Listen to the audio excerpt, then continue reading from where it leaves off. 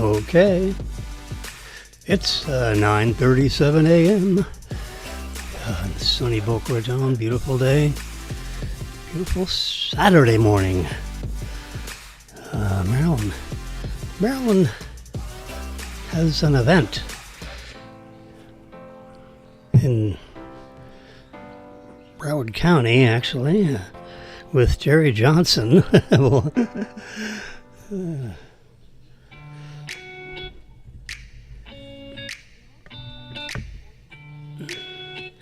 Down at the Hard Rock Cafe. The boat show, fishing, all that kind of stuff. So I said, well, don't run off with some wealthy guy with a big boat, okay? Yeah. She looked pretty good running out the door this morning at about 9 o'clock. I think the event starts at 10. It's a Seacoast Bank thing. They have a,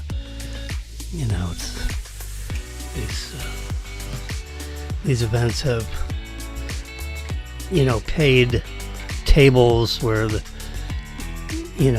banks and real estate firms can hand out brochures and stuff like that. So she'll be flying around there. They have volunteers. Maryland got volunteered to be part of the august crowd. It's kind of like an honor, because you got, you could have in South Florida 1,000 employees, right? Maybe 800. I don't know what the head count is. Let's say you have 100 branches, for 5 people per branch, covering all the time slots. That's 500, right? Then you got other operational support people and this and that. There's about, you could be at 700-800 people. That'd be my guess, just over here. Forget about the West Coast. So if you're one of the 8 people that get picked out of 800, you're 1 out of 100.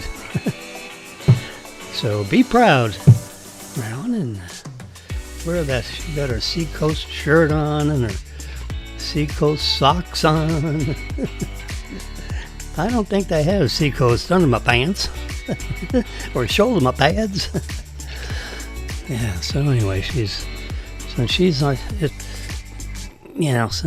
there until it gets dark, Jimmy's got extra time. So I thought I'd spend it with you all. Let's see. Is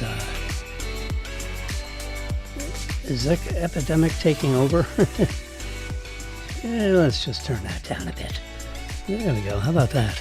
That's pretty good. We're streaming. This is a Simulcast. This is a Simulcast. A Simulcast. Over 3 social networks at the exact same time. Would you believe? YouTube Live.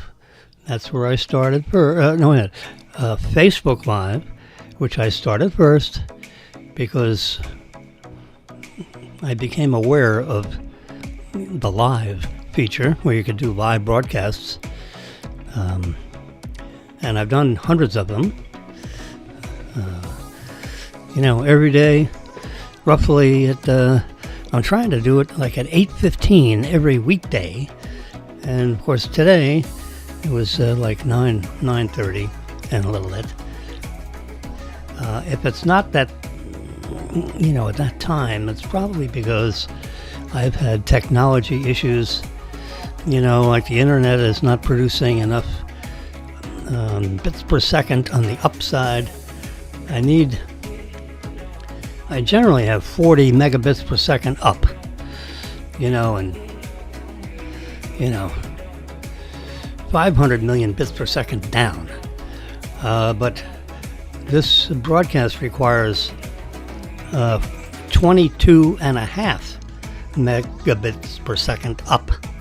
because I'm upstreaming up to the internet. Yeah, up and away into cyberspace, so that you all can hear this literally all over the planet simultaneously. Facebook Live, YouTube Live, and Twitter Live. Tweet. Yeah. How about that? Simultaneously. All at the same instant. Now, if you don't happen to tune in to the live one, the entire broadcast is also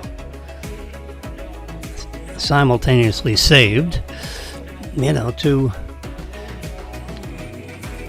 to these 3 social networks. So, you could come in this afternoon after lunch and you just want to kick back and listen to Jimmy talk about whatever the heck he wants to talk about.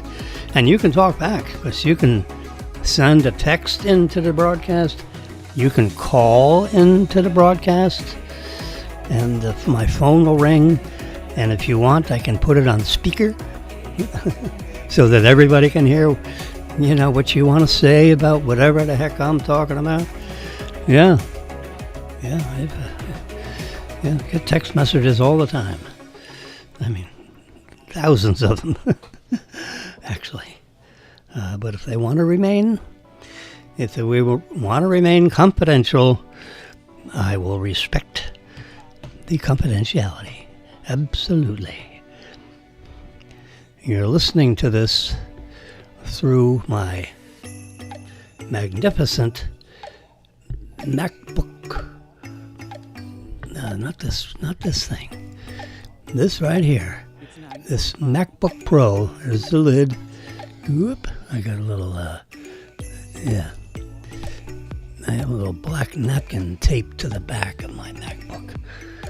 To try to, not noise pollute. Poor Marilyn, she has the other half of the desk. I have this half. Put a blue piece of tape all the way down the middle of this 4-foot by 6-foot tabletop made of hard Chilean pine, would you believe? I didn't know there was a such thing as hard pine. But, pine is usually soft. This is hard pine. Yeah. Handmade furniture by some folks in West Broward County. Thomas and Sandra were the 2 people, husband and wife team, with a bunch of, not a bunch, but with a number of Mexican craftsmen in the back of this warehouse, and they made furniture. And we went in there and said, how about, could you make this kind of furniture? And of course they said, yes, we can make any kind of furniture. So she picked out the style, and Marilyn did a good job. She could be an interior designer.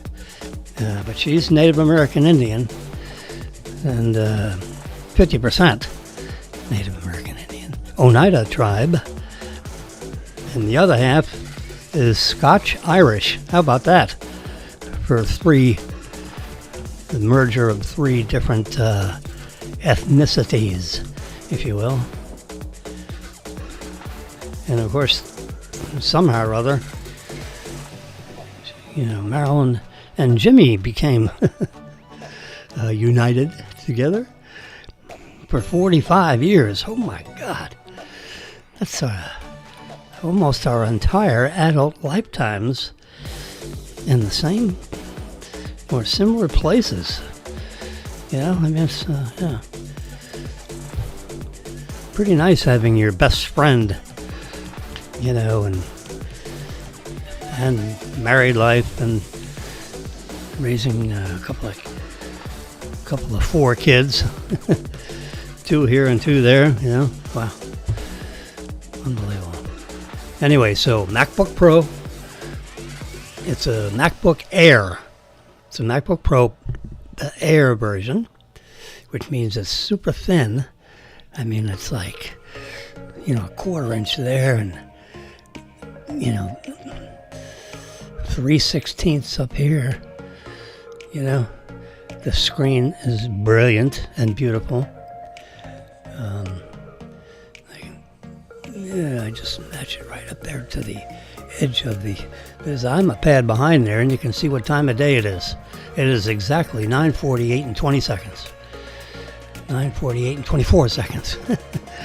Yeah, and you can set all your clocks to that, baby, because that is connected to the National Bureau of Standards, because Apple, when they came out with the Apple Watch, they decided we're going to be serious about time, and all our devices all over the world will be in perfect sync. Yes. Yep. Now my watch face here is digital, but if I had a sweep second hand, it would be sweeping. All the second hands of all the watches all over the world are sweeping exactly the same way. Now the hour may be different. Like I don't know if you can see this stuff over here. On top of my list, it's 2:49 p.m. in London. It is 3:49 p.m. in Paris. It is 4:49 in Tel Aviv. It's 10:49 p.m. in Beijing, China. And it is 11:49 in Tokyo, Japan. So they're getting ready to turn over to tomorrow. We're still on today. Now I have 3:49 in Auckland, 8:49 in Mumbai, 5:49 p.m. in Moscow. Oops, now it's 50. Bangkok, it is 9:50. Yeah, see, in Auckland, it's tomorrow. Yep. Matter of fact, it says Auckland tomorrow, 18 hours from where we are. Just a reminder that it's tomorrow over there. It's tomorrow in Mumbai, Moscow, and Bangkok. Oh, wait. Oh. No, sorry. It's today in I need to move that down. Let's see, can we? Yeah, we can edit these widgets. And we need to move the tomorrow guy at the bottom of the list. Yeah, I want all these in order. Done. There we go. So when we go to the bottom of the list, it's tomorrow. Everything on here is today, but they're not necessarily in the proper sequence. I'd like to have them in order of, the today time to like Miami, 9:51. So then up on the list, we got Milwaukee at 8, Denver at 7, Cupertino, the headquarters office of the mighty Apple. Yep, so right in the middle of that list, right next to the digits that are flashing, if you can reverse zoom, reverse pinch, you can see today, Miami, 9:51. Yep. And over here, you can see 9:51:51. Yep, that's the time of day. This clock here, if you are watching while you're listening to Jimmy, is 15 minutes and 12 seconds. I've been yakking here. So the way I style this broadcast is you can kind of kick back, and have your earpods on, or you can have the speaker, and you can just pretend we're sitting at Dunkin' Donuts. Whoops. I just activated my earpods, not now. Oops, not now. Yeah. I had this little thingy, and I flipped it. Watch what happens. Whoop. Yep, there's Jim iPods. You see it's rotating around. I mean, oh boy. So I'm going to close it up, and then that closes up. It's just telling my iPad, that these things are synced to this iPad.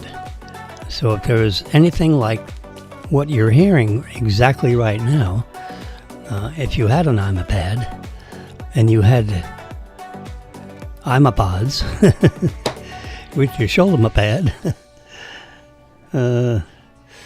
when you open it up to get these little doodads out of there, whoosh, it shows that it's synced to this device. You can have it synced to more than one device. You just got to pick, which device you want to listen to through or whatever.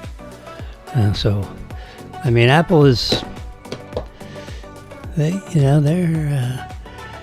been doing this for a while, and they got a bunch of, people that are paying attention to all this stuff. Marilyn and I are beta testers for the operating system of Apple products. Would you believe it? Yep. There's a very low percentage, let's do the math. Let's do a math problem here. I'm going to say there's 2 million beta testers all over the world. Now let's divide that by the 2.5 billion. Let's see if I can put all those zeros in there. That's 250 million. That's 2,500,000,000. Yep, that's what it looks like. So that equals, oh my. And then we're going to times this by 100. Equals, 0.8%. I was wondering what the number was, so I think there's 2 million of us out there all over the planet, and you don't have to have any special attributes other than the fact that you can be in the beta program. I'll show you what that means as far as your settings screen, in case any of you wanted to be a beta tester for their operating system. You see where it says software updates? I'm going to touch that.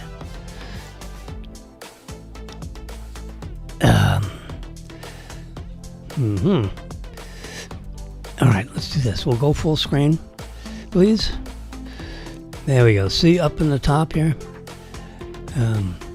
where it says iPad OS 18 public beta.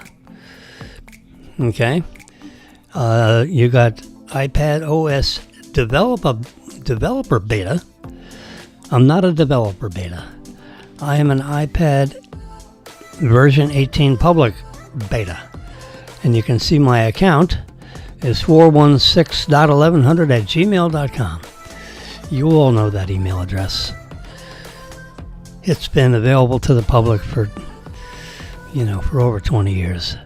Because I teach at FAU and my email address is everywhere. So it's not like I'm, I have to black out. No, forget that. You want to send me an email? How about it? Yeah. Good. I'd love to hear from you. How about that? Anyway, so that's how you become beta. You just pick, do you want to be a beta? Public beta? Or you click off, and then you won't get the iPad iOS beta software. Yep. So that's how you become a public beta tester if you choose to be. There we go. Now I'm back in the picture. You can. I gotta lean all the way over here before you can see. We don't have a big. It's not a wide-angle lens, I must say. So you can see my hands, but you can't see Jimmy, who's crowding 80. You don't want to see all my wrinkles anyway. What the heck? You can hear me. I'm here. If I lean over, Yes, there we are. There we are. You can see me. Almost see me. Here, you want to see me? Okay. I'm there. See? Just in case you weren't sure, I'm right there. Right smack in front of you. There we go. You can see Marilyn's chair over there. If she was sitting, she'd be right there. So we're going to add back I don't know if I'd actually call it I tricked it. Oops, let's swap cameras. I like to be on the right side. Swap cameras. Here we go. Bingo. Now I'm on the side. On the right side. As opposed to being on the left side. Yeah, we want to keep everything on the right side of things. Right of middle.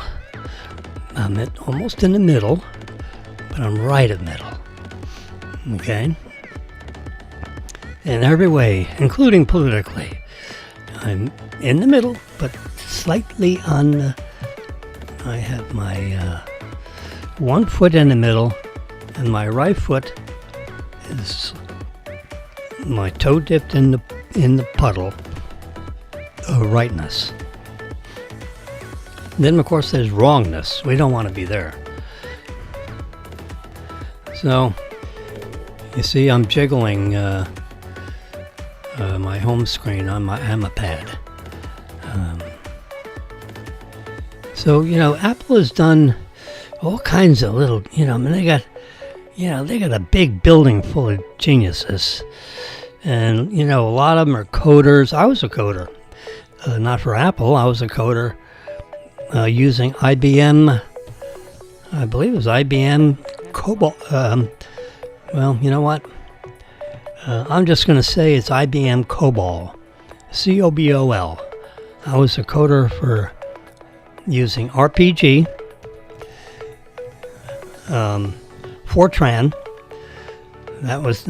That's a programming language, Fortran.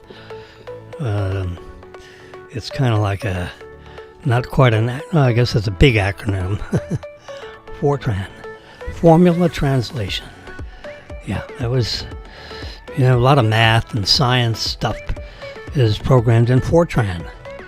And then a lot of business stuff is programmed, so you don't have, so much x squared plus y squared equals z squared. And then, if you want to know what z is, it's the square root of, that's more of a Fortran kind of a thing.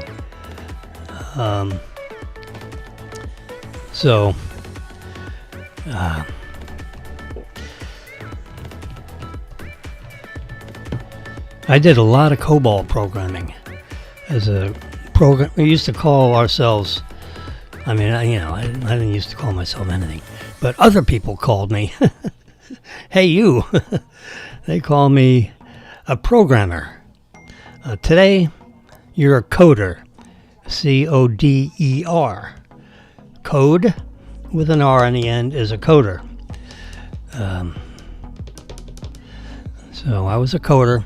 I was a programmer for using the operating language called programming language called COBOL. What does COBOL stand for? Common Business Oriented Language.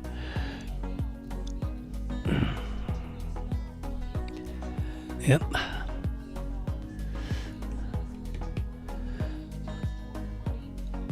COBOL, C-O-B-O-L. Common Business Oriented Language. Yep, I was a coder. And I did, we had a company that had about 1,000 employees in 5 different states. And I had a B1700 computer, which is this mainframe kind of a thing, looking thing. They called it a mainframe. It was a B1700. And then upstairs with Les Byron Associates, he had a B2700, which he probably didn't I don't think he needed anything more than to be 1,700, but the Burroughs guy got a hold of him and, you know, got an extra couple of 100,000 for a B2700. Yeah, it's a little faster and a little this, a little that, more memory, which is nuts, right? So I think my company paid $300,000. Can you believe it? $300,000 for my computer and my printer, and the software and the extra memory, like 50 megabytes of memory, million. Right now everything's gigabytes, which is 1,000 times more, right? Whew. How times change. My iPhone here, this little doodad here, has more capacity, more memory. It's faster,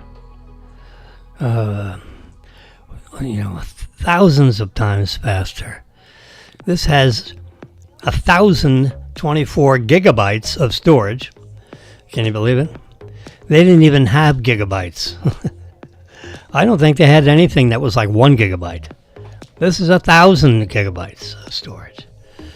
This has more computing power than all the computers and the ground computers. Houston, this is Houston. We have a problem. Houston, we have a problem. Remember that? Oh my God. Apollo 13. Houston, we have a problem. Our oxygen cylinder has just blown up and we are spinning. And God, we're getting dizzy up here. Houston. Oh God. That was a real event. They made a movie about it. Tom Hanks was like, Houston, we have a problem. That was one of his lines in the movie. Oh God, it is a good movie. You should see it. It gets a little tedious when they got in trouble, and all the engineers got together and solved the problem. And wow, they had to turn all kinds of shit off so they wouldn't run out of power, because otherwise they'd freeze to death. Because in the cold of space, which at STP, of course, forget STP, can't be standard temperature and pressure, but the temperature piece of that triad of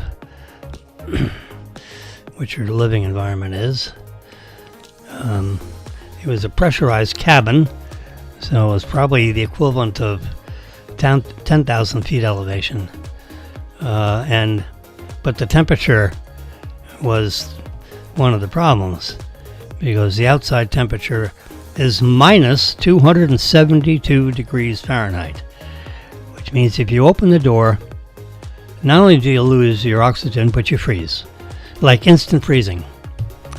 It's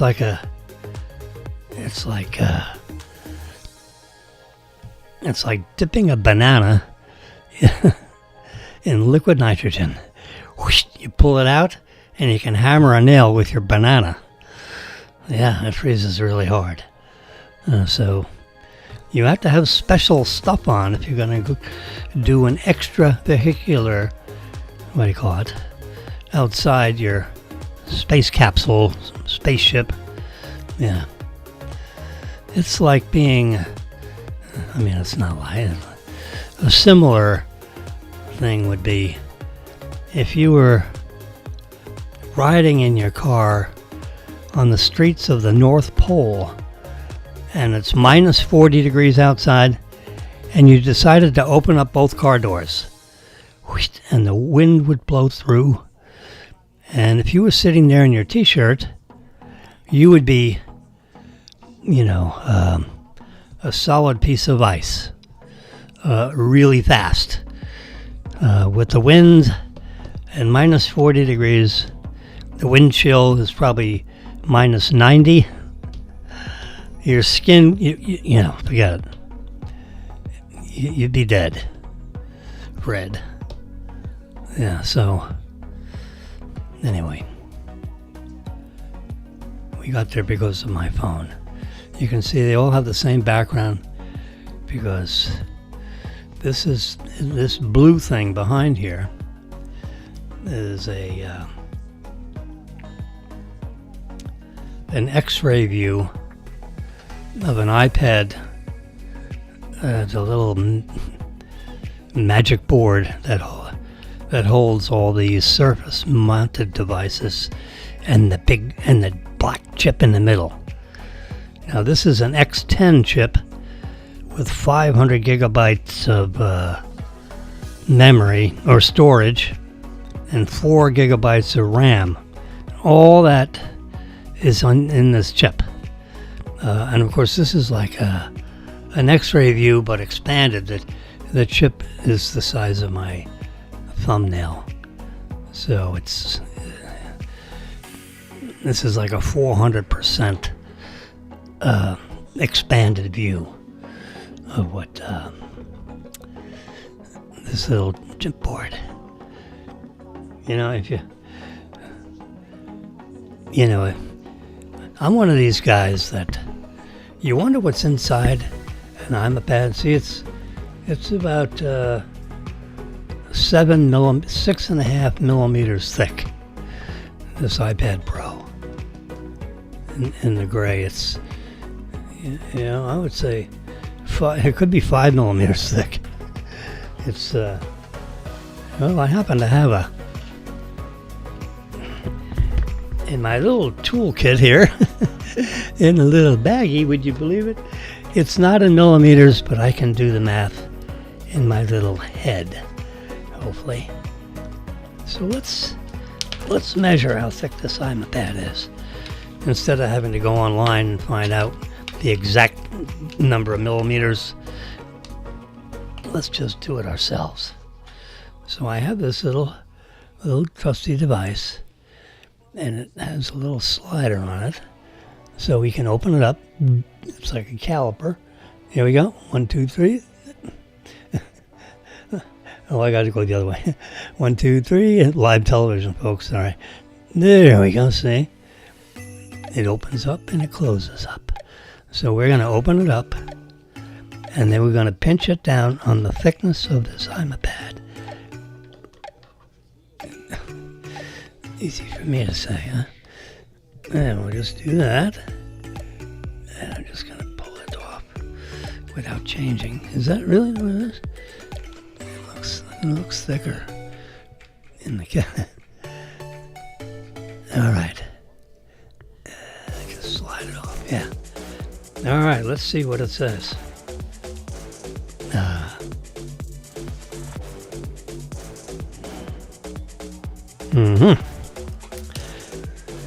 I can see it. I promise you. I don't know how I get it. But I need a different magnification on my glasses. So we're going to put those down. These glasses are designed for looking at computer screens that are about 18 or 20 inches away.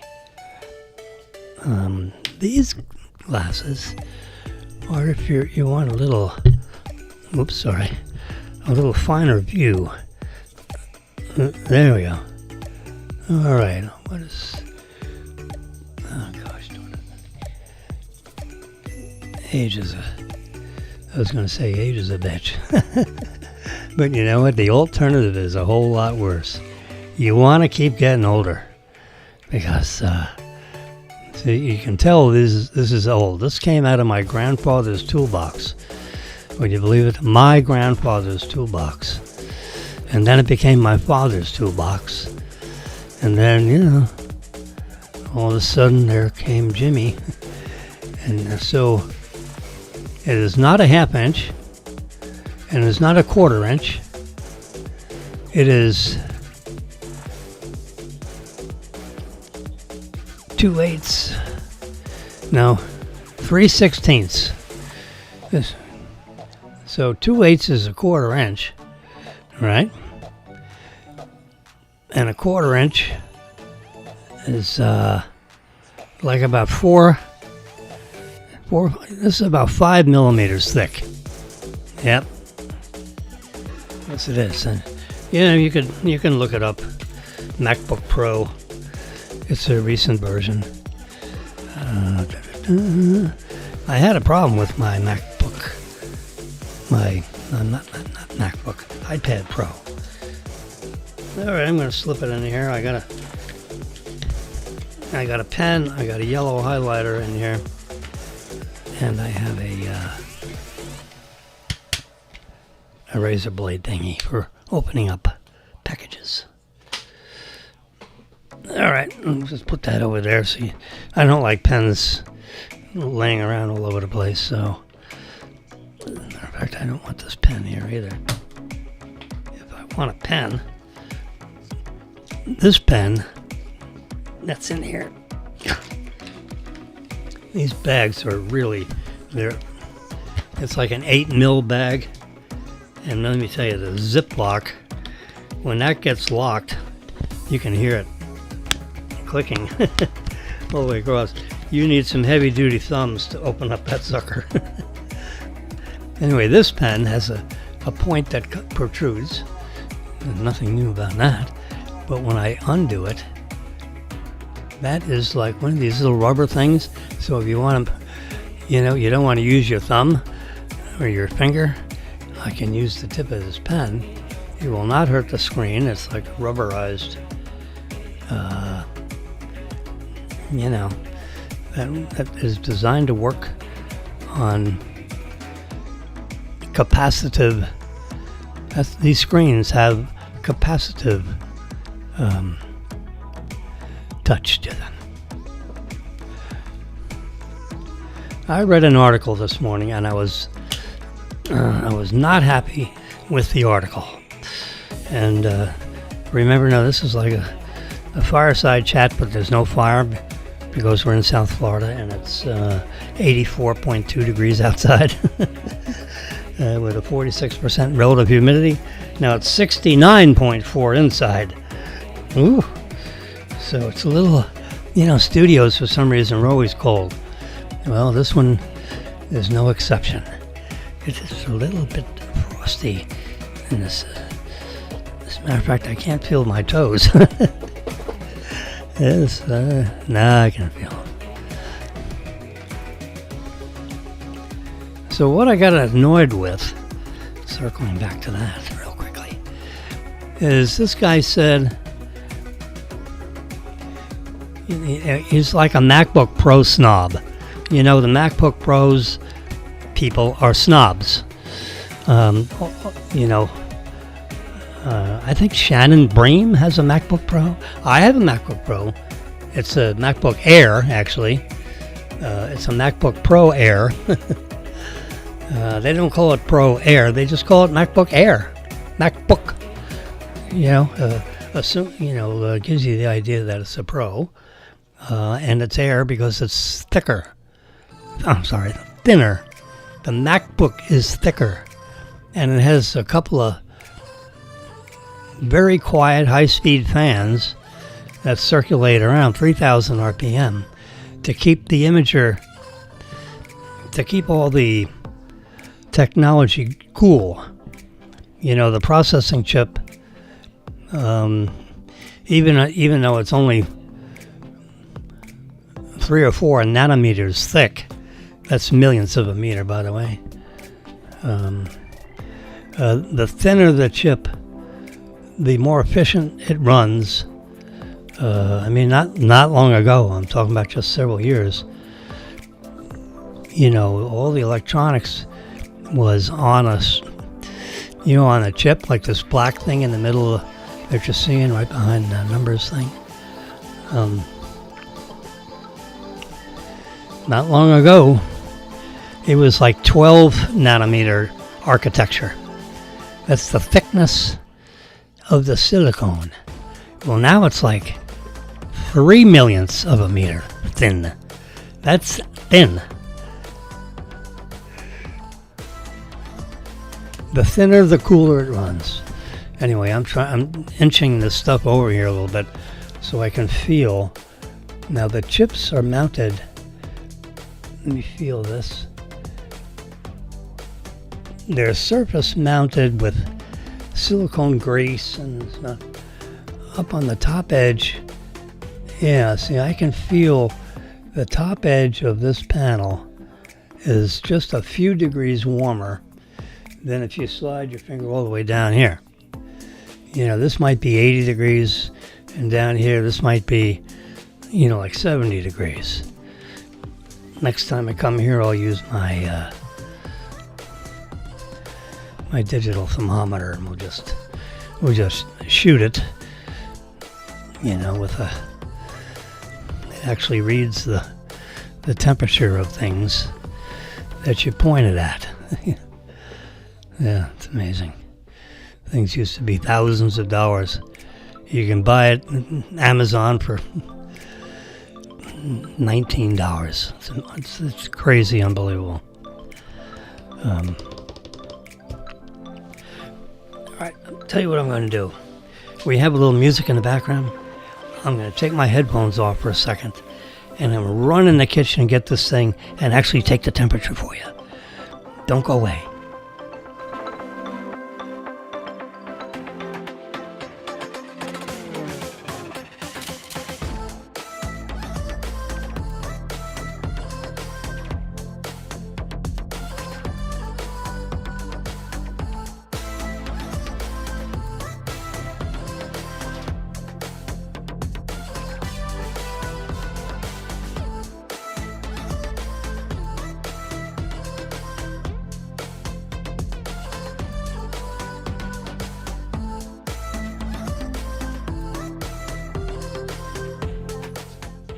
I have returned. Sorry for that slight intermission. So here is my handy dandy infrared thermometer.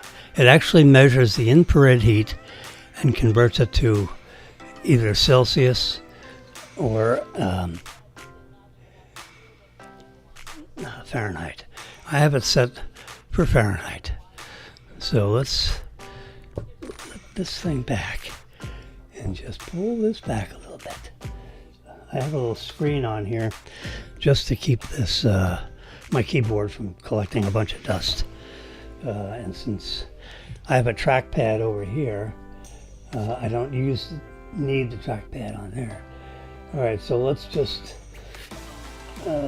do. How about that for a guess? Look at that. Now this is going to take an average. Let's see, so that's 80.8. How about that? I missed it by 0.8 of a degree Fahrenheit by just using my finger. Now let's see what it is down here on the lower end of this thing. Hold on a second. So it's 80.8. You can't really see it, but I can. And down here, 76.6. So there's about a 4-degree difference between this top edge, where the chips are, all the processing chips and the memory chips and everything are right up on this top bar. And it's real thin. I mean, it looks like, trying to think if there's anything I can show.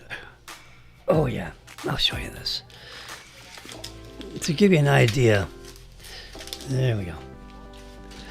So you see this little container right here? This is about the size. It's a little thinner than this. Oh, here, can I get this thing out of here? Sure I can. This is even better. So the circuit board that's inside this MacBook is about that size. Really, I mean, that's it. All the electronics for the entire MacBook is in something about this size. That's the miniaturization. And you know what the rest of it is? It's basically the keyboard, which is like 3 millimeters deep. You got this trackpad thing, and the rest of the stuff that's inside of here is a battery. There's batteries all over the entire to power the screen. And that is the architecture of a Mac. I mean, if you open it up, you'd say, are you kidding me? I paid $2,100 and there's one little tiny up there. Give me a break. That's the same thing with an iPad. I swear to heaven. Let's see. And you can just run your hand along the back of it and you can kind of figure out where the chipset is. I happen to know that it's mounted like this way. Okay? It's not this way, it's this way. That is the entire circuitry for the entire iPad. Is something that's like this size, and it's right behind the screen, and it sits about that position. Whoops. And then on this side of it and on this side of it is battery.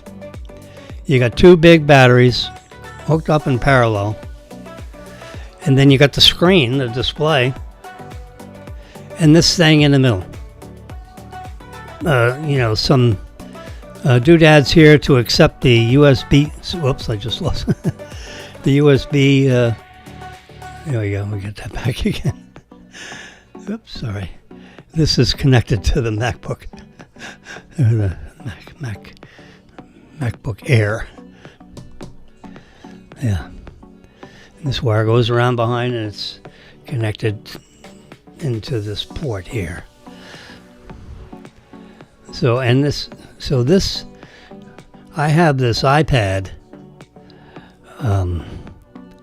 so that the software, the Ecamm Live software that's operating this broadcast, it has a camera. I have this camera plugged in to a socket back here, and the iPad is plugged in the other camera socket. I can have three cameras going at once. I can have my iPhone serve as a camera, so you have three cameras. But this, I'm just using the output of the iPad. As you can see, there's an orchid that we had in our house here. Look at that. Whew. It's hard to believe. That flower is the size of my thumb. But with the... Oh, there's a piece of watermelon, a piece of banana. It flickers. You know, when you're a picture taker, you take pictures of everything. Yep, there's Marilyn and Daniel. Yep, eating a fine piece of corned beef. Because you know what it's getting? It's getting time to wear my shamrock socks. Oops. Don't lose the other sock. I lost this other sock for about 10 months. I finally found it. Don't lose it again. There we go. Keep those turkeys together. Matter of fact, I think I'll wear them tomorrow. This afternoon, I think I'm going to change into my shamrock socks. All right, how does this work? Yeah, I put this right in here. So what was this? This is actually not a chipset. This is my... this makes EKGs. A live core makes this thing. And this is a case for it, by the way, so it just snaps in there. And this is a little case just to, to protect it. There's an electrode back there, and you put your both thumbs on there and just put that on your knee, and you'd be surprised. Let's see if this is this a live core thing connected to this iPad? I sure hope so. Hey,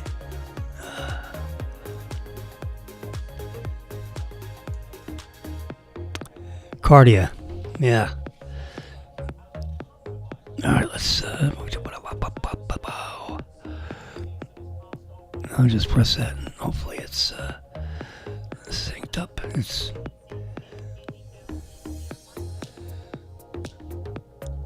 All right, that's hi James L. Yeah, look at that. So let's just do it, and you can see it. You'll see a live broadcast of the EKG, electrocardiogram of. Oh God, I dropped it. It apparently is drop proof. I think it is. We'll find out. Let's see if it'll just the pair. There we go. This should be.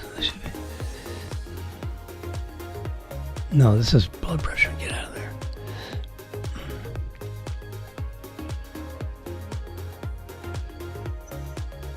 Record your EKG. Yeah, there we go. See, now if I touch this and this, this is a 6L. Okay. So I'm just going to dampen my two thumbs and put them on these two. See, connecting device. What does it say? Touch the electrodes to start recording. Let's just do the 2 one. There we go. They turn green. Is there anything else I have to do?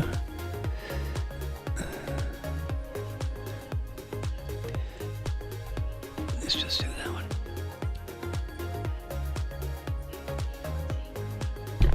Oh, maybe it's too far away.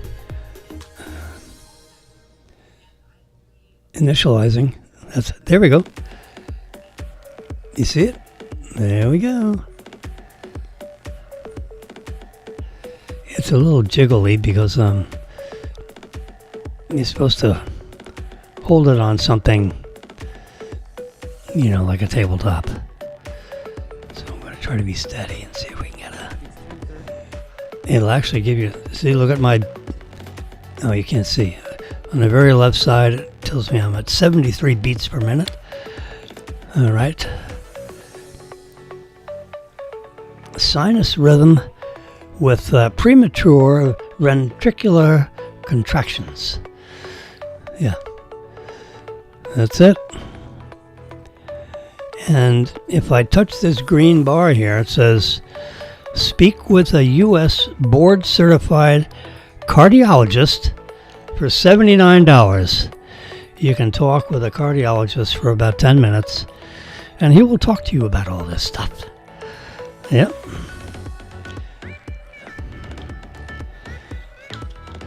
I think I'll pass on the $79 conversation.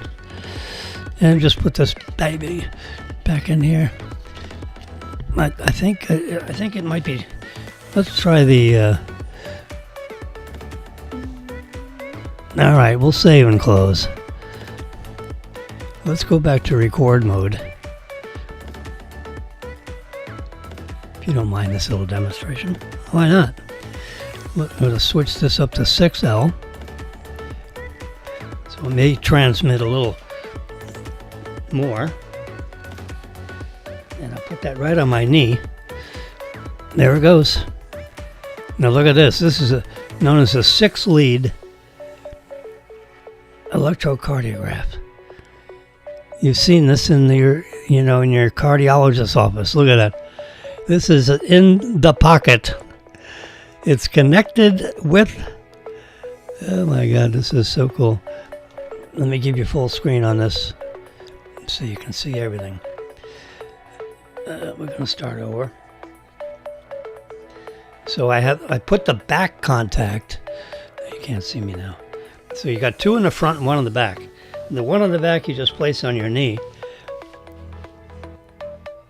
Record. Let's record again. There we go. And you'll see.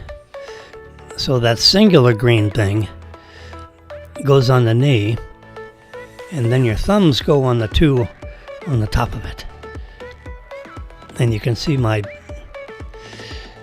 beats per minute is 71 or 72, 69 beats per minute. I have 13, 12. That's the time remaining. It takes a 30-second view, and it gives you the AVR, the AVL, and the AVF. There we go. Sinus rhythm with premature ventricular contractions. Yeah, what do we do about that? I had that when I was in the cardiologist's office, and I said, so what do we do about that? And I never got a... Then we started talking about stress tests. You know, I'm really not taking any. I'm just taking a baby aspirin. But he looked at it and he said, save and close. All right, so we're going to save it and close it. But that is that the coolest thing you've ever seen? Right in this little doodad. I'm adding me back in here, so we got two people. We got the screen over here. So right in this little thing. This is like 100 hours on the internet.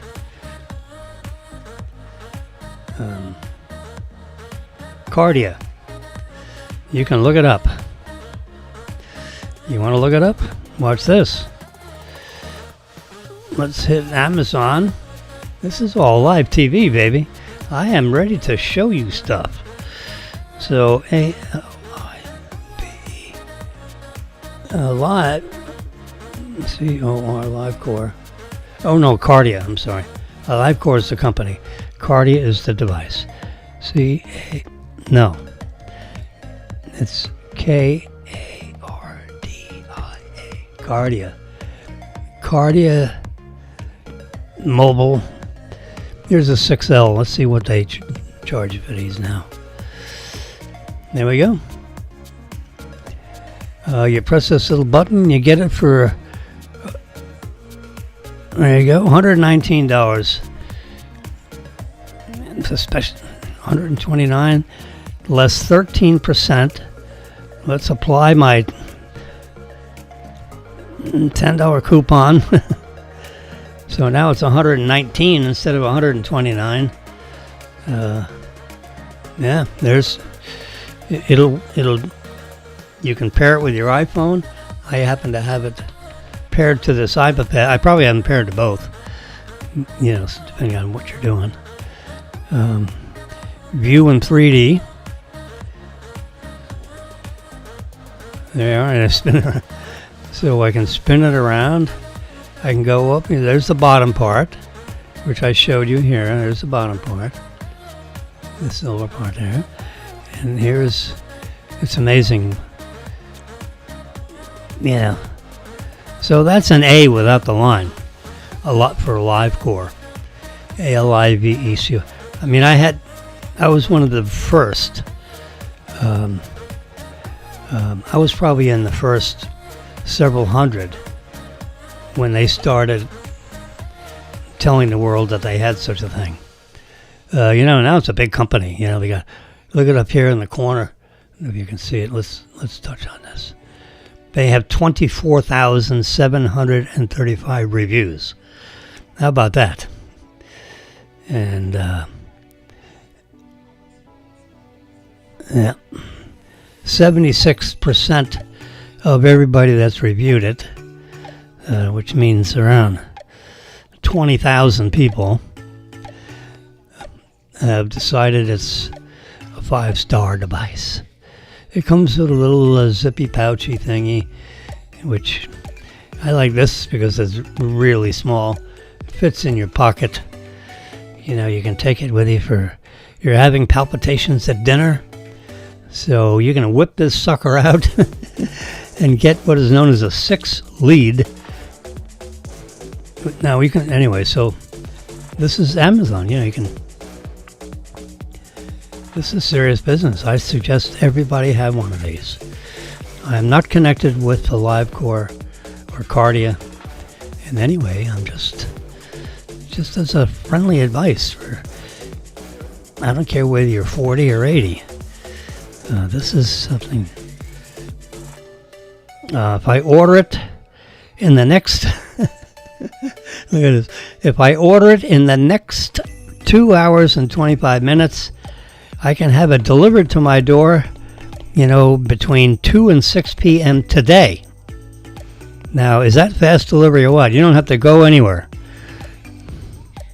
You see here, you can see right here, if you're wondering why I keep on saying AliveCore, Cardia is by a company that designed and this thing for these ridiculous prices.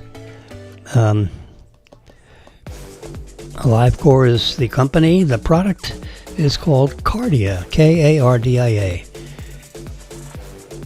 Product support is included. You can record all these things, keep all your charts. I actually printed out the chart. Let's go to my AliveCore page here instead of the Amazon page. Okay, let's see. Home. Here's the history. View EKG.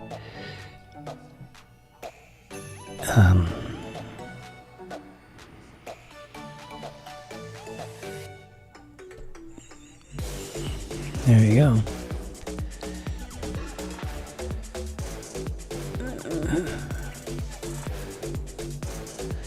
You can save this to a PDF, which I did. And it breaks this down into like a whole page. It goes, line after line. A cardiologist can look at it and, but you can save it to a PDF and email it to your doctors. Here, download the PDF. Skip it. I don't want it password protected. That's done. Is that quick enough for you? See, there it is. And it's page after page of the 32nd.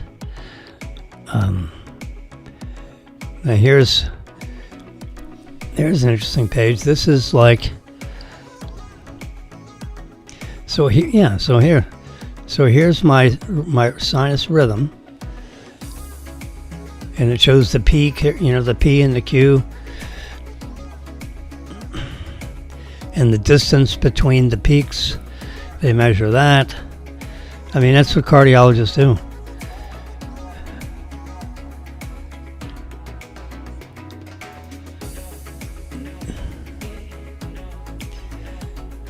And here's the top of the chart. And you can see it's got my name, it's got my date of birth. I'm a male. Sinus rhythm with premature ventricular contractions. Yep. My heart rate averaged 70 beats per minute, and the duration of the test is 30 seconds. That's like the cover page. Cardia. I brought this into my cardiologist. He said, "Jimmy, what do you got here?" So I gave him this chart, and I said, "So how does this look?" And if you want, I have, because I'm like a charter member of this Cardia crowd. You can get a printed statement also of what they mean by this. Additional information will come there.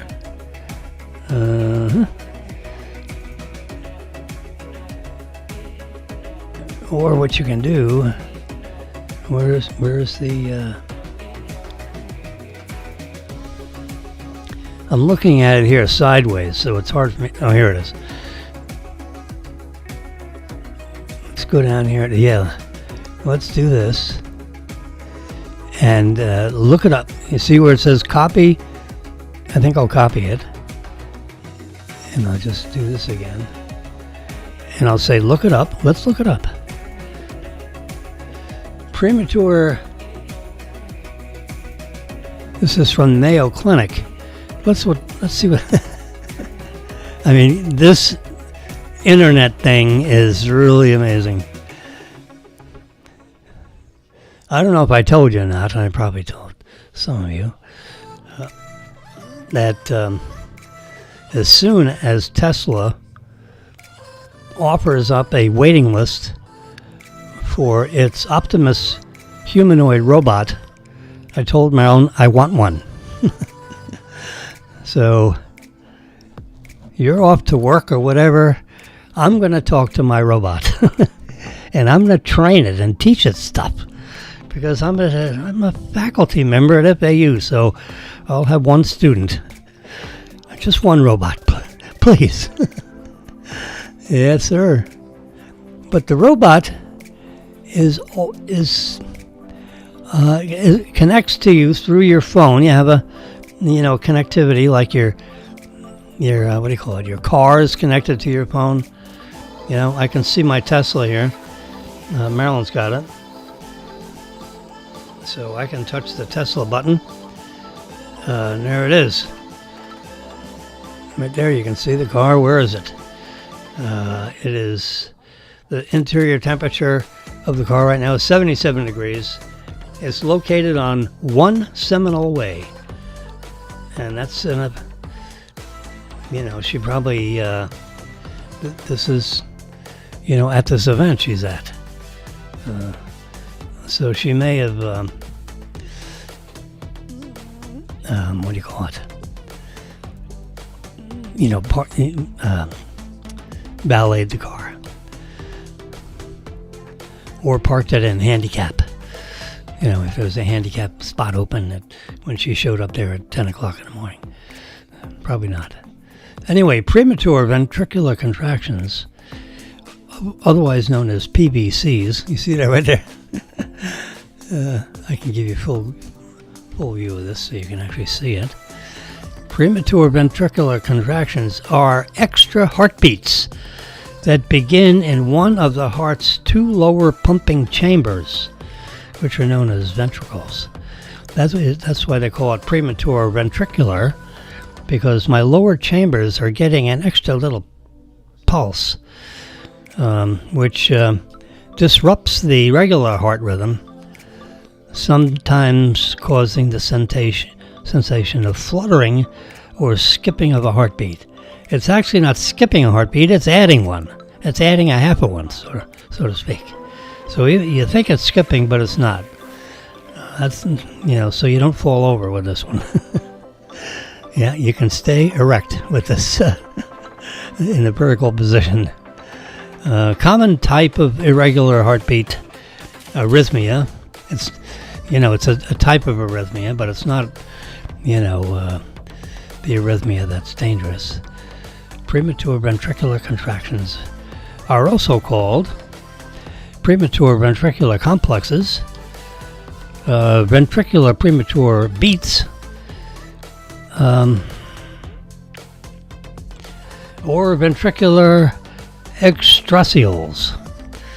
Occasional premature ventricular contractions in people without heart disease usually aren't a concern and likely don't need any treatment.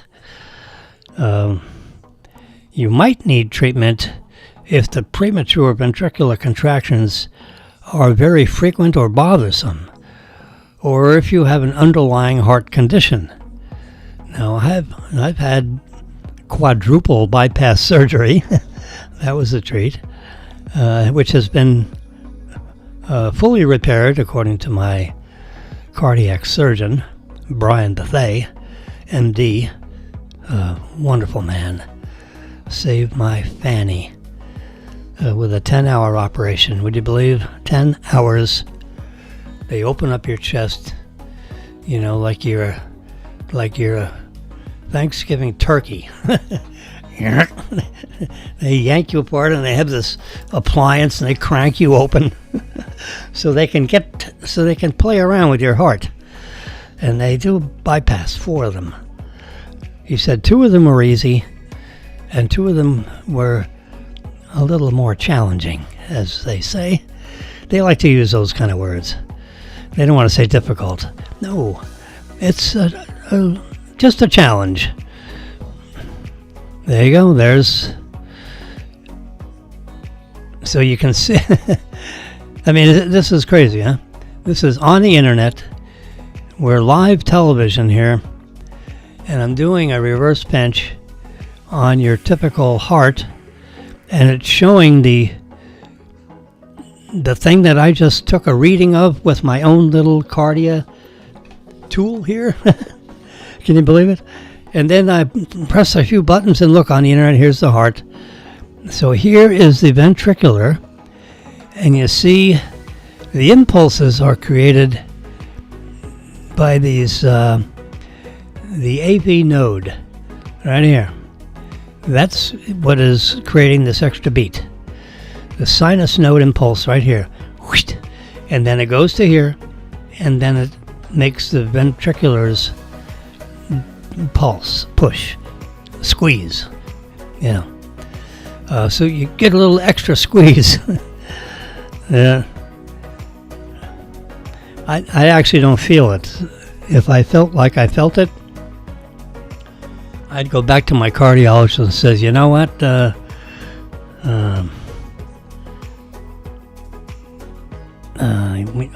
want to take something, a beta blocker or something, to block this extra signal, because it's making me feel like I'm going to fall over, and I don't want to worry about it. So can we get rid of that? Can we smooth out this beating thing? Do I need a pacemaker? How do we treat this premature ventricular contraction? Let's just call it a PVC for those of us that don't want to deal with all those consonants and vowels. Yeah, but so anyway, circling back to Optimus Robot,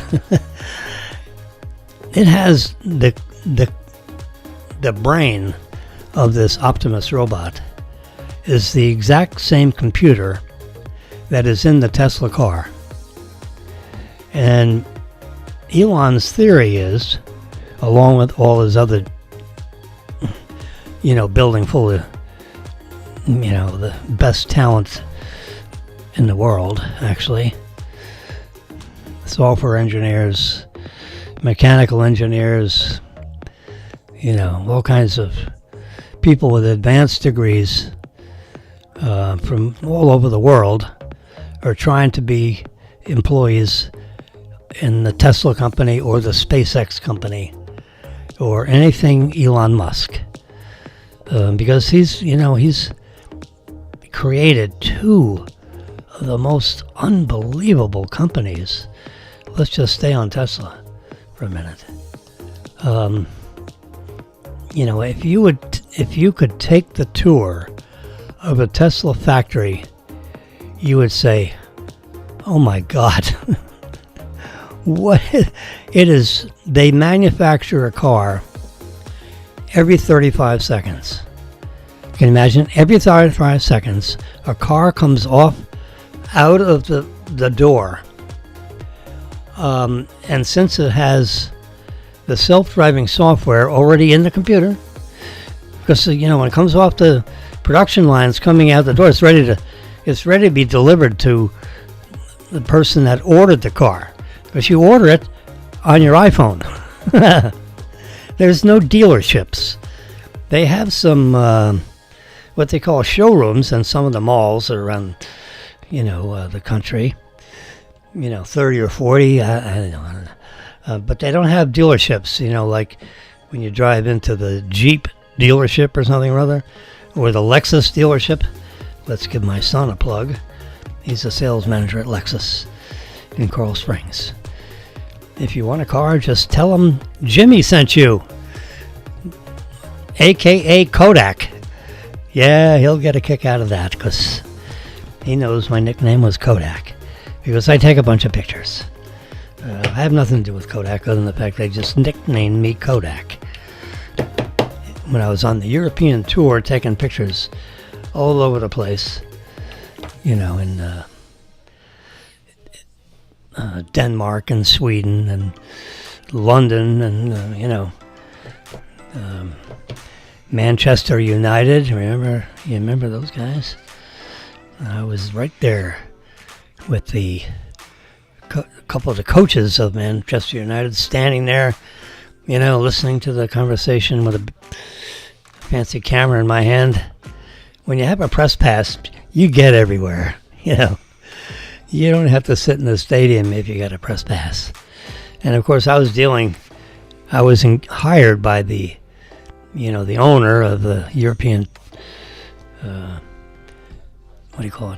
American United Soccer Association or something.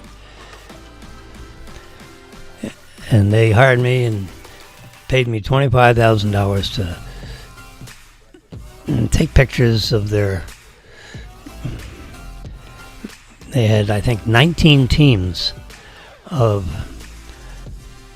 student athletes from the ages of 12 to 18, in 19 different teams and these different levels of experience and expertise. I mean, it was really very fancy, for a 13-year-old running around in a soccer field, and they picked up, this is the best in the United States, the best 190 athletes in those age categories in the United States. They picked them up in different, the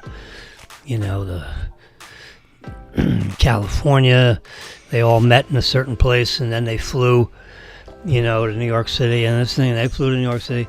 I came up in a Florida thing and flew up to, and then they got on international flights and went directly to Denmark. It was our first place to be. And we stayed in Denmark for like 6 days. Anyway. So, circling back to the robot. I know, Angus. Yeah. If you're interested in a nice car, visit my son at the Lexus dealership on Sample Road in Broward County. Now that's a real dealership. With a service center and a place and a showroom and salespeople. My son's a sales manager. He's one of the top. He's in the top 5 every month. So he's a very effective young, 34-year-old son of ours that, is very well spoken. He's about 6'4" or 5" tall, so he's a big kid. He works out, he weight trains, he plays golf every time he can. He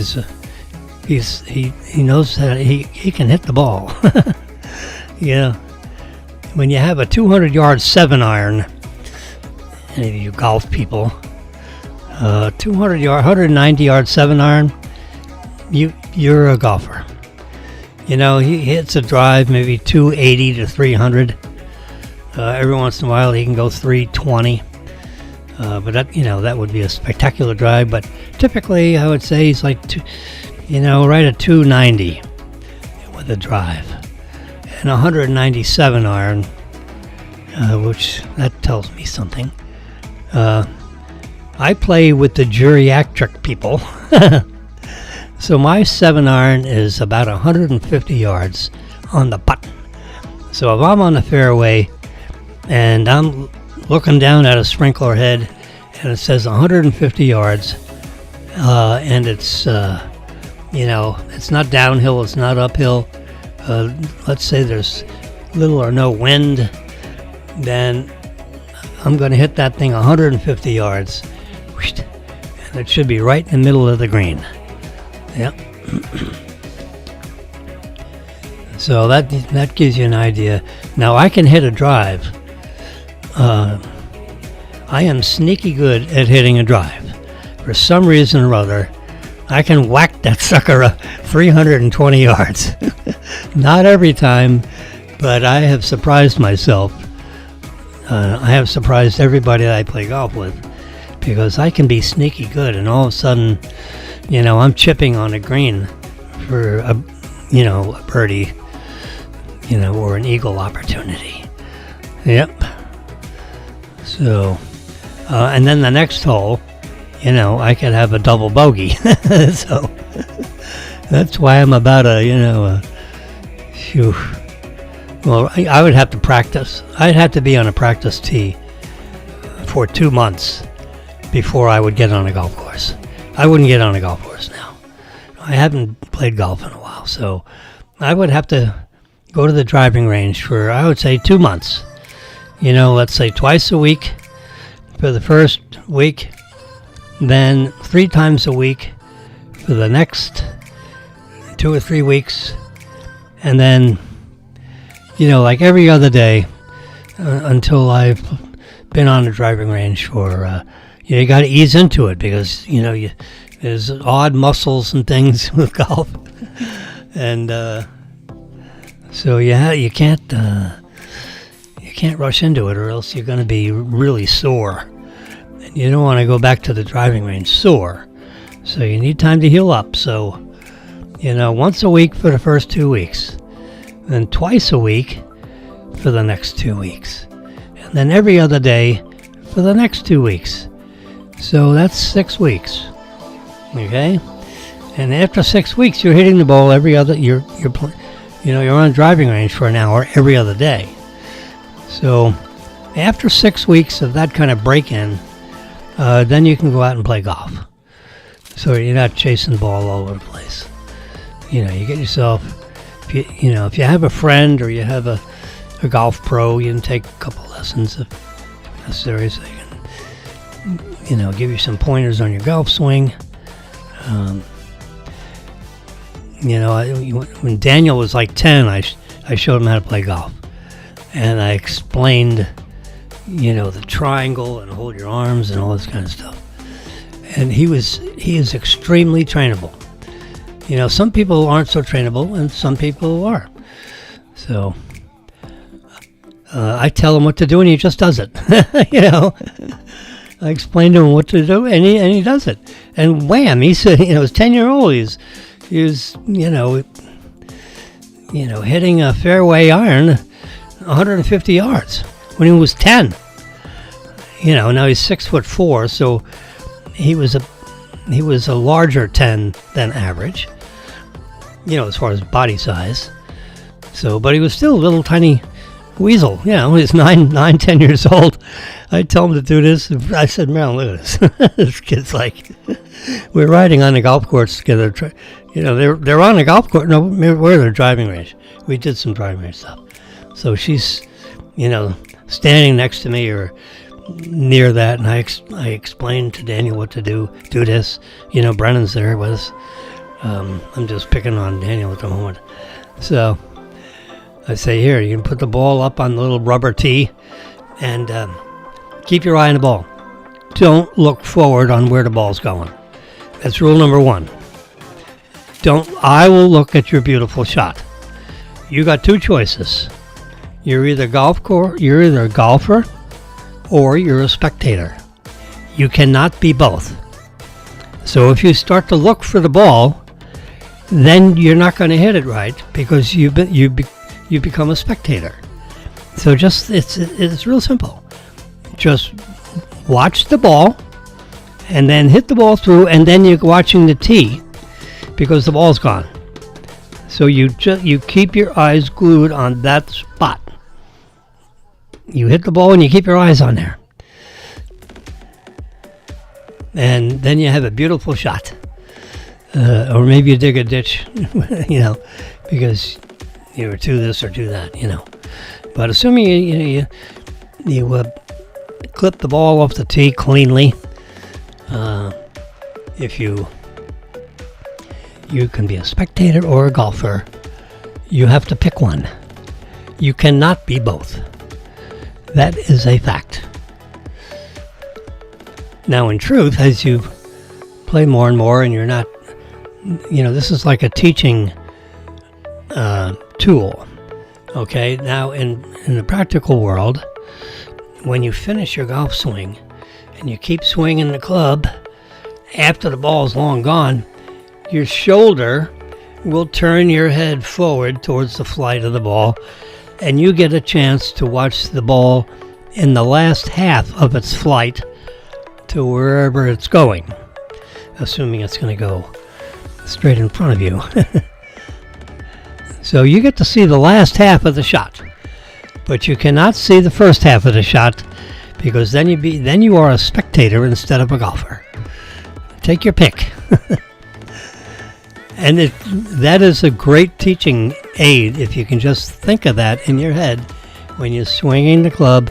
Keep your eyes glued down, and you do not turn your head to watch your terrible shot because you would be a spectator.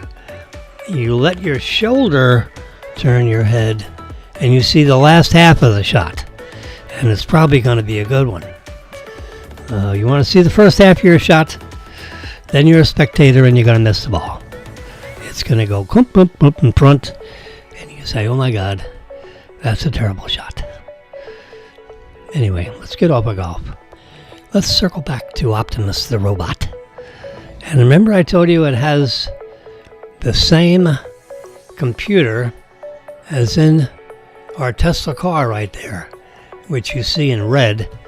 It's actually black, but I colored this car red because you can see the background of this app is like dark gray.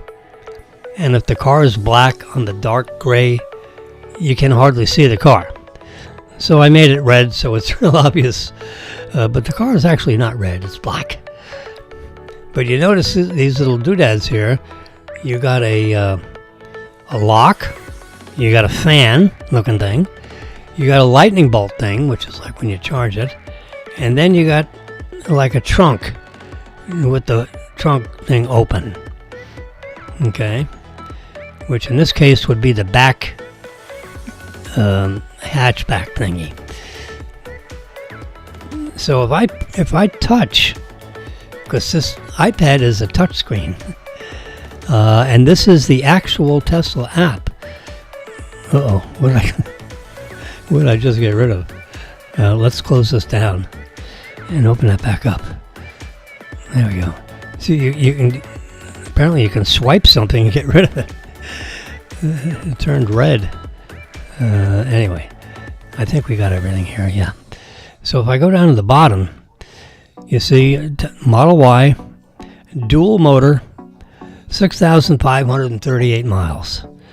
And then it's got the VIN number ending in 555 and the software version that's loaded into the computer in the car. And it is a computer that is 40 times more powerful than this MacBook Pro here, this MacBook computer, which is a fast one. This is one of the best MacBooks that are manufactured today. Okay, I sold a bunch of stuff, which gave me the financing to acquire this new MacBook Air, and I can click on the Apple thing there and see about this Mac. You can't see this because it's come up on my control screen and it's not part of the visual display. I can do it on the iPad, but on the MacBook it's running a software routine and you don't see what I see when I just did that.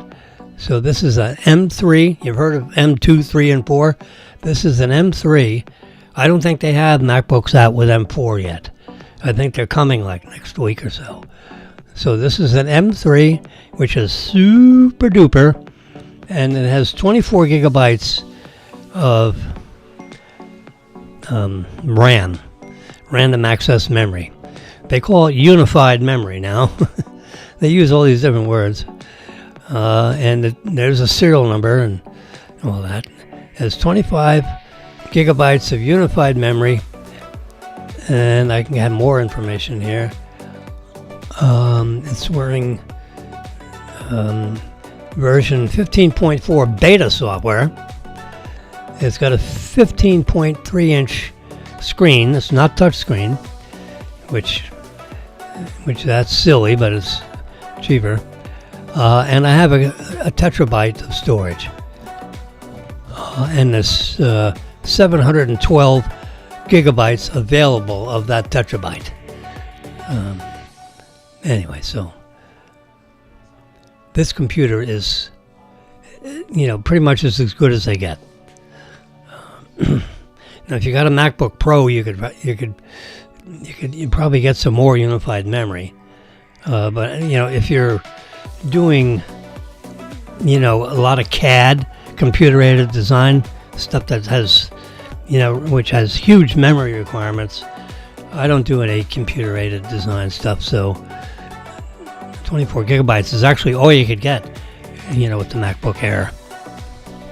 That was the maximum memory configuration.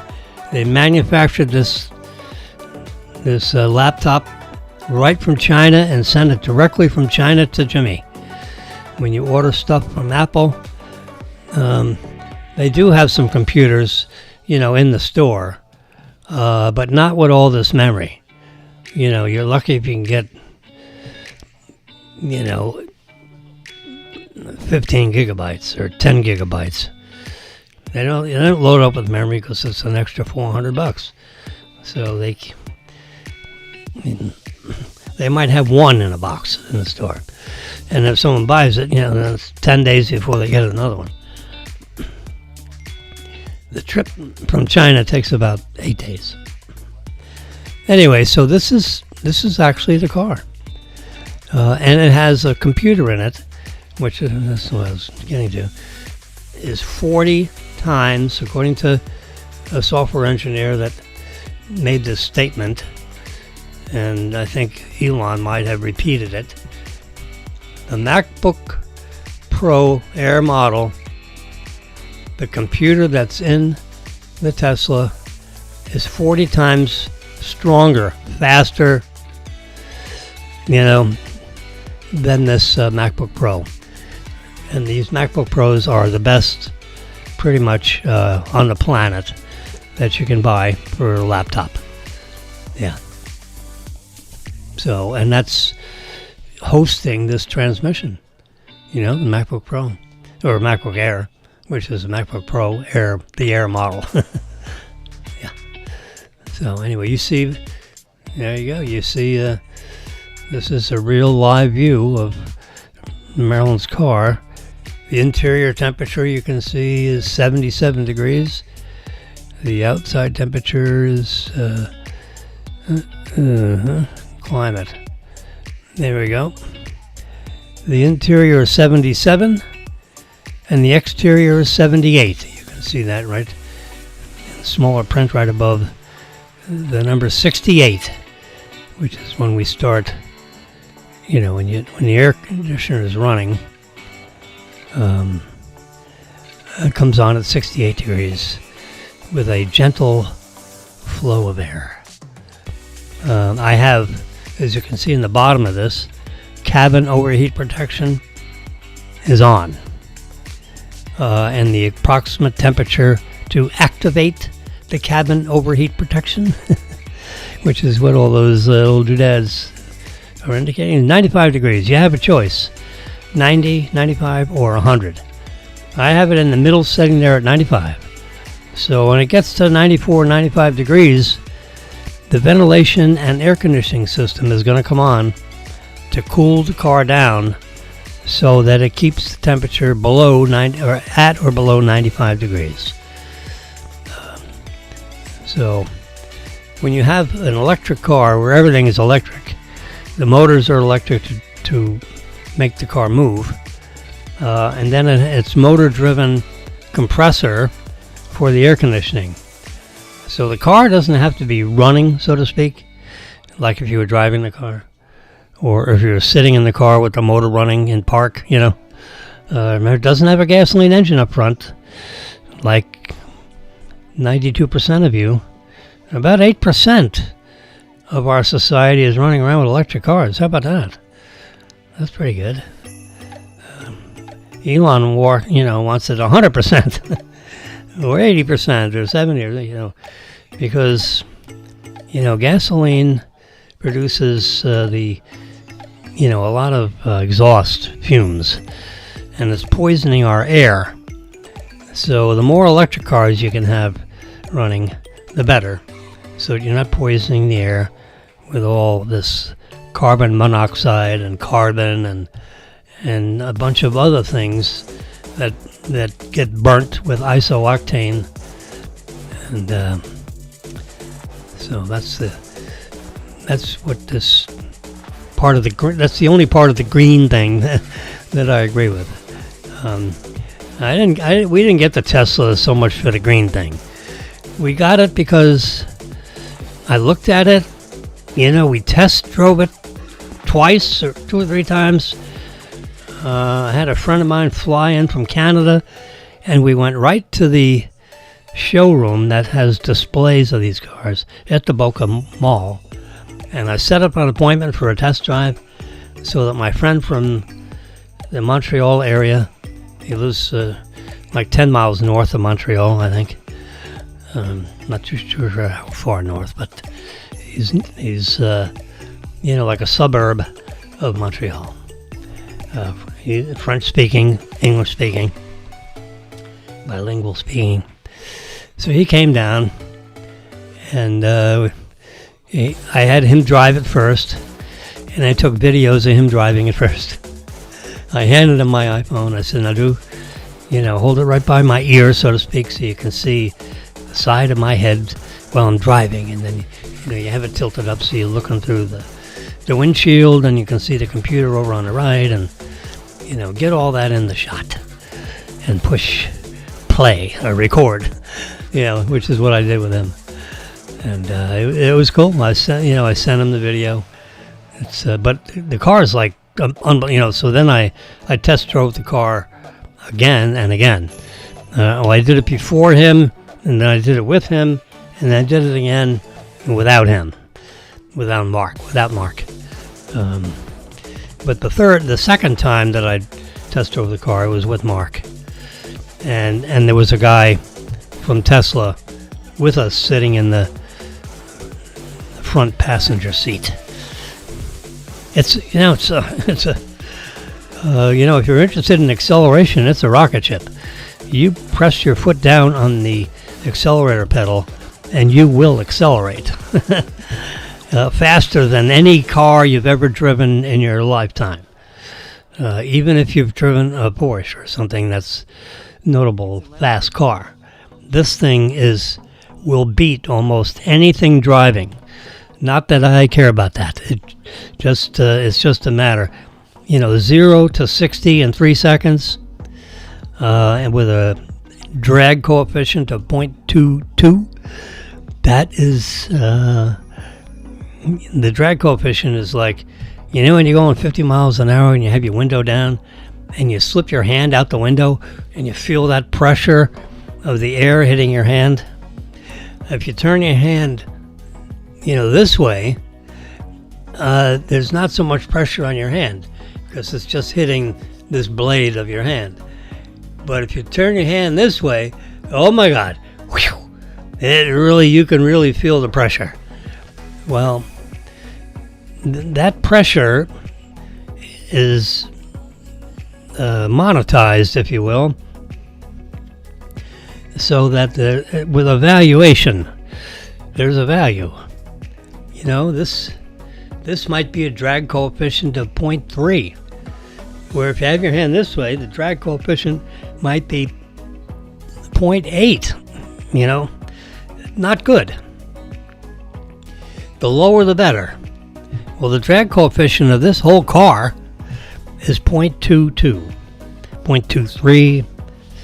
So all these lines, they're serving a purpose for reducing the coefficient of drag, the drag coefficient. Because the lower the drag coefficient, there's two things that slows your car down.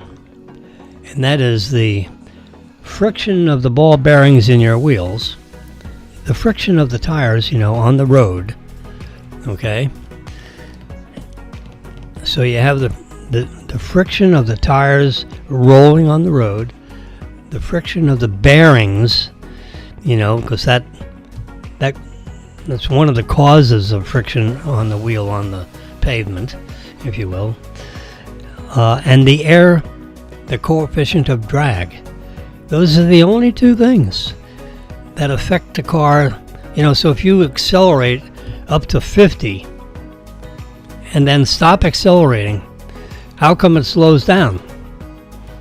So if you apply no energy to the wheels and you're going 50 and you're coasting, so to speak, and you're applying no energy to the wheels, from the motors, I don't care if it's an electric motor or a gasoline motor, if it's coasting, if you put it in neutral, if you could do that, which means it's not connected to the engine or motors in any way, the car will slow down. Well, why is that? Well, the air coefficient of drag is one thing that will slow the car down. It might take, 10 minutes if the only thing affecting the slowing of the car is coefficient of drag, the air flow, that because your car is pushing against the air that's not moving, assuming there's no wind. And then the other thing that slows the car down is the friction of the wheels on the pavement. So those two things impacting the forward velocity of your car that's coasting will bring it to a stop. And it is the coefficient of drag of the air, because your car is going through the atmosphere, and the friction of the wheels on the pavement. Yep. Anyway, so that's the magic of Tesla has a very low coefficient of drag. The way the wheels intersect with the pavement, is the tire manufacturer, the tread design, all that kind of stuff, which the Tesla tires are engineered by Tesla and Michelin and all the tire companies that are interested in making tires for Tesla have to follow the exact specifications that Tesla causes them to make tires. If you want to make a Tesla tire, a tire that fits a Tesla wheel, they're big wheels. They're big tires. They're not little tiny tires. And they have a very special tread that's low noise, because the car doesn't have a gasoline engine up front. When you drive the Tesla, it is silent. You can't hear anything. So you want to turn on the music or the radio because it is absolute dead silent. You can't hear a darn thing. The way it's manufactured, there's no squeaks, there's no whistling of the wind around or through the windows, assuming the windows are up. It is really, really quiet car.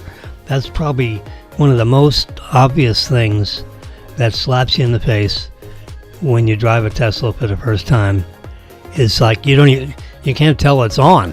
There's no on light. When your phone is energized with the software and it's linked to the car. Your phone is your key. There is no key to a Tesla. They gave you something that looks like a credit card, which is something to allow you to get in the car and to activate your phone, because your phone becomes your key. So if you don't have a cell phone, that is probably,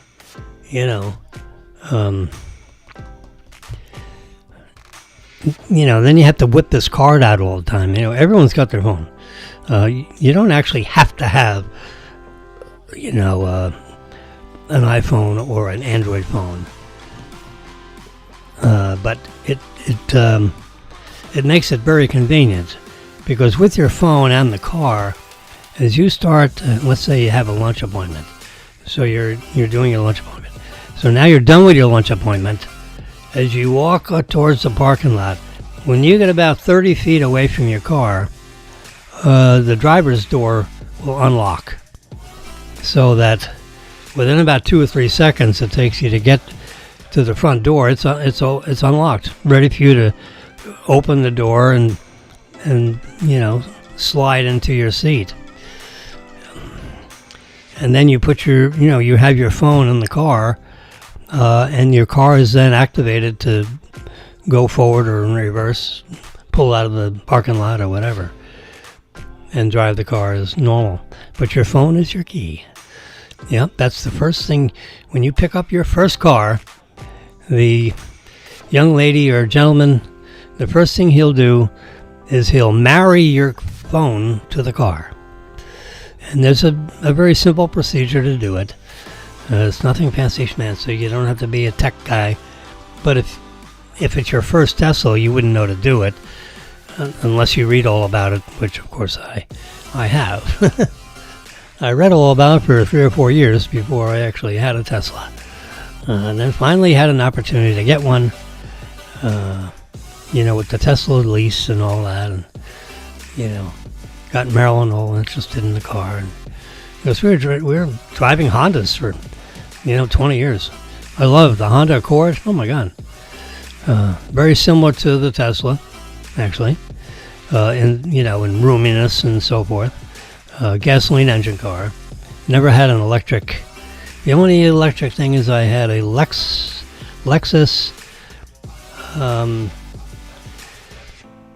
RX. The model number was RX450H. H meaning hybrid. So I had a hybrid Lexus SUV kind of car, big SUV. Marvelous. I loved it. Oh, that was my first inkling of, I believe I had it in Tampa. Let's see. Yeah, I had it in Tampa. I'm thinking of driving the car and what the roads were like when I drove. Yeah, it was Tampa roads. Yeah. It was great. I loved it.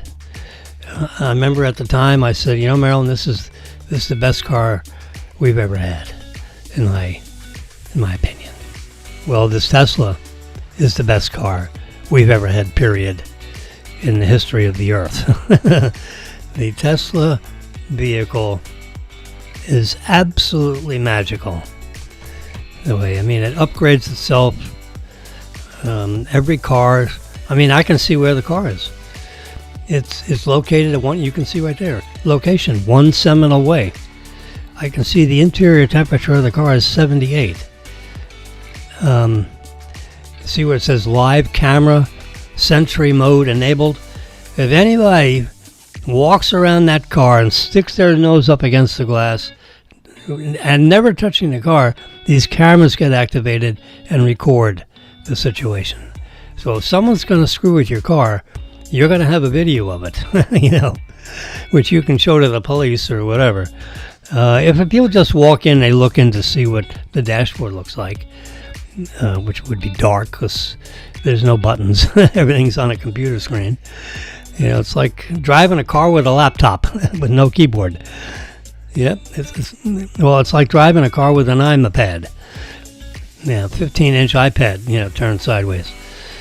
See the location, 1 Seminole Way?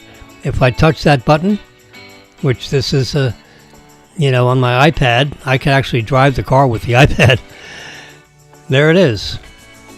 On a satellite map imagery. I'm reverse pinching. See, Seminole Hard Rock Casino. Anyway, there's some kind of, Jimmy Johnson boat show kind of a thing. And Seacoast Bank has a table somewhere in the middle of the crowd so that they can hand out brochures or people can open up accounts at Seacoast Bank at the table that she's sitting at this very moment. Yep. And I'm reverse pinching, and you can see that red arrow. That is the exact way in which the car is parked. So it's, in angular parking, apparently. And I can zoom in. That's as most as I can zoom. So underneath this canopy kind of a thing, should probably valet it.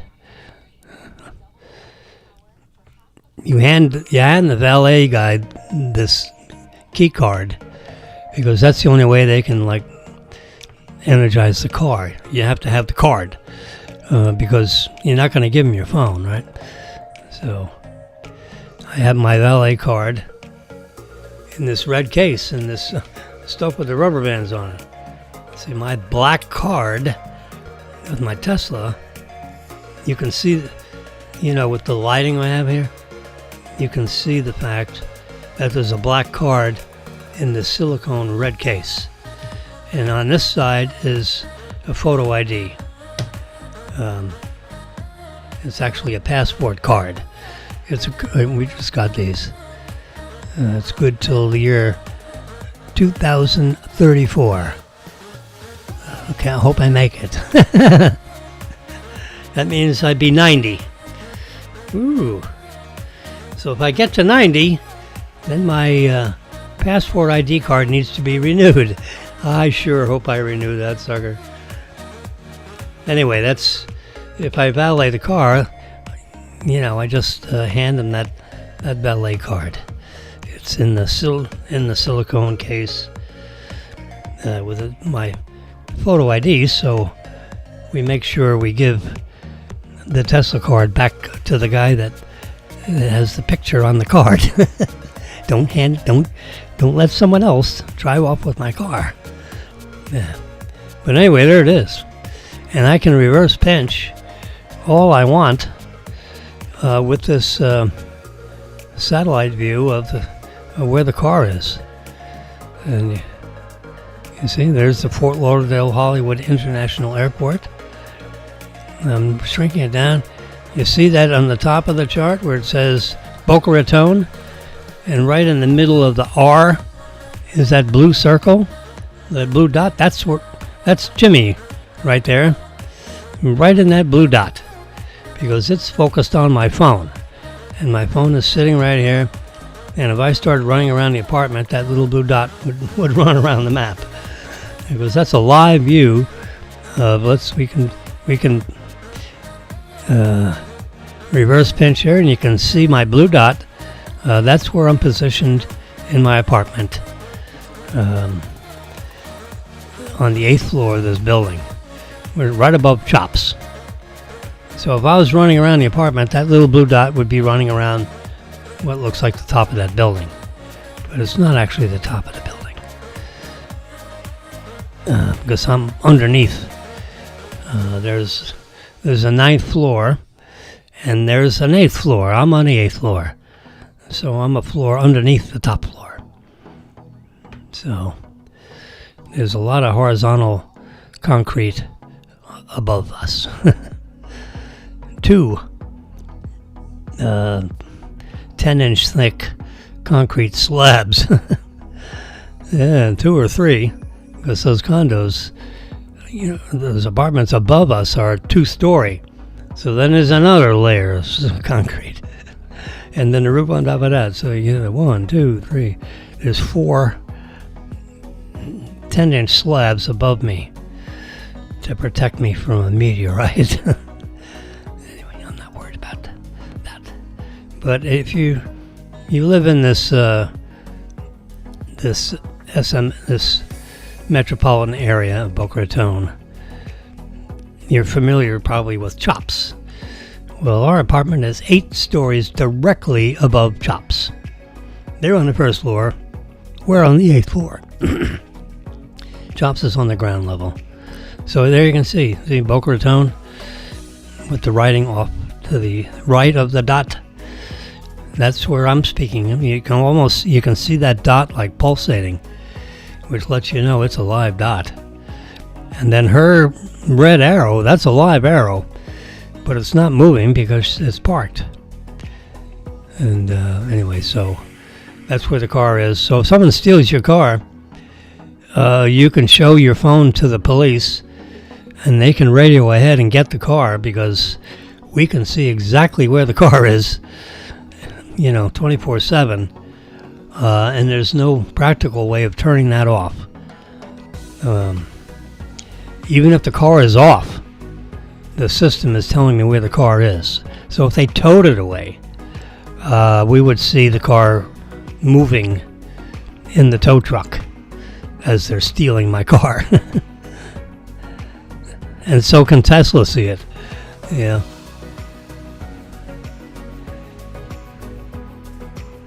Yes, sir. I tell you what, I've never been so impressed with, I mean, it's really, we live in this technology world, so I can shut down this app. The Tesla people say, keep the app running at all times. It'll work better. See, I have the app running on my iPhone. It's the same kind of list. There's the red car. So I leave this running in the background. So if I push the sleep button, it's okay to put it to sleep. Just don't close it. Like swiping up, like whoosh, now we're out of Amazon. Here's my whole photo album thing. I'm going to keep that open. We looked up premature ventricular contractions. We got sidetracked talking about this thing. We don't need that. We don't need the cardia report. There's my calculator. We can close that up. Every once in a while, close most of these things down. Here's a nice thing, I'll show you. This is an inspirational message. Let's see if I have a photo. I think I did a photo of that. There's Daniel and Marilyn. Ooh, there we go. Here's a photo of the instrument. Ah, darn it. And you can see that. I sent this out to Brennan, Daniel, and Marilyn. And then I sent it out to 11 other people, family and friends, because it was just something I thought up to motivate our boys into,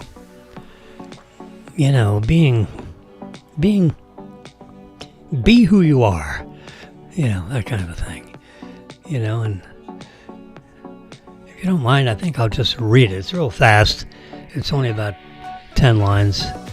The important things to initialize and be mindful of 24/7.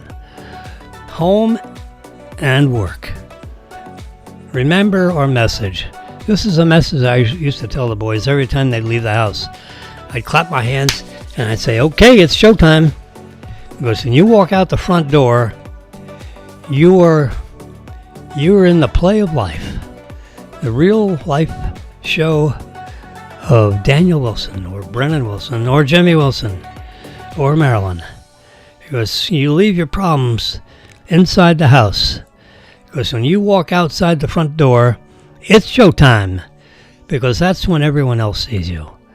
And you're in the play of life. So as we leave the front door, it's showtime. And I used to do that every time they'd walk out the front door. I'd clap my hands, I'd say, it's showtime. I mean, I did that for a decade. And this is what Disney World teaches every cast member. They call all their employees cast members because it's the big show of life. Be steady Eddie, be proud, stand tall, be consistent, be intense with your crafts. Whatever your craft is, be intense with your craft as artists would be. Have a volunteering spirit. Accept new ideas with enthusiasm. Be efficient, be effective, be happy, be helpful, be friendly to everyone. After all, happy's a choice. You may as well choose to be happy. Why not? Don't choose sad sack. Put that in the back burner. Be happy, because that's what everyone else sees. If you become all of these things, money things and any other negatives of any sort will eventually disappear, because you're going to have a 5-star rating with everybody that sees you through your whole life. This is, every once in a while you should read this. It's certainly not bad advice. I had somebody put a little heart on that from the 18. I have a little group, like a group chat. We've heard of group chats. Let's go to my, this is my This is actually my, what do you call it? My text messaging thingy, right? And see, it says Wilson Group at the very top. It's right underneath that banner that's going across there. Wilson Group with lightning bolts. So there are like 18 people in this big group. I sent this out to everybody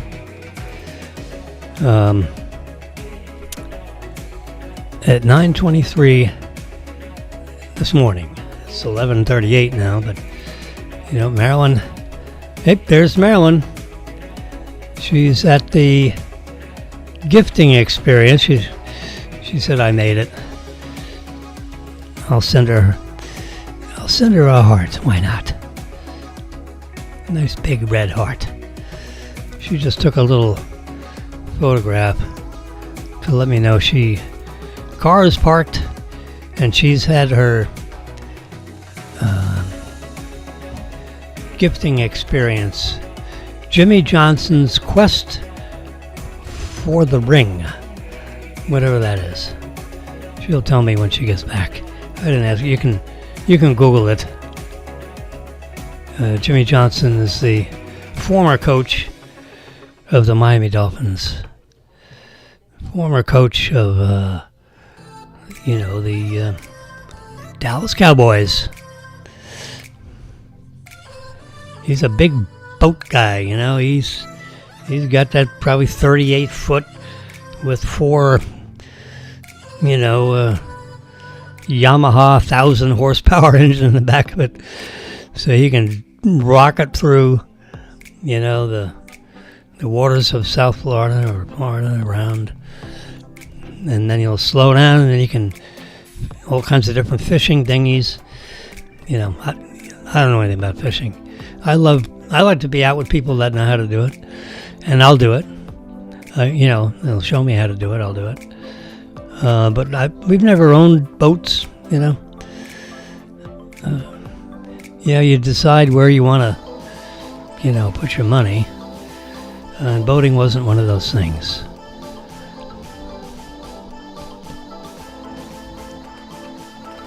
So here's our leader, Mr. Trump. And he has signed the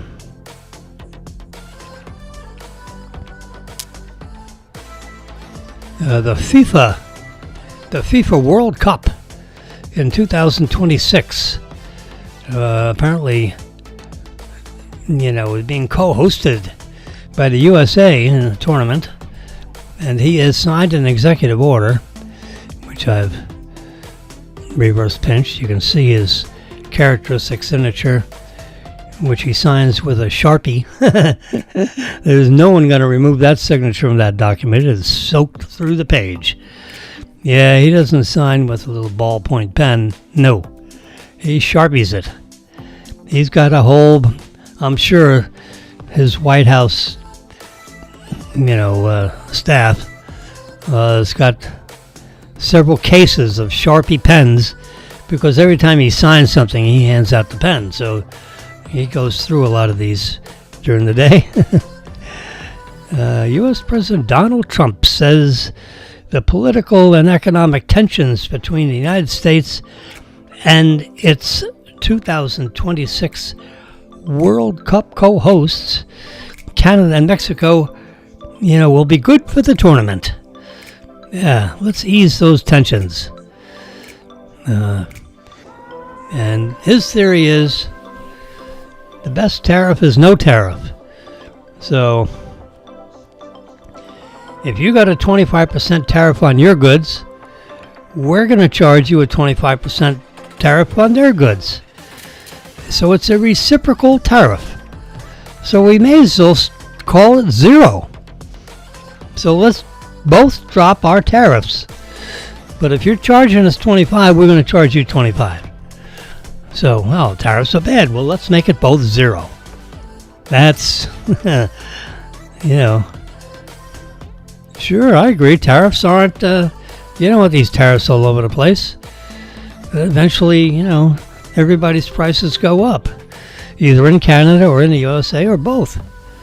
So if we're both charging each other a 25% tariff, let's just drop the tariff. That's not too complicated, is it? Gee.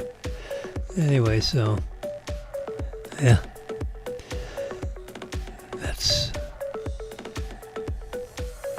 that's the idea of reciprocal tariff. If we're going to charge ourselves 10% each, let's just drop it to 0. But if you want to pay up for a while until we'll have a follow-up meeting and say, look, I'm charging you 25 and you're charging me 25. Why don't we just drop the tariffs to 0? Then we can charge each other nothing. Or charge each other 1%, if you don't know what we mean. But isn't it, let's charge each other 0%. How about that? But we're going to make you sweat it out for a couple of months just so you get the joke. And then that'll entice you to drop your tariff. Same thing in Europe.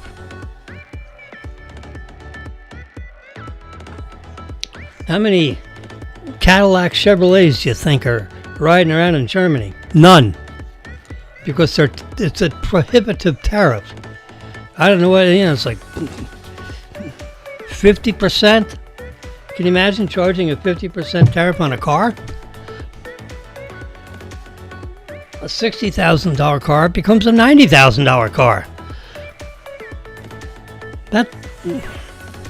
We don't charge that to bring all those BMWs and Mercedes-Benz into the United States. No. Well, guess what?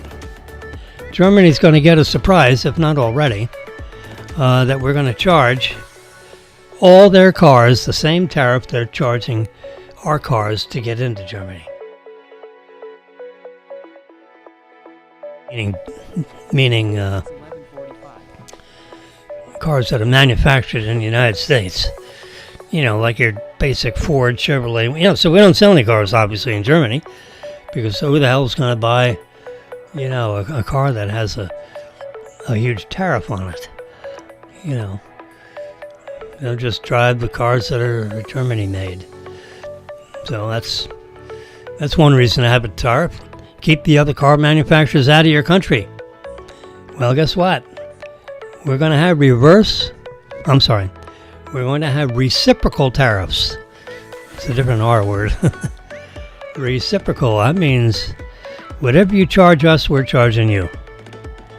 So if you're going to have a 100% tariff, India has a 400% tariff. Guess what that means? There are no Cadillacs in India. None. Because a $70,000 Cadillac becomes a $280,000 Cadillac. So, unless you're a prince or someone that has billions of dollars and you don't give a crap about 250,000 or 80,000 or 300,000, then fine, you might have a Cadillac in India, the country of India. They have a 400% tariff on our cars. Well, guess what? If they make cars and try to bring them in the United States, they're going to be a 400% tariff on their cars in our country. Reciprocal tariff. So, let that, stick that in your ear. Yeah. Now, some companies like Tesla has big factories in Germany, actually. I think, yeah, Tesla has a big factory in Germany. They just opened it a couple of years ago.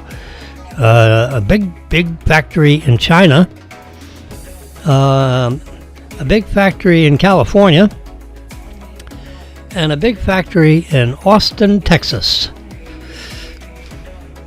The headquarters of Tesla is in Texas. Why? Because there's no federal tax. There's no state tax, drawn by Texas. If your company originates in California, if that's your home base, you have to declare it. The IRS requires you to declare a home with your home base.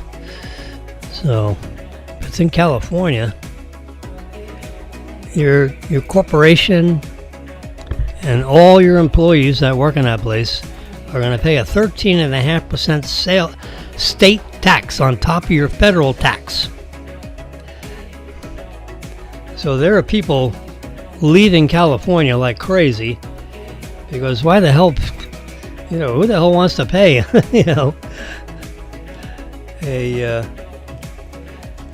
13.5% income tax, state income tax. New York, same thing, 13.5% state income tax. There are people by the hundreds of thousands are moving out of New York and coming to Florida, Tennessee, and Texas, because all three of those states or commonwealths have no state income tax. Yep. So, anyway, let's circle back to Robbie the Robot. So, you've seen me, flying through the internet here, and I'm paging through all this stuff, and you wonder, see here, here's my thermometer. Let's check the temperature. Maybe we check the temperature up here. Let's do that again. 83, 82, 84. So the highest temperature was, there's a small digits there in blue you can barely see. There it is. You can see it, 84.2. That's the maximum when I was going back and forth and holding the trigger. That infrared sensor is reading, I don't think it matters whether I'm close or not. It's got a very narrow beam. Whoops, I just lost my music. There we go, sorry. Now I'm going to do the same thing down this beam. And let's see what the maximum temperature is here. It is 79.7. Right here is 84. So there's about a 5-degree difference between what's up top here, because I know the computer chips, the memory chips, the processor chips, they all create heat. Now it's an M3 chip, and it's probably the architecture is 4 microns or less, millionths of a meter. So it's very thin slices of silicone in the chipsets that are in here. But they're all mounted with silicone grease up on this aluminum case, which is machined out of aluminum that's about 3/8 of an inch thick. So you got chips up here, and everything else is a keyboard, or there's big, what do you call it, lithium polymer cells, flat cells all the way across here. There's like 2 or 3 of them linked together in parallel, providing, the 5 volts, 5.5 volts that powers this thing. There's the power plug right there. There's a little red dot on it. I don't know if you can see it with this light on, or there you go. You see the red dot right there. That means it's connected. It's got like a magnetic connection. It's really quite interesting. The Apple engineers all this stuff. So you can see that red dot right there. That's tells you that it's charging. Power is going into the MacBook. Yeah, I can click on the battery. That's not the battery. This is the battery. Battery is at 37%. So it's using No, yeah, so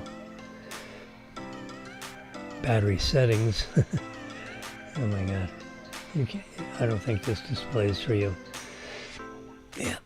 You can see that camera, you can see this iPad, and that's all the visual that's available to the people that are listening to my constant conversation.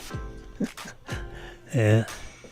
I'm sitting in my studio all by myself, so I got nothing to do but yakety yak.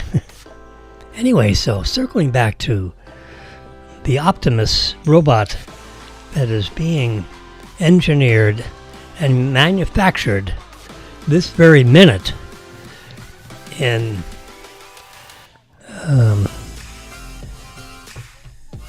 California, I believe.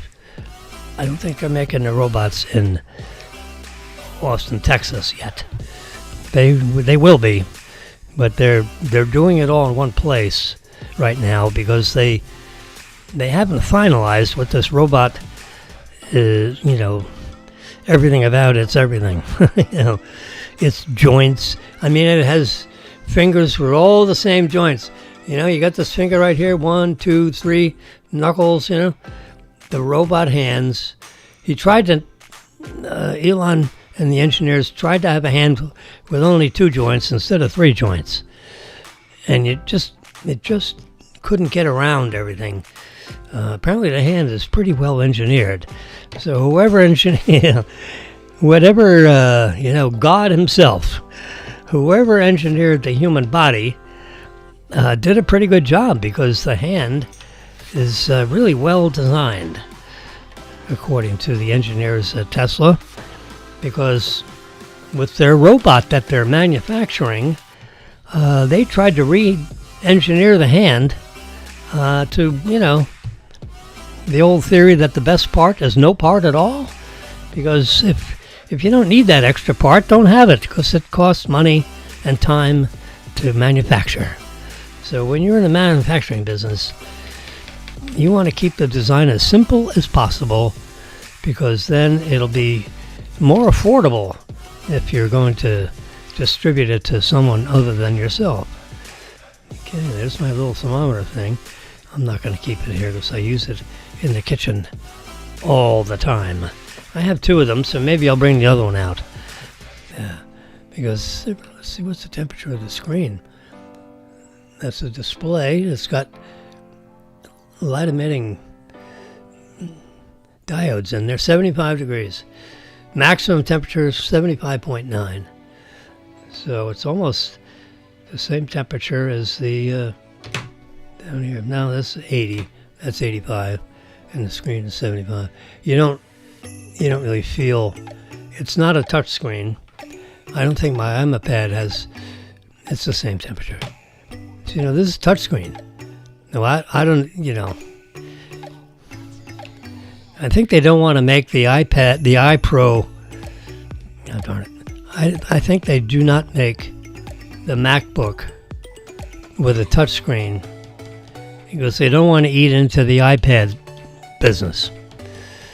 So the iPad, this is a beautiful screen. This 13-inch screen, and magnetically it connects to this keyboard thing. This is separate $300 thing. But this is unbelievable. It connects there, and there's 3 little bits, and that's what transmits all the signal from the keyboard into the iPad. I can go right into here. Look, here's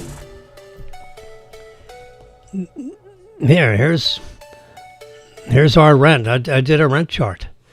I compared our rent to here's the year-over-year percentage change of the CPU for the southern region. This is the Consumer Price Index from the U.S. Department of Labor on the increase or decrease in rents. And right about April 2024, the last government statistics was about 3.3%. So when our when they were designing what our rents would be next year, back in 10/1/2024, I basically told the building management I'm not going to accept a rent increase higher than 3.28%, because that's what the United States Bureau of Labor Statistics say, about apartments in this area of the world. Which means my rent could go up $122, and if they try to ask for more than $122, I'd start squealing. So this is a serious spreadsheet. There's a lot of you can see all the prior years. Now this is all in an iPad. This is there's formulas in there. If I double click it, you'll see the formulas right below. Then I wrote a little paragraph down here, Jim and Marilyn Wilson. I did this in July 15th of 2023. And we got the water at 42. We have 2 storage units for $75. This is all real stuff. And this is how I look at all our, when you're in an apartment environment, and we've been in this building for like 13 years. So I give them a copy of this. When they send me a letter and say, hey, this is what, and I send this back to them. All the big numbers is what we'll do. And we're paying $2.44 per square foot per month. For our area of the world, $2.44 is a favorable rent. It's not cheap. It's not expensive. There's an apartment project called Worthing Place up in Delray, which is like $2.90. It's 50 cents more a square foot a month. Well, if you add, if you multiply that by 1,500 square feet, that's real money. That's extra thousands of dollars a month in rent. That's pretty serious. Now in 2019, 1,500, this apartment was running at $3,100 a month, all in. That includes water, sewer, storage. It was $3,000. Let's do it this way. You can see right there. It was $3,008 a month just for the apartment. Then it went up to $383. Then it went up to $3,133. And then it went up to $3,333. And now it's up at $3,840. So it started out at $3,000, and it's gone up $840 a month over the last 1, 2, 3, 4, 5, 6 years. So that's not terrible. It costs them to insure the building. It costs them to maintain the building. This is all maintenance inside and outside. We clean our own unit, but if a light bulb goes out, I call maintenance and they fix the light bulb. If the floor needs cleaning, I have, then you clean your own floors. Or you hire a housekeeper, whatever. We have a housekeeper that comes in here every 2 weeks. Yeah. So that's it. That is all the statistics that a building owner would love to have this for the entire project, this spreadsheet. This is a very, the layout is as comprehensive as the technology. So that's, you can see that cell is adding up this row, and all these things are, the only number here that's not a formula is that 122.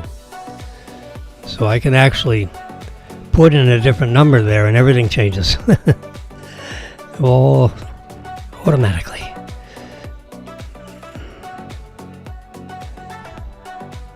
And actually this is where I input it, but you can input it in either place. Let's see, is this a formula?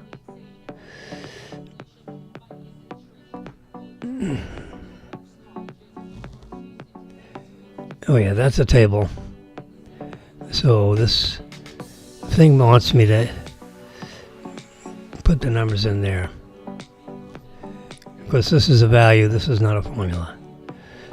So if I change that to 121, whoosh, everything changes. See, the percent went down to 325. That's now then everything adds up and percent, everything's different. But we settled on 122. So, because this is what our rent is. Yep. And our rent includes the storage facility on the third floor, which is 2 lockers. We pay for 1 locker, and we have one for $0 and one for $75.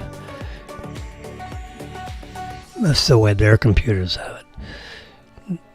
Or it could be $37.50 for each.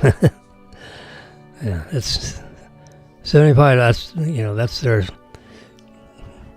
I think it's their standard rate for the storage. That has not increased. It's been $75 for 13 years, and the water's been $42 for 13 years.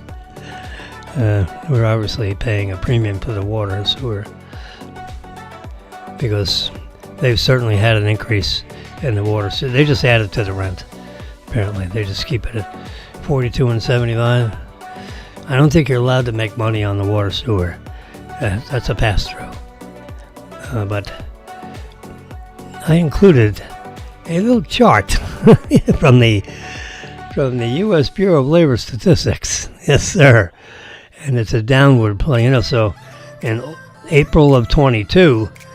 The rents are going up 10%. Well, that's, that'd be a $380 rent increase per month. That turns into real money. We don't want that. They're 2 or 3%. That's fine. So it's pretty flat. This year is about the same. You can see the year 2022 to the 2023 to 24. The inflationary tendencies of rent is pretty flat at around 3 1/3%, 3 1/4. Anyway, I'm just showing you that the iPad. I have some very sophisticated spreadsheets, in my numbers.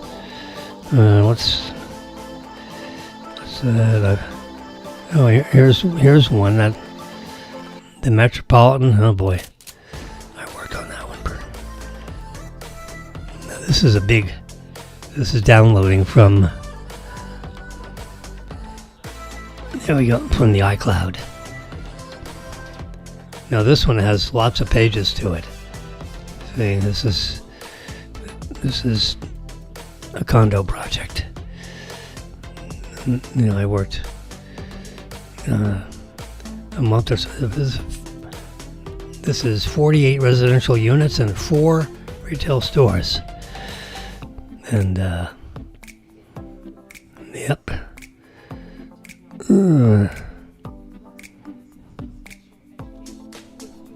It's a 25, you can see it, a $25.5 million project.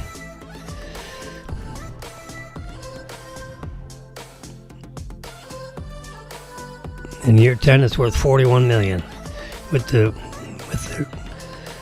forecasted value increases over a 10-year period. I have a 10-year cash flow right there. Look at that. This took some serious. Jimmy did this himself. I didn't have a staff doing it. Yeah, I'm a spreadsheet guy. I know how to do this stuff. Bill Morris and I are going to be working on another project, hopefully in Delray. A secret project. That's a $250 million project. And we make some fee skis, keeping track of all this stuff that I got here. I'll do this whole thing for that project. He's counting on it. Yep, here's the internal rate of return. I got all the buzzwords here. Profit margin, return on cost, return on equity, 88% return on equity. How about that for a project? Woo! Yes, sir. Here's the project development cost. $25.5 million to build this sucker. $490 a square foot. I'm sorry, $430 a square foot. $490,000 per unit. And remember, there were 48 units. There's all the different types of suites. You know, 1-1 with a den, 2-2, a big 2-2, a little 2-2. Total of 48 units. And you can see the leasable areas, whatever, if you're renting it. This was a rental project, apparently, yeah. It could be condos. Interest rate calculator. This is all calculation stuff here. I'd have to go through and figure out how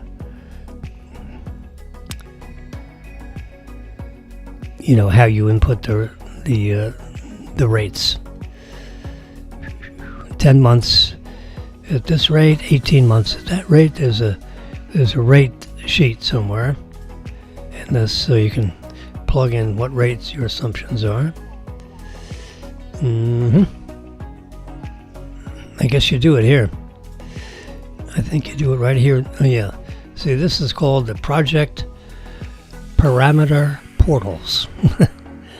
So when you put in a number here, whoosh, it goes back through all those other spreadsheets. Yeah, so you see it's 4%, 5%. So those are the 4% vacancy rate, management fee of 5%. Yeah. The NOI is capped at 5%. This you put in those numbers in the black bold, and then everything changes. Oh yeah.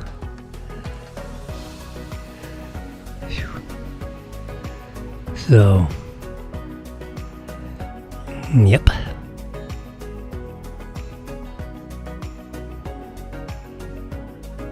And then here's how you balance it out. So, you don't have anything out of balance. This is like a little audit thing. This line 29 needs to be 0.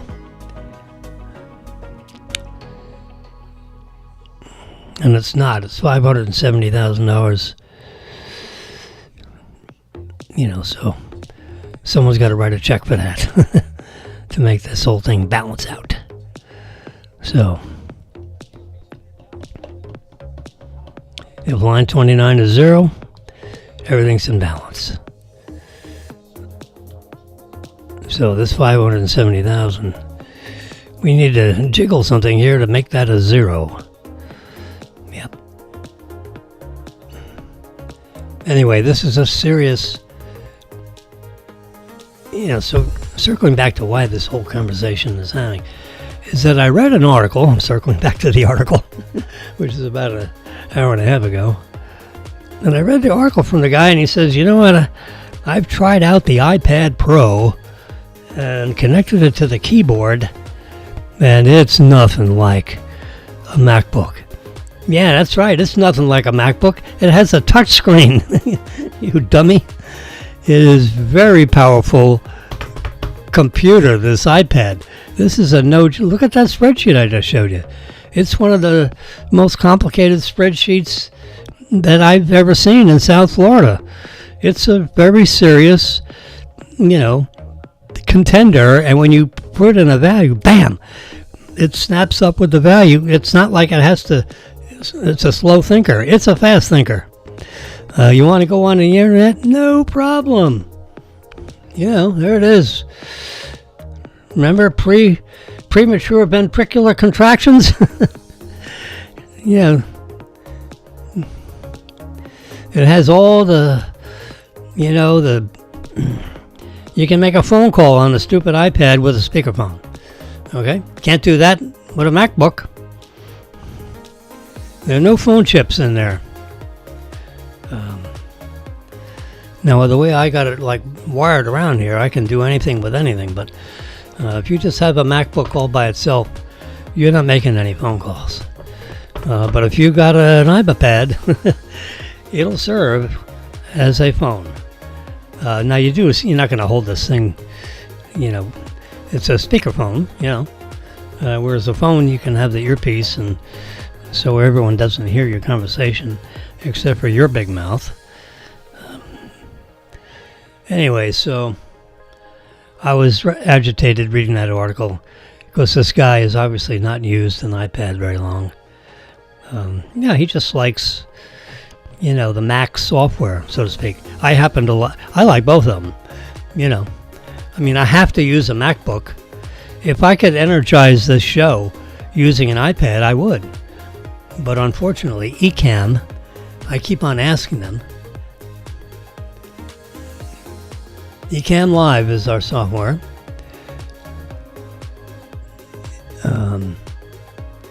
ECAMM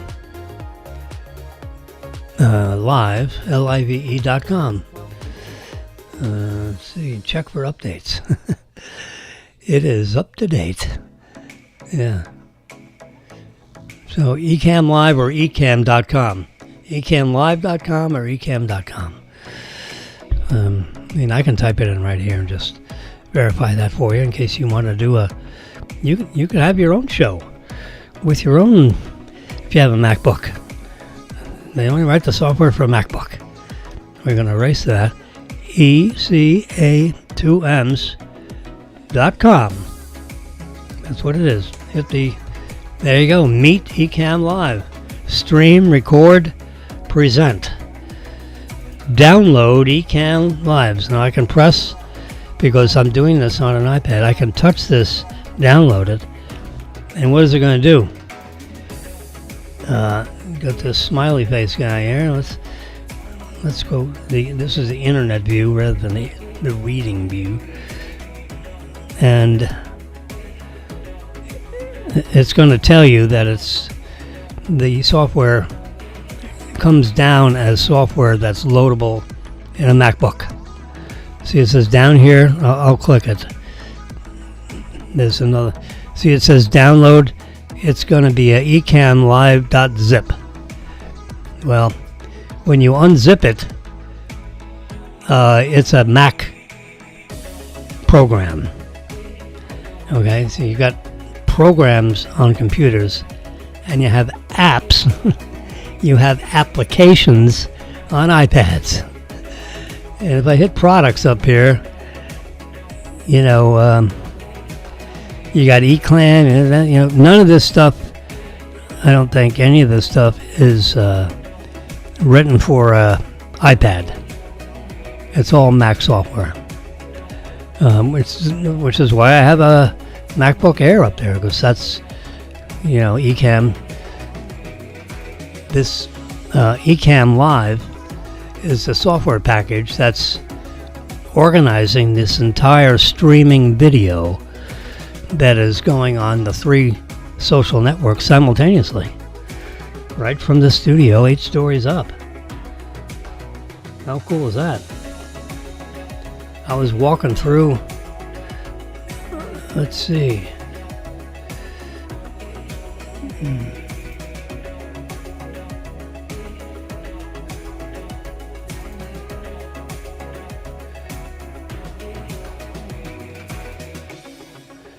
So Daniel was telling, he's sales manager, right, at Lexus.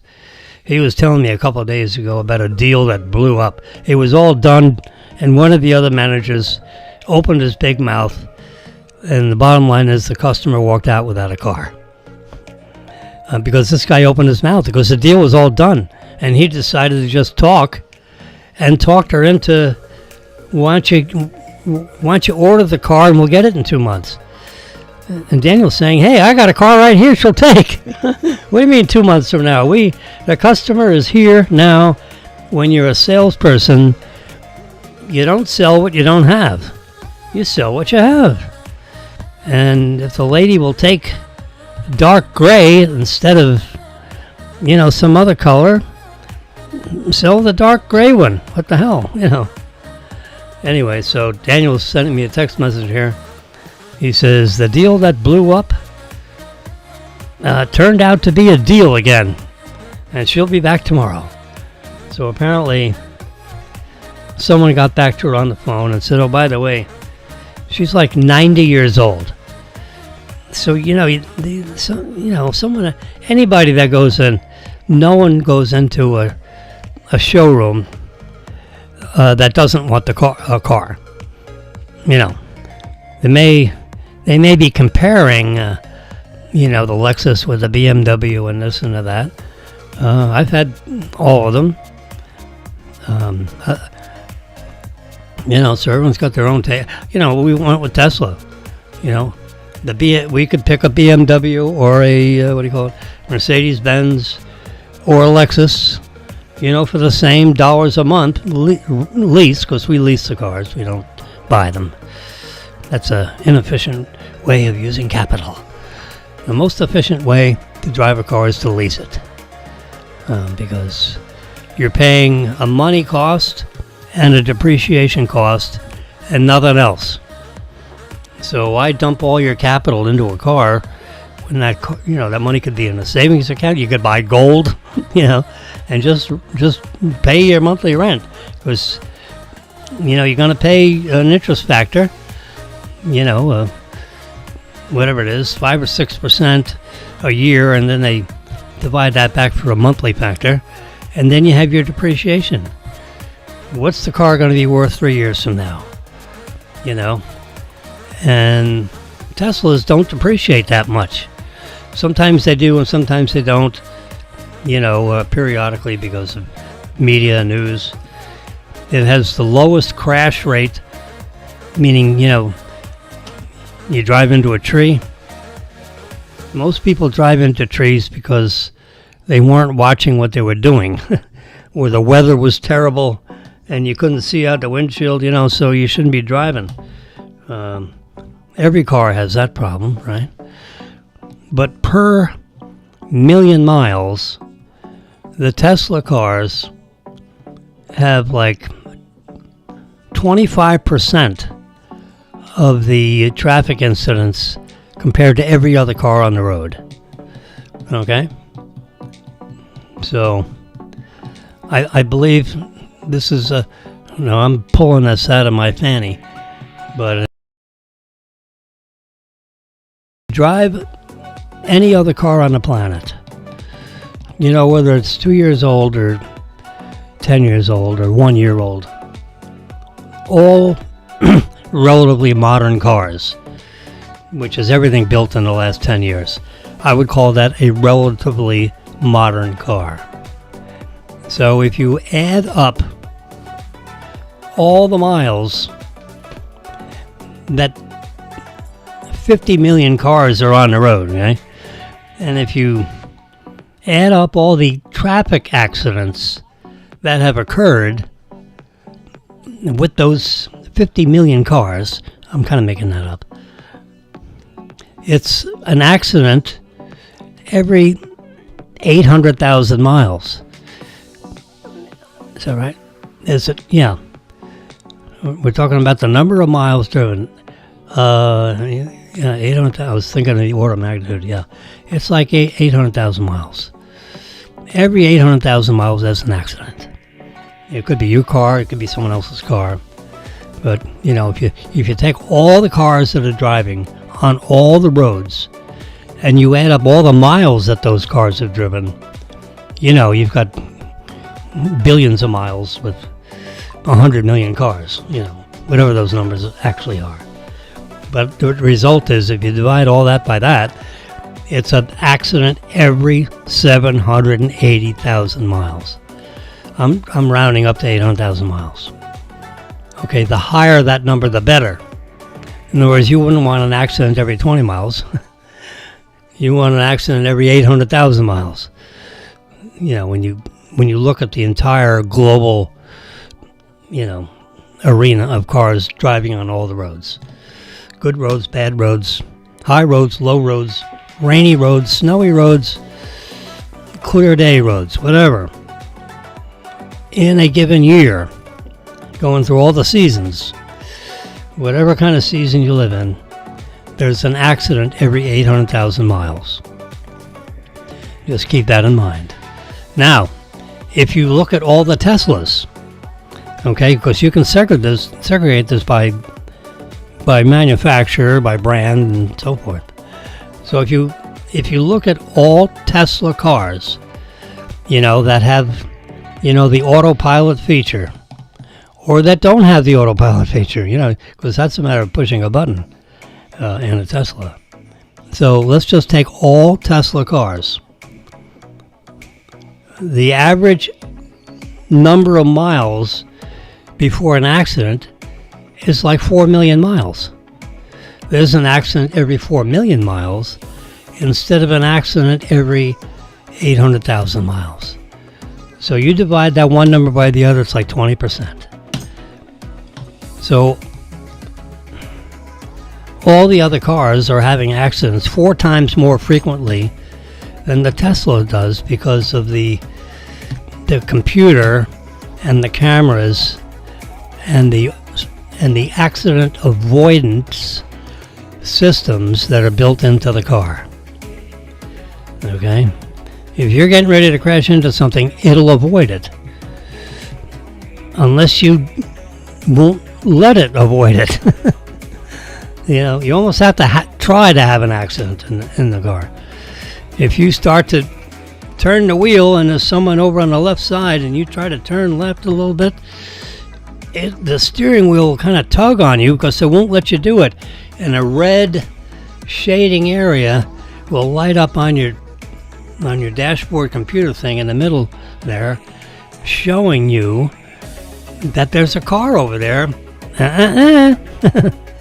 You do it that way, the same way.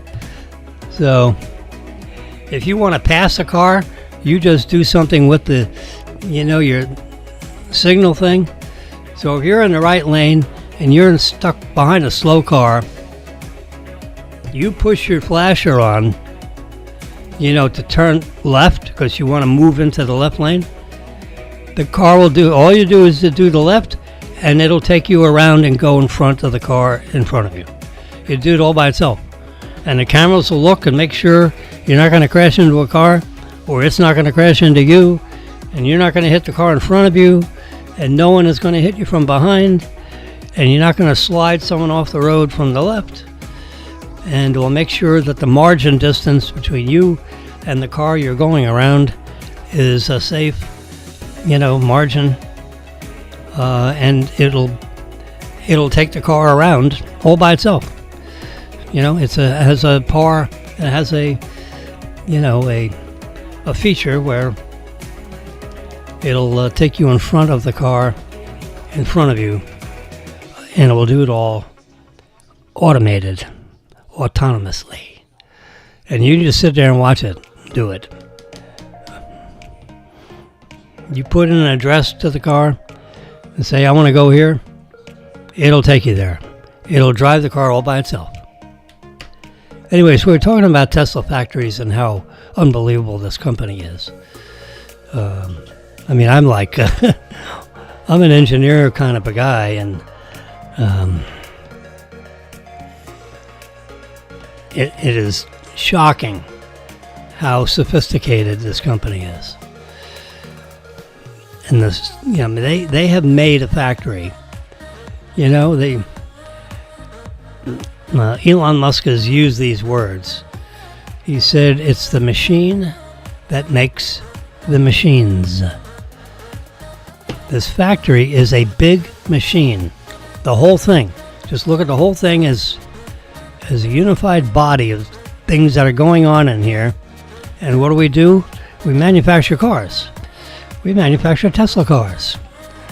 They're actually manufacturing robots now, but let's stick with the cars.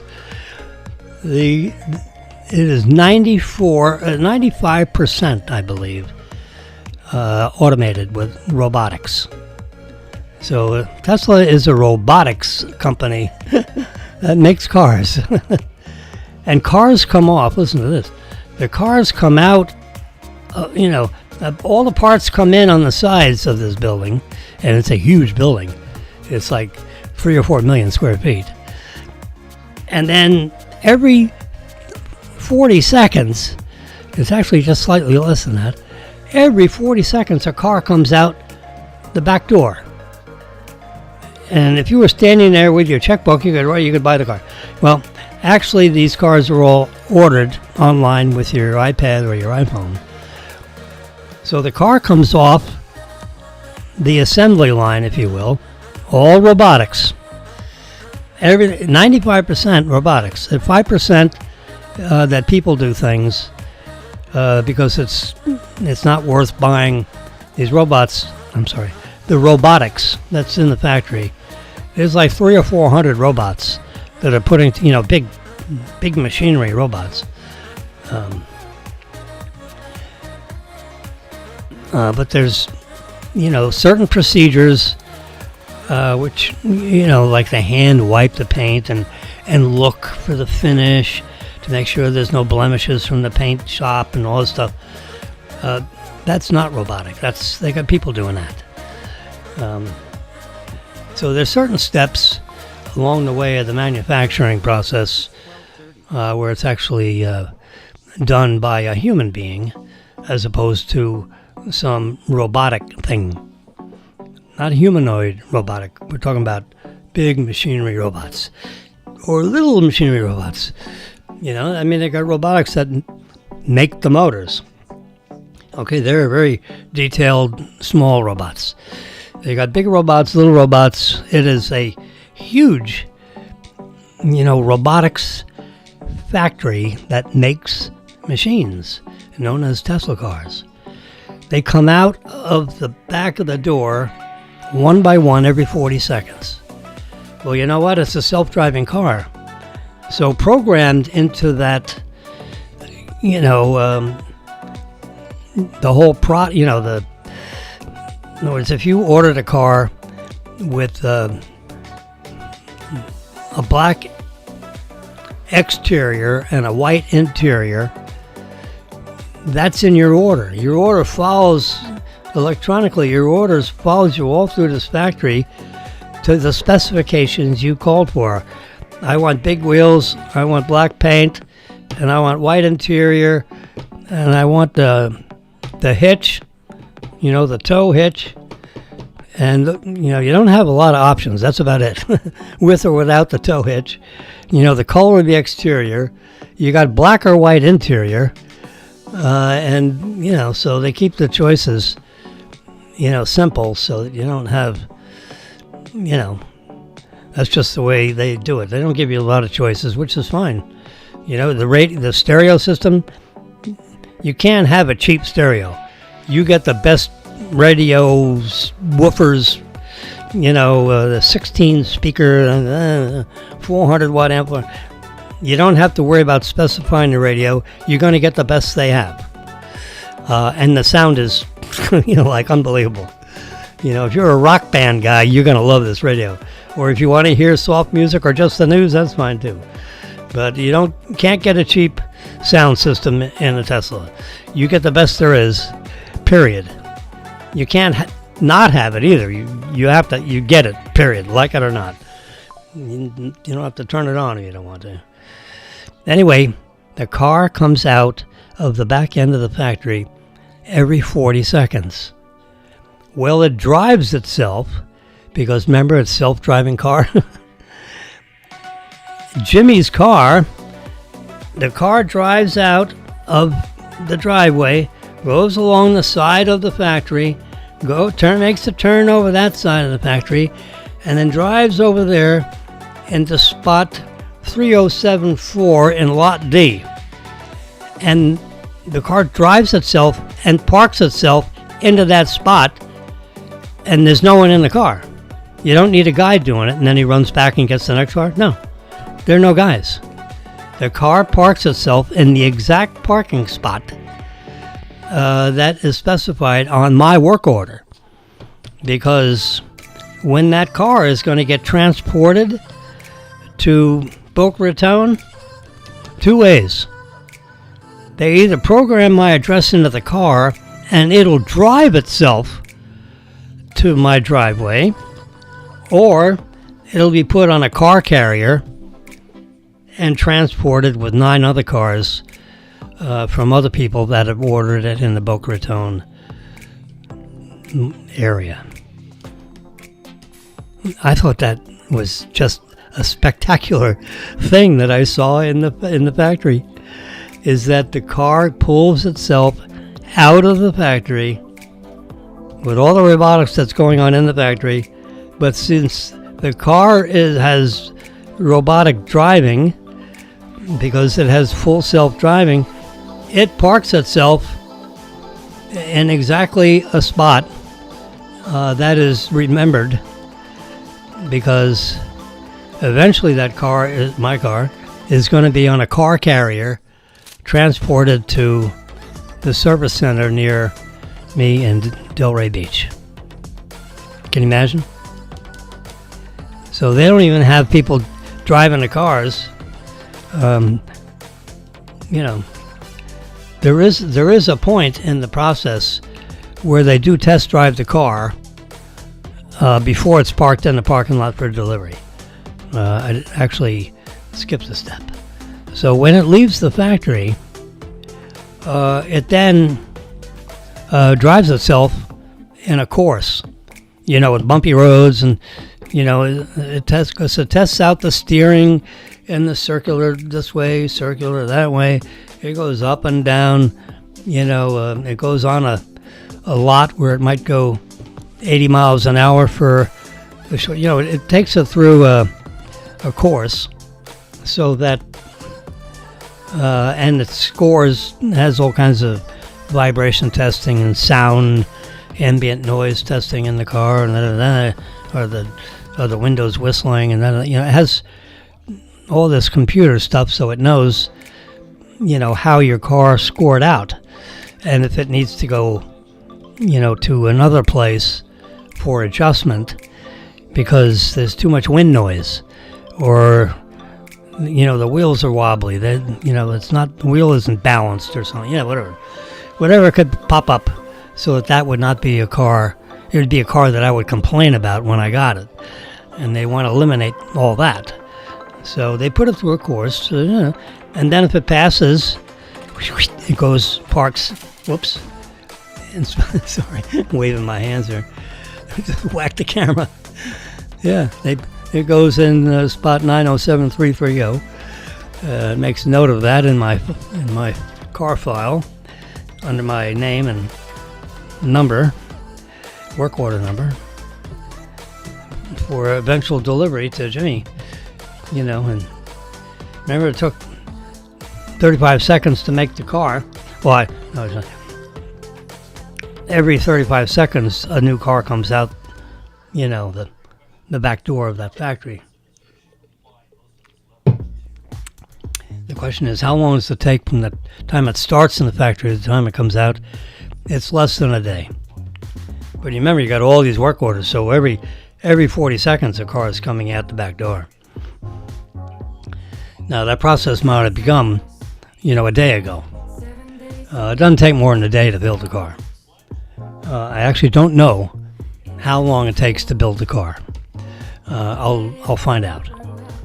I don't have that in my head as to what that number, how long that is. Maybe it's 6 hours, maybe it's 8 hours. The factories run 24/7. So.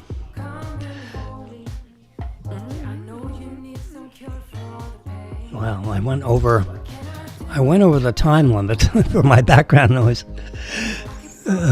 background music. So it's let's go here.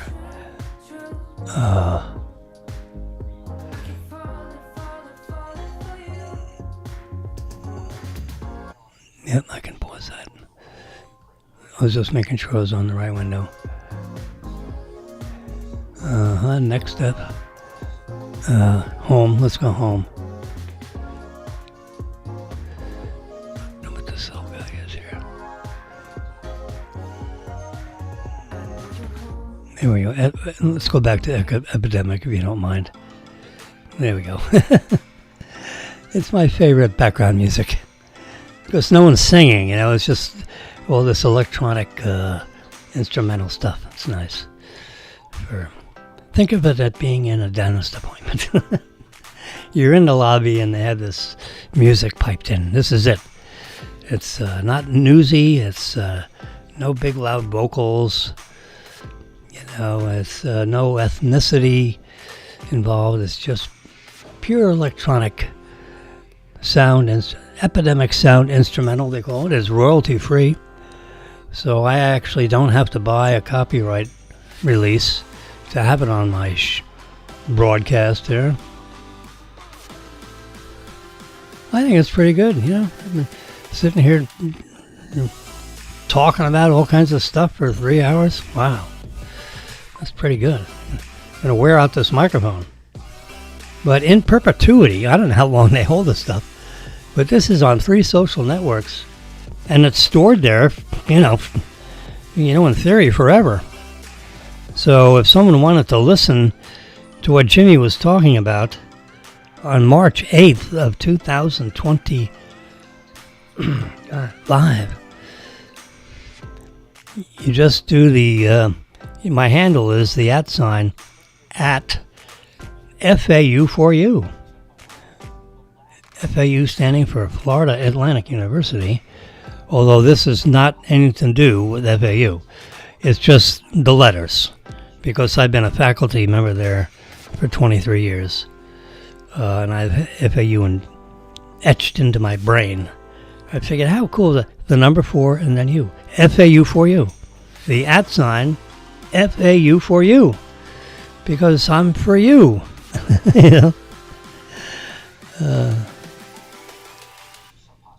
And it's on Facebook Live, YouTube Live, which is actually my favorite place to be. YouTube has really come a long way. It doesn't have as many subscribers, or if that's the right word, than Facebook has. I've got like 1,000, like 1,000 friends on Facebook, and I have, probably, I think I have, like several hundred friends on YouTube. And Twitter Live, I got a whole bunch on there. So total, I have about 2,500 friends with the 3 networks. And the biggest number is in Facebook, because I've been there longest. Since whenever Facebook came out, I've been in Facebook. Whatever that period of time is.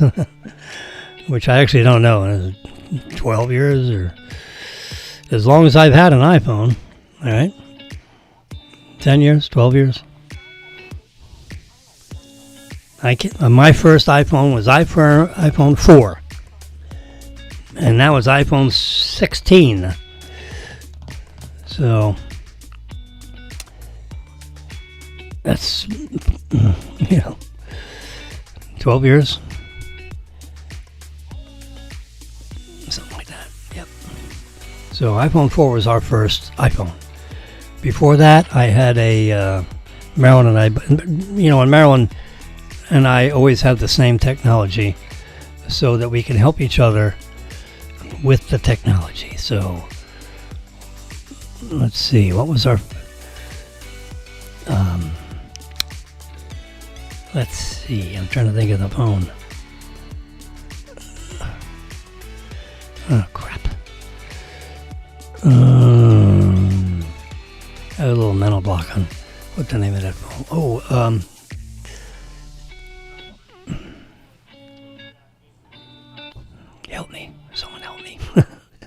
Producers, would you help me? What was that darn phone I had back then? 13, 15 years ago. The Bold. All right, the Bold. Something bold. Now, what's the first part of that? Not MacBook. I keep on getting stuck with this MacBook thing. It's not MacBook. Something bold. Anyway. So we had the Bold for 2 or 3 years. So when I stopped using one phone and started using another phone, now the Bold was not an Apple product. It was something bold. Let me try. Let me do a search. PHONEBOLD.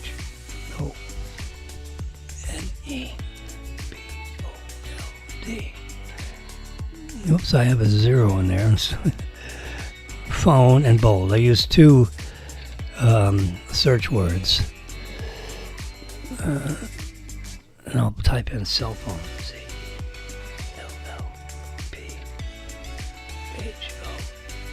I'm a little sideways because my microphone is in the way. Oh, it's coming closer now. Ah, there it is. BlackBerry.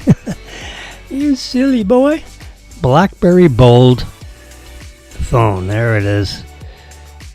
That's what it looked like, and there it is right there. It's currently unavailable. So, Amazon apparently sold BlackBerry Bolds. There it is. It had a small screen. You can see it right there. Yep. And it had like a little keyboard, which was fine. You know, everybody, you had 2 phones, and your thumbs became your typing things. And boy, I'll tell you, some people could really, I think you slip the power cord in there to charge it, or to transmit to your computer. It had that multifaceted plug. Not as good as the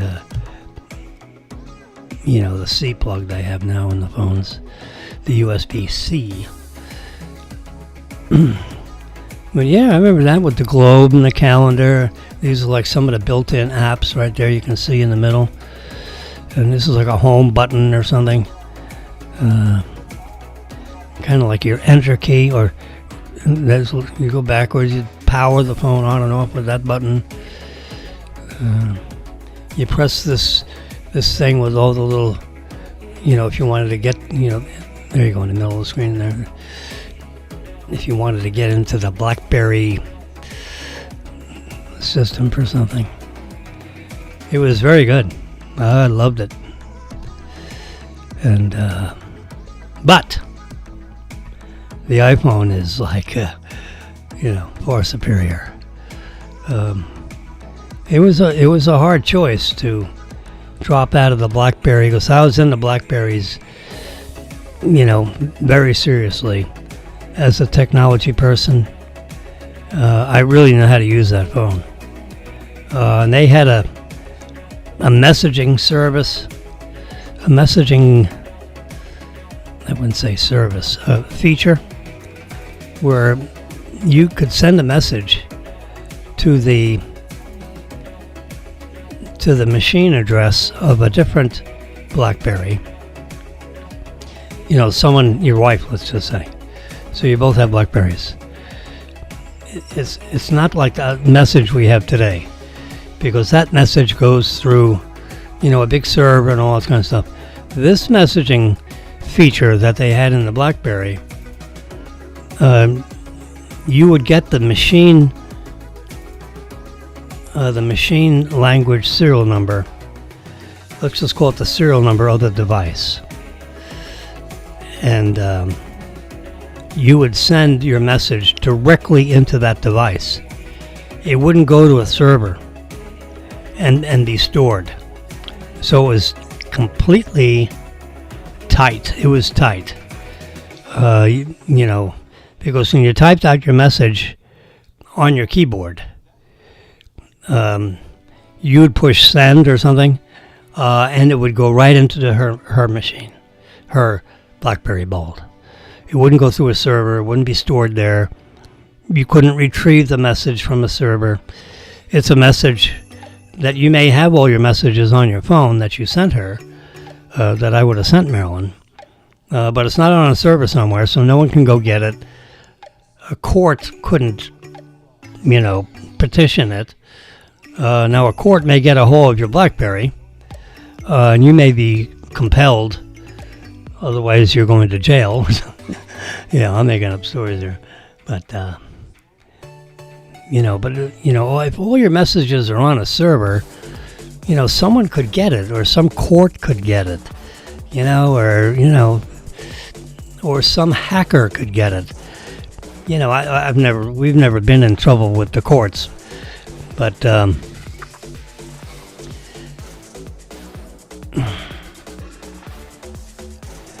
nice thing about that messaging situation is that it goes directly into the machine. Now you have to get the serial number from the receiver and put it in your BlackBerry, so that when you press the button, it would go right to her, or go right to him. It could be in their phone book in your phone. But when you sent that message to them, it went right, and it was instantaneous in their device, and they would get jiggled somehow to know that something just came into them. So high level I was a relatively high level. I mean, the bank was this big, but I was the vice chairman of the board of a bank. Okay, so that's a relatively high level guy. The only guy higher than me was the chairman of the bank, which was Phil Motter. And so he hired me, so he's the chairman, and I'm the vice chairman. When we had two people in the company, we started off with one, then we had two. Phil was by himself, and then he hired me, so then it was two. And then we had 10, and then whatever, and it grew from there. Or whatever, 2, 4, 6, 8, 10. But there's a point where it was at 1, and it was at 2. Anyway, so I. Yeah, I mean, 80.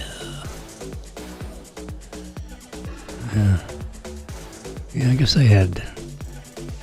And they had cell phones back then. Yep.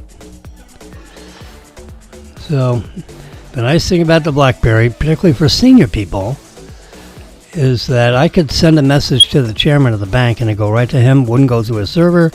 No one else could see it or read it except for him, and vice versa. He sent messages to me. And you can send messages to anybody. You could send messages to a group of people, similar to the messaging service today with the iMessage thing, but it wouldn't go through a server and it wouldn't be stored anywhere except for the receiver and the sender. It would be on those devices, which is all prescribed, pre-approved, by the receiver and the sender, that you were allowed to have this channel between your two devices. Now, they couldn't hear you on calls. I just mean that you could send text messages, so messages between the two devices back and forth. And it was totally private. So, that's a good thing, right? So, that was a feature of the BlackBerry, which I hated to give up. But, for the benefits of the iPhone, this is decades later, or 12 years later. I don't know how long. Let's see. This doesn't tell you when they stopped selling it. Let's see, it's currently not available. But as of when was it currently not available? BlackBerry Bold 9900, BlackBerry Bold 9900, available through. Let's do the review thing and see if they're dated. Disappointed with the purchase. Somewhat disappointed. I love it. February 2017. So that's 8 years ago. So up to 8 years ago, this guy did a review. I don't know how long it took him to write the review, or how much time passed, but you can see the oldest review on here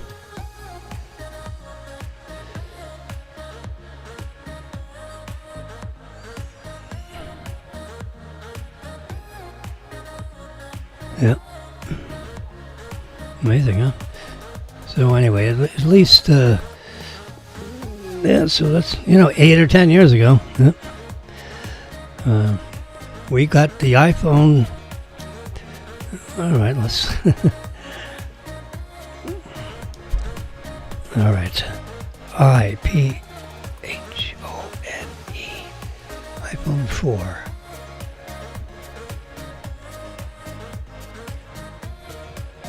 Come on, boy. When was iPhone 4 released? That's like a choice here. The launch date would be another one. The iPhone 4 release. All right, let's just do that.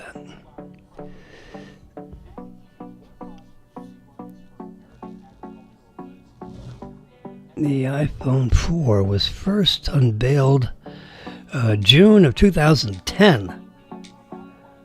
Wow. So that's 15 years ago. All right, I said 12. It's actually 15. So we've been in the... Wow. I know it was iPhone 4. That was our first phone. And we got it right away.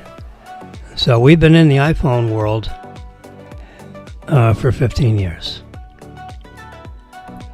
So I'm very familiar, as almost anybody else that has been in the ecosphere, as they call it, the ECO, the ecosphere of it had a 900 by 640 pixel screen, 3.5-inch screen.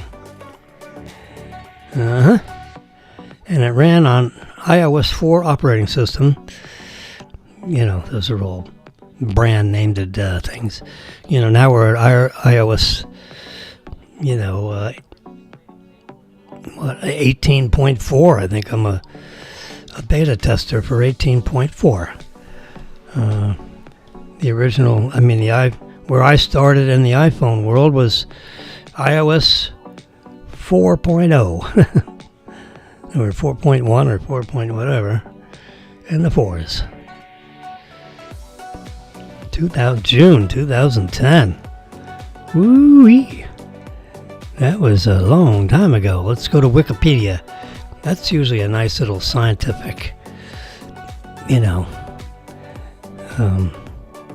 I like the Wikipedia reference. iPhone 4 full specifications. Yeah, let's look at that. There you go. There's a picture of it. I remember with the home button, see there in the bottom. I have a good friend of mine that is, a smart cookie. He's a chemical engineer. He's, doing well financially. There's no reason why he wouldn't get a new iPhone. But he's got like an iPhone 8 or something or other. And it's got a home button. He says, Jimmy, I don't want to give up my home button. I said, you don't need a home button. They have other ways. They have a side button instead of a button on the screen. That's about it. They have a side button instead of a home button.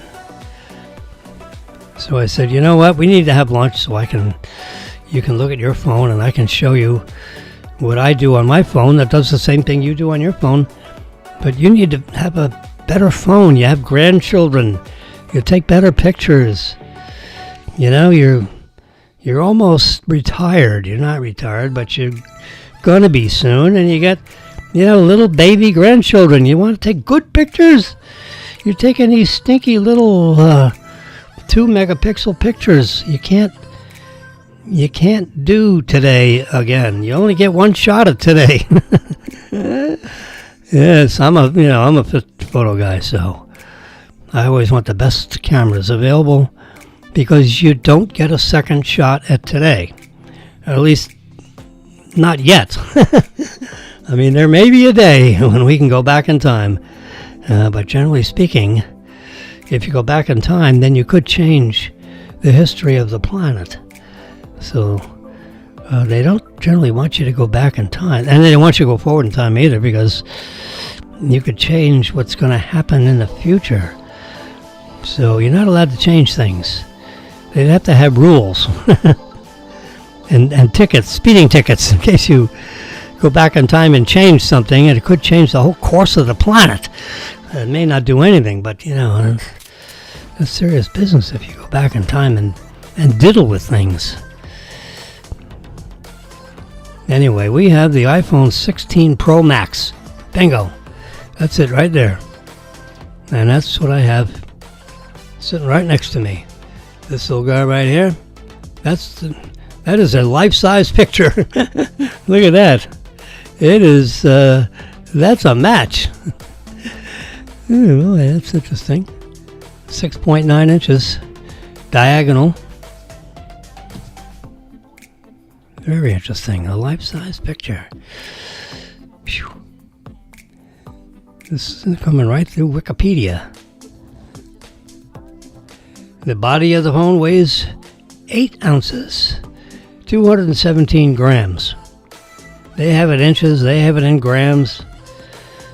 An LTPO Super Retina OLED screen.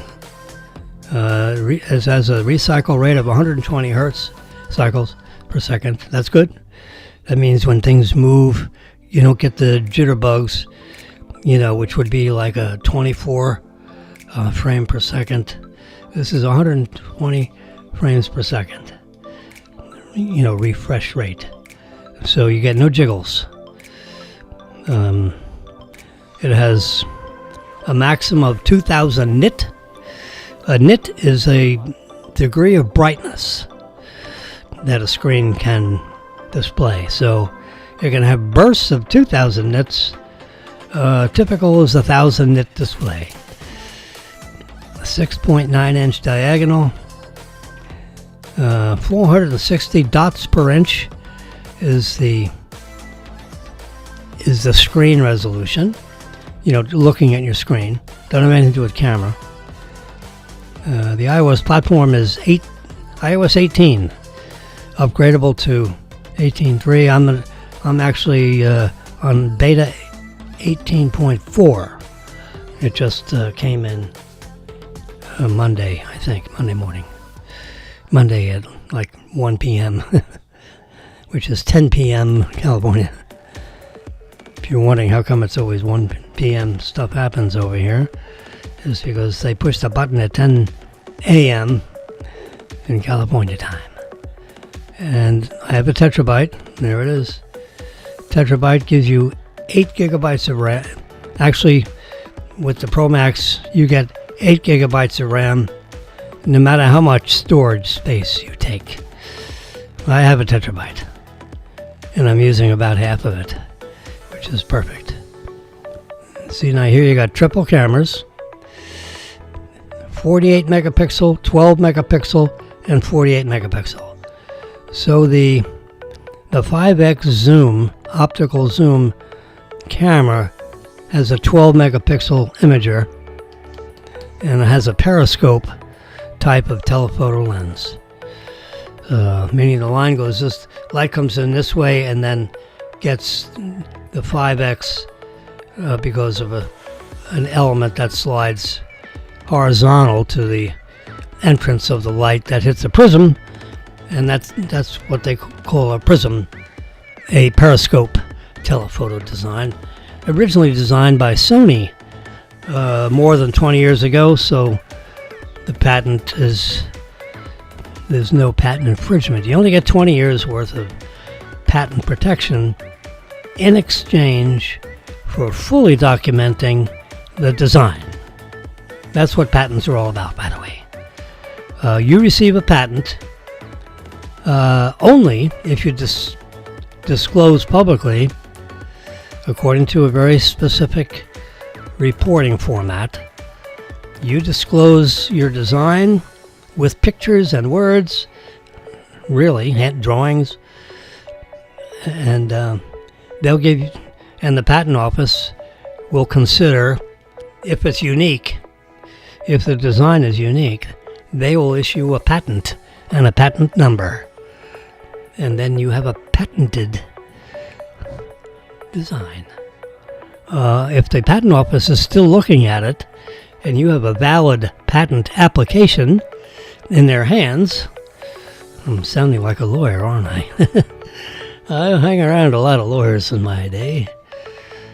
Anyway, so if you have a patent, a valid patent application that's being considered by the patent office in Washington, D.C., then you have a design that's patent pending. You've certainly heard of that. And that's like having a patent, but you don't have a patent yet. Which is really cool, because you might get 2 or 3 years worth of patent pending before the patent is actually honored and a number is assigned to it, and you have a patent, that's a valid patented design. It might take a couple of years before that, as you go back and forth between the patent office, you need this and that, page 27, we don't understand this, so then you clarify it, and you send that back to them, and you go back and forth with the patent office. That's why it's pending, because it's not like you just send it and they stamp it or reject it. There's a little back and forth, maybe. Rarely do you just send a patent up and it's, 9 months later, it's done. No. There's usually some stuff you got to do. Unless you are really experienced in doing patents. And some companies, like AT&T or General Motors, these big companies, IBM, they might file 1,000 patents a year on different things that they're working on, and getting ready to manufacture stuff that's in the pipeline. Like our devices, we're gonna get new iPhones in the third or fourth week of September. This is March, April, May, June, July, August, September, 6 more months. We're going to get new iPhones. That's going to be iPhone 17. All those patent drawings are all done. Yep, there ain't no patent pending on that sucker. That's not released yet, but it's pencils down. All my engineering friends know what that means. When pencils are down, I'm being serious now. That means the engineering staff, everybody that has designed that product, you're done. Don't send any more design changes because it's pencils down. We're done. So if you had some little nifty new idea and you want to get it,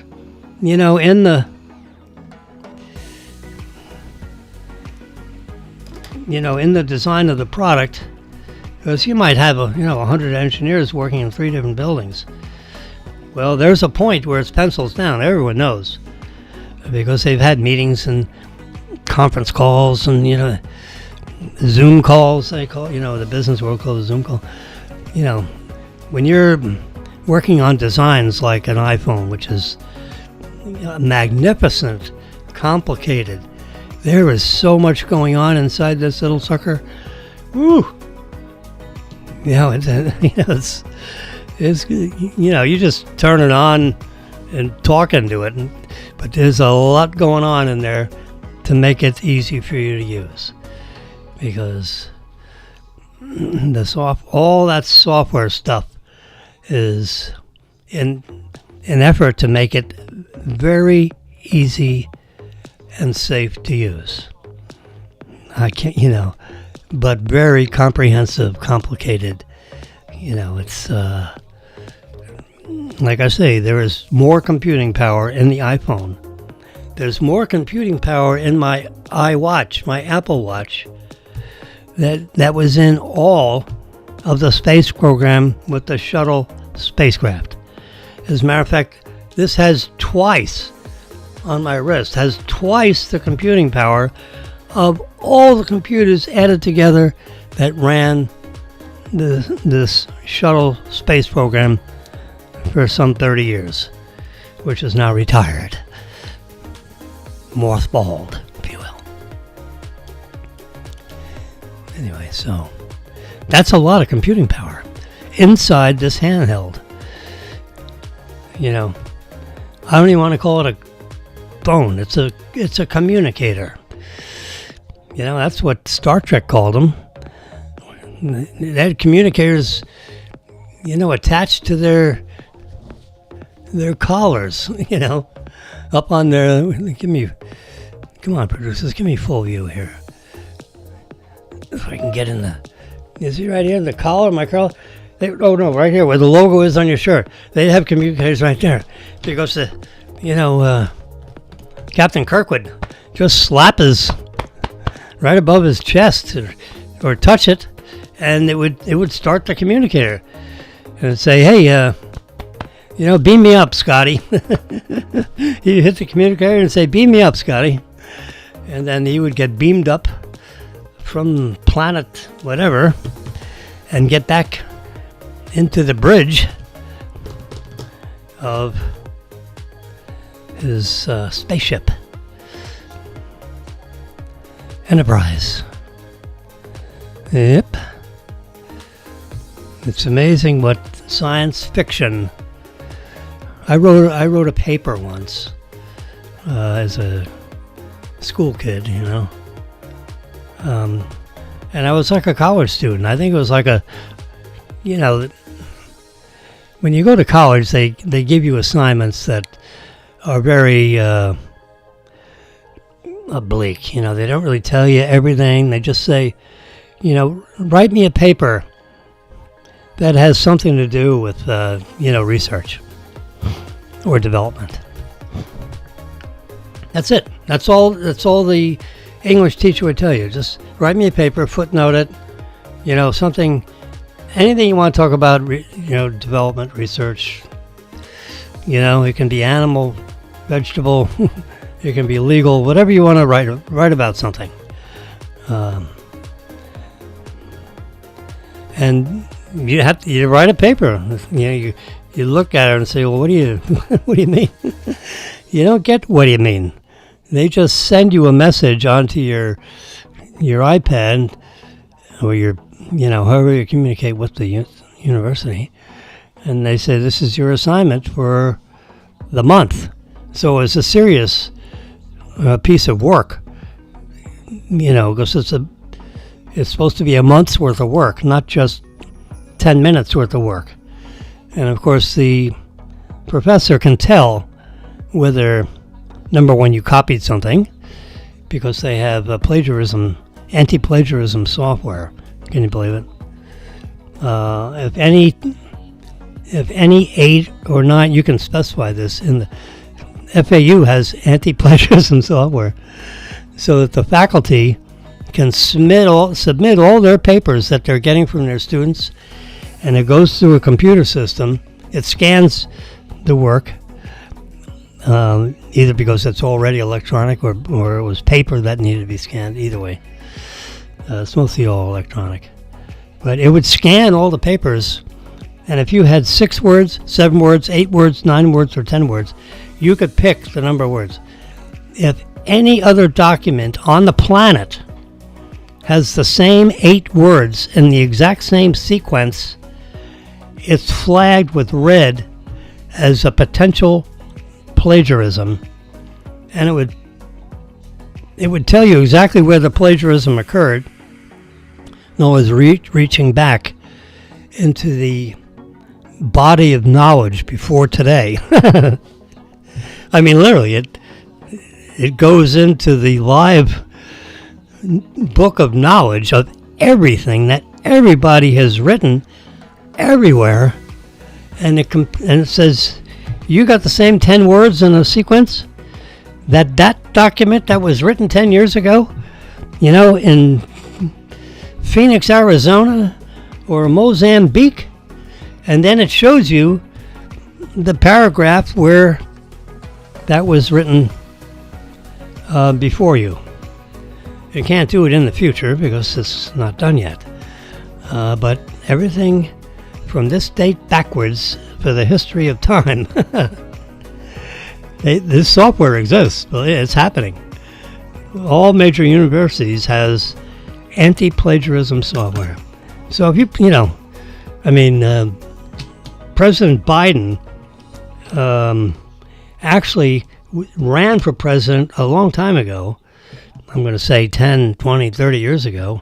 25 or 30 years ago. And he had to drop out of the race because he plagiarized something. And he got caught. Anti-plagiarism software, or a person that just was knowledgeable of a topic that he was writing about.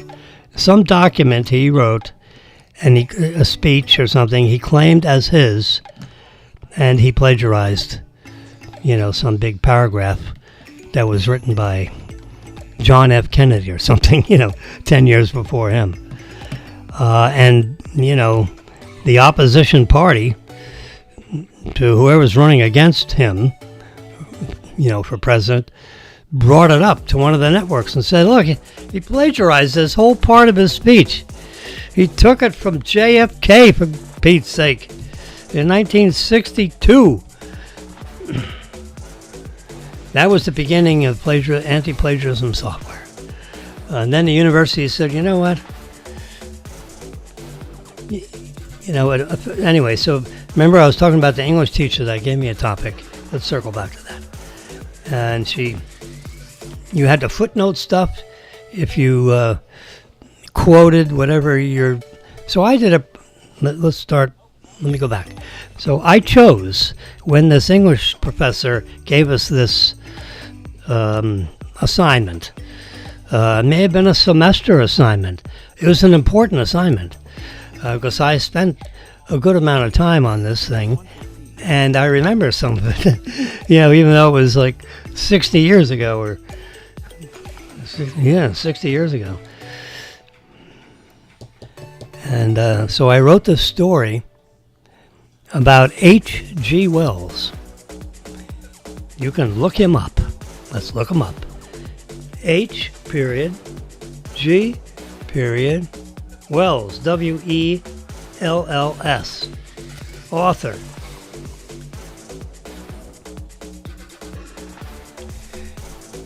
Enter. Let's see what happens. Wells was a writer of science fiction works. Yes, sorry, Bob. Let's see. The AmericanLiterature.com. All right, let's see what H.G. Wells has to. There he is. Herbert George Wells. He died in 1946. He was born in 1866. So, somewhere, let's say 1900, 2021. So 125 years ago, he was in the middle of his lifespan, right? And, look at this. It included things like the early works of The Time Machine, The War of the Worlds, The Invisible Man. You ever heard of this stuff? Yes. Let's go to The Time Machine. That was what really got my attention. And here's the table of contents. It was written in 1895. Oh. So we're talking 130 years ago. And there we go. Here's the table of contents. The time traveler was expounded and reckoned it matter of us, his gray eyes stoned and wrinkled and the pale face. Anyway, if you would copy this, see, I can cut and paste this. I can copy that right now and then paste that into as if I wrote it. Well, the anti-plagiarism software sees any 10 words, which is, 1, 2, 3, 4, 5, 6, 7, 8, 9, 10. It's almost, depending on the font, but, by the fourth dimension going up to who talk, that's 10 words. So let's say 14 words. 10. You can specify the number of words in a row. And the more words you have in sequence, the more specific it is to find where the plagiarism might have occurred. If you only put 3 words, that's not plagiarism if you copy 3 words in a row. Because anybody can write 3 words in a row that could be the same thing written 100 years ago or 200 years ago or last year. But 10 words in a row, let's see it in the paragraph that you found where it was written 10 years ago. Just like what Jimmy is copying and pasting to me in his paper, unfootnoted. Now you can copy part of this, you just have to footnote it. Give credit to the person who wrote it. And you have a very specific way in which you write footnotes. It's all part of the paper process that you learn when you're,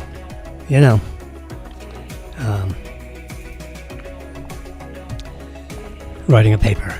Because you not only have to, that's one thing, that's what you're sitting here and listening to a lecture.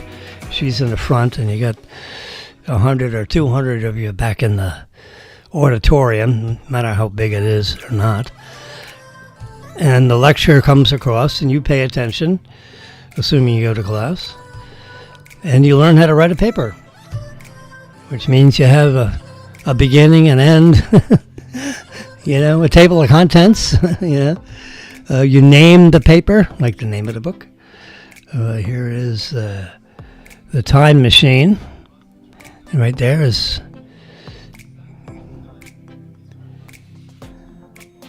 he was a very prolific author, and a lot of these things were made into movies,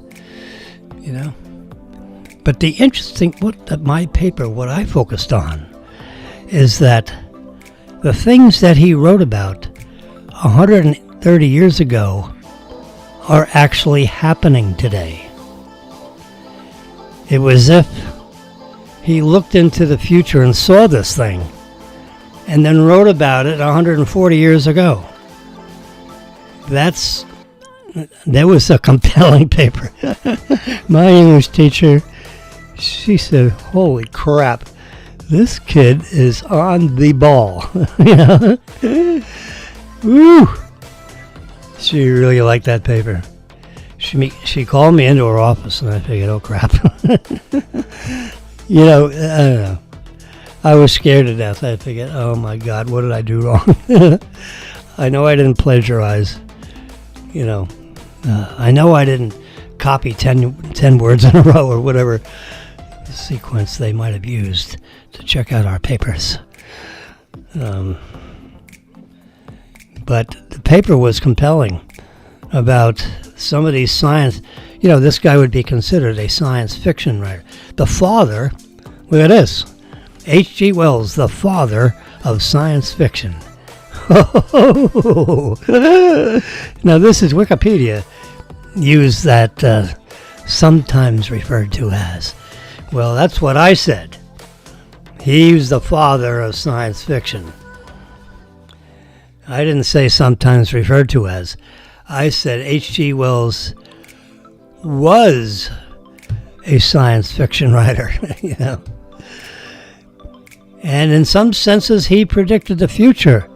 Let me show you.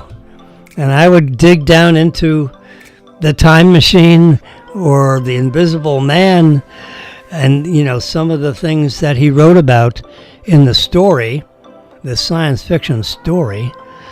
And and then I showed devices or things that are today, like rocket ships and, stage 1 and stage 2. The science fiction writers have been writing, or about H.G. Wells anyway, was writing about that 100 years ago. So, the interesting thing about this whole conversation is that we're all a product of the history of mankind. We're always learning from someone else that did something. And then you learn it and you memorize it. Or you remember half of it or memorize part of it. And then when you start writing and thinking about things, you're a product of everything that you read and wrote about. So some forms of plagiarism aren't really plagiarism because, let's face it, we're all a product of everything that we've seen before us in our lifetime. And then you jiggle all that information around and you come up with something that you think is unique. And parts of it might not be quite as unique as you thought. Because you forgot about reading something 25 years ago. And then you spurred out those words, and that's exactly the same as you heard about it 25 years ago. Not that you look back at a paper 25 years ago, but just because it's in the back of your brain. It's a memory thing there. So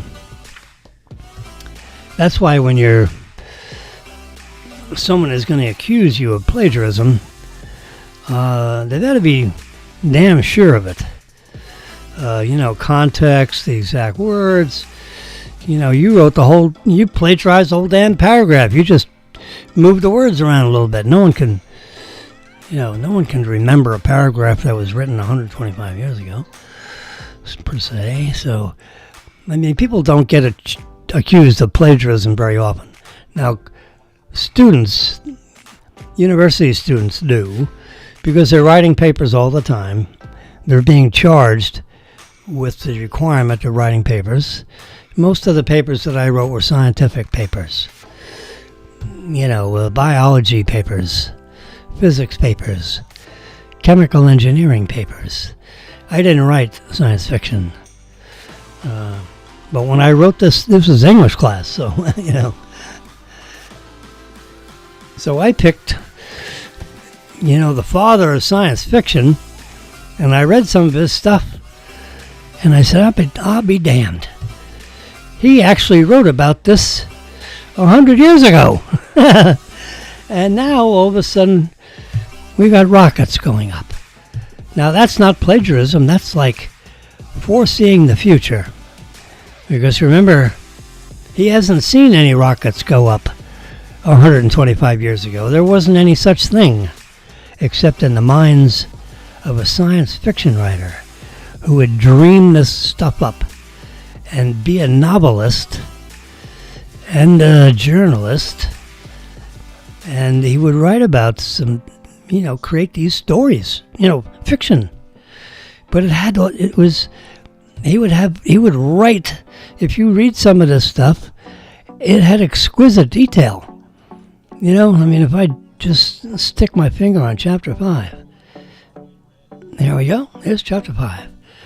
As I stood there musing over these two perfect triumph on that, the full moon, the yellow and Gibbons, and came up an overflow, the silver light to the northeast. Anyways, he's writing. But I didn't go to a particular chapter that I was remembering. But if you read all this, which I read all this very carefully, I underlined stuff and where I could, or I photocopied paper. Anyway, it's pretty interesting stuff. And you could match it. Some of the things you could match it to today. And we don't have a time machine today. We don't think. At least it's not available for public knowledge. But the Invisible Man, how about that? Do we have invisible people floating around here watching over our shoulders? Are the aliens invisible? Are aliens among us? Well, people like H.G. Wells, the War of the Worlds, that's the War of the Worlds, baby. That is, we're talking aliens. And even drew pictures. Look at that. You got these old things with the little thing that look like They look like something that come out of the ocean, almost, stingrays. No, not stingrays. What do you call them? Man of war. Where they got those tentacles, and they go zap, zap, zap, Yeah, this stuff comes out of the War of the Worlds. That's alien. The alien invasion of our society. Yeah. Woo! The fighting begins. Book number 1. There we go. Saturday lives. Ooh. Saturday lives in my memory as a day of suspense. It was a day of lassitude. Oh my God, hot and close and scary and fluctuating barometric pressure. Oh God. Oh. So, H.G. Wells. So I wrote a paper about the father of science fiction and compared it to where we are and what we see and know today. And it was almost as if he came to the future and saw stuff and then went back to 1880 and wrote a story 100 years before any of that actually happened. And I picked a number of topics which are very obvious and easy to segregate the book of knowledge. And this English teacher just went bonkers over whatever. She says, "Do you mind if I pass this paper around to some of my other faculty members?" She said, "This is absolutely exquisite." And we checked it out. It's unique. That is a fancy way in saying there's nothing else like it. I wrote a book with Pearson Education. They're the largest educational publisher, I think, on the planet, but for sure for the United States. And the acquisition editor was the person I dealt with, name I don't remember, actually at all. She was rather average size, well, she's attractively, not heavy, not skinny, not heavy, just average weight and build and, attractive young lady. That was the acquisition editor for Pearson Education. Pearson is a big name in publishing. It's the biggest name in publishing, actually.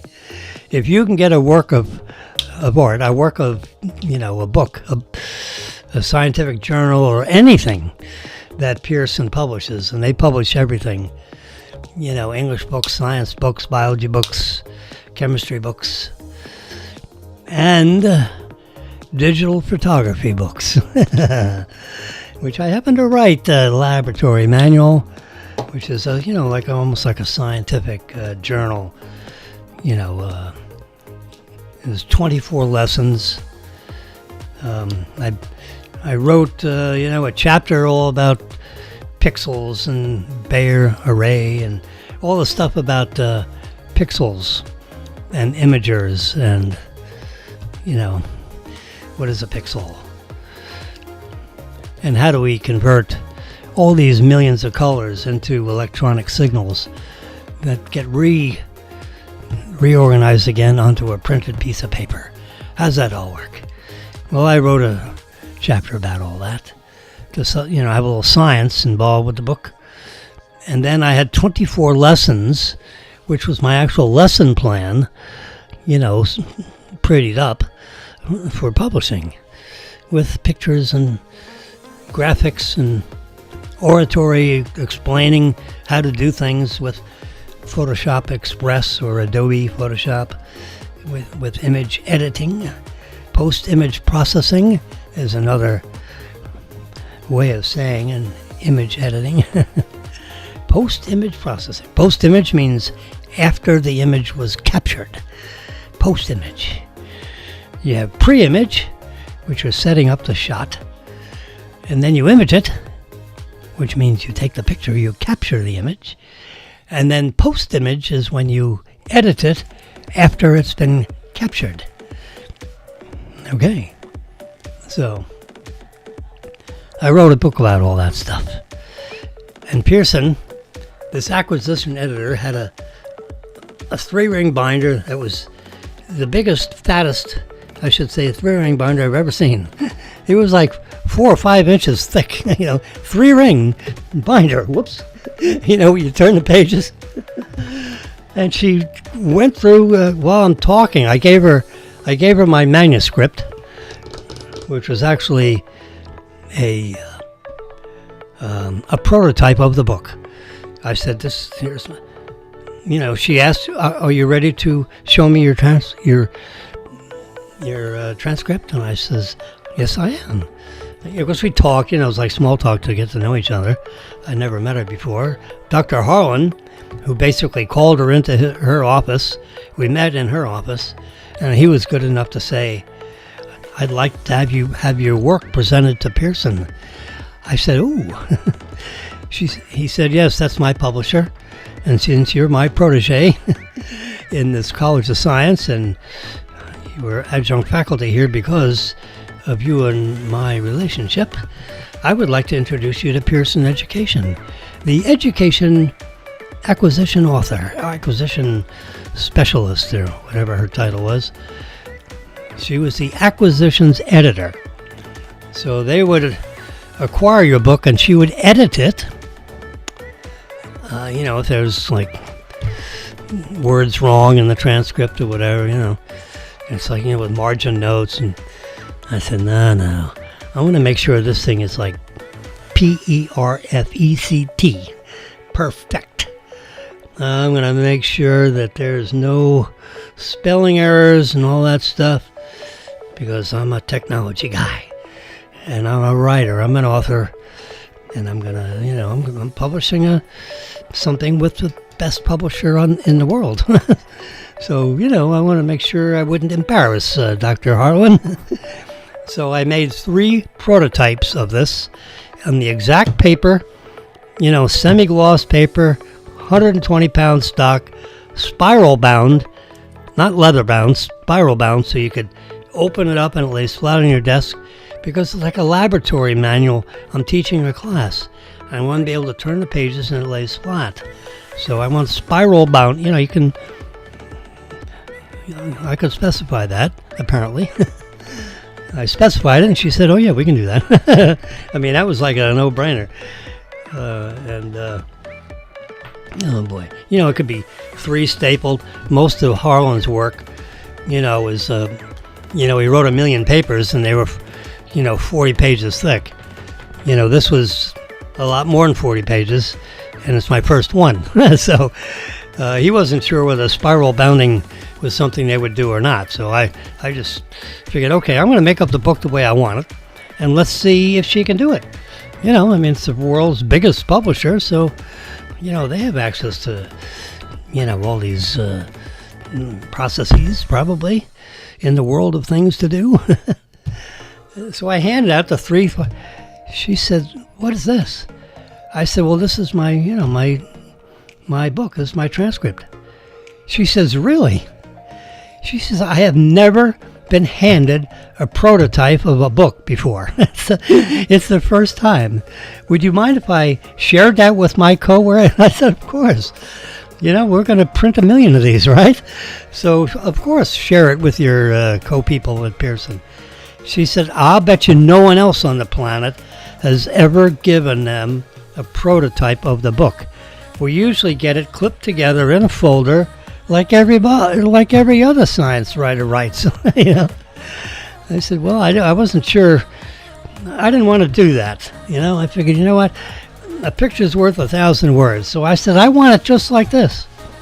I want it exactly like this. You turn the pages and look through. And so she paged through it, and she read a little bit of it and then paged through a little bit more and read a little bit and then paged through some more. So she got the idea. There was science in the front. There's 24 exercises, 24 weeks worth of classwork, because every week they got a new lesson. And they did it in class, and we did it together. We did it separately, whatever. And they had to take their own pictures and do it with their own pictures. And it was a comprehensive class. But I wanted it that way. So when they finished the class, they were good at what I was talking about. Anyway, she got a prototype of the book. Dr. Harlan looked at me and he says, "What the fuck?" I mean, he didn't. Whoops, sorry. He didn't say. He just looked at me and said, "What the hell is this?" God damn, Sam. Because he figured it would be a stapled bunch of things. You print it off the printer and you stick it in a manila folder, and you had the big clip on it holding the paper to the back part of the manila folder, and they open it up and there'd be margin things, and you might have a word somewhere that you picked up, you didn't get the spell correct, you didn't spell it right.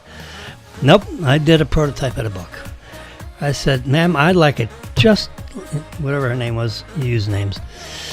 I said, "I want it just exactly like this. Can you do that?" She said, "Mr. Wilson, we can do anything, and we can do this. And if you don't mind, would you and Dr. Harlan like to just carry on with the conversation looking at your prototype of the book while I look through this giant 3-ring binder, and I just need to check a few things. Just give me like 3 or 4 minutes. I'm pretty good at checking this out. I just want to do this and do that, and you and Dr. Harlan can carry on without me, and I'll join in your conversation when I finish tabulating a few things here." So John Harlan and I, he went through it, and he looked at me and he says, "Jimmy, this is absolutely spectacular." He said, "I am really impressed." I said, "Well, good. That was the idea. I don't want to depress you. I want to impress you. I want you to never forget this moment."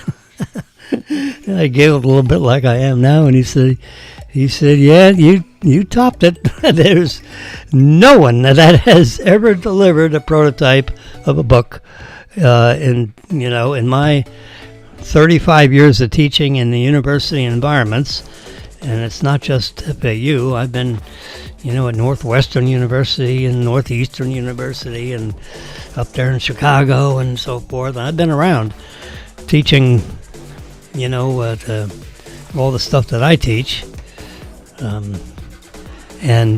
Rocks and sciences and earth science and weather and mountains and striations of the planet. That was his field of study. I'm a digital photographer. Okay, digital photography was 20 years ago was kind of unique. Everyone was still doing film when I was doing digital, and the film guys would look at me and they'd say, "That ain't any good. You got too many pixels." I said, "Well, the more pixels, the better, the way I see it." I said, "You got grain." Grain is when you get these little wrinkles, and he goes, "When you take pictures with chemistry, you're activating certain parts of a powder that is put on the cellophane called film, and it introduces imperfections in the imaging if you look at it close enough under a microscope." And you can do the same thing with pixels, because each part of a color is part of a pixel. So, but if I pack enough pixels, Peter Piper, sorry with the pops. If you pack enough pixels in this picture, of Peter Piper. I'm getting a little slap happy here. We're broadcasting here. I've just broken the 4-hour thing. I have never talked a show for 4 hours. So, this is what Rush Limbaugh did all the time. Well, not Rush Jimmy. Yeah, that's 4 hours, 5 minutes, and 17 seconds. It's 1:42. Holy crap. I haven't had lunch yet. Or breakfast, for that matter. I have a little sip of my coffee. I wonder how not hot it is. It's not hot.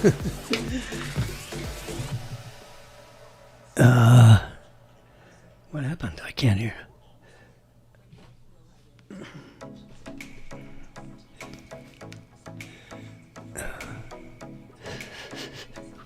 Hello? Yeah, you can hear me, but I can't hear me.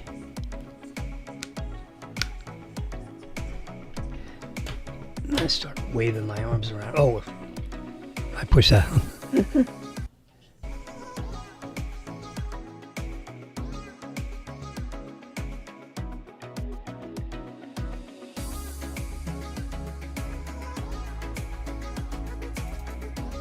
Can you hear me? Now you can. I'm sorry.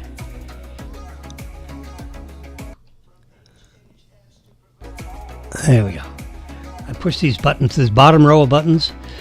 Well, you can't see it, but there's a row of buttons, and you don't want to touch them. Anyway, when I was moving my arms around, I whacked them, and I couldn't hear me. You're supposed to be able to hear yourself through these headphones. See these headphones on here? Get in front of the camera. Gosh darn it. You see the headphones? Yeah. I have to lean way forward because I have these, the lens, the perspective here. You got imaging everywhere. There's no black. But unfortunately, you can only see parts of me. I'm measuring the temperature of how not hot this coffee is. Oh, it's 85 degrees, It was 140. Well, we lost a few BTUs in that coffee. It is, I would say, lukewarm at the best.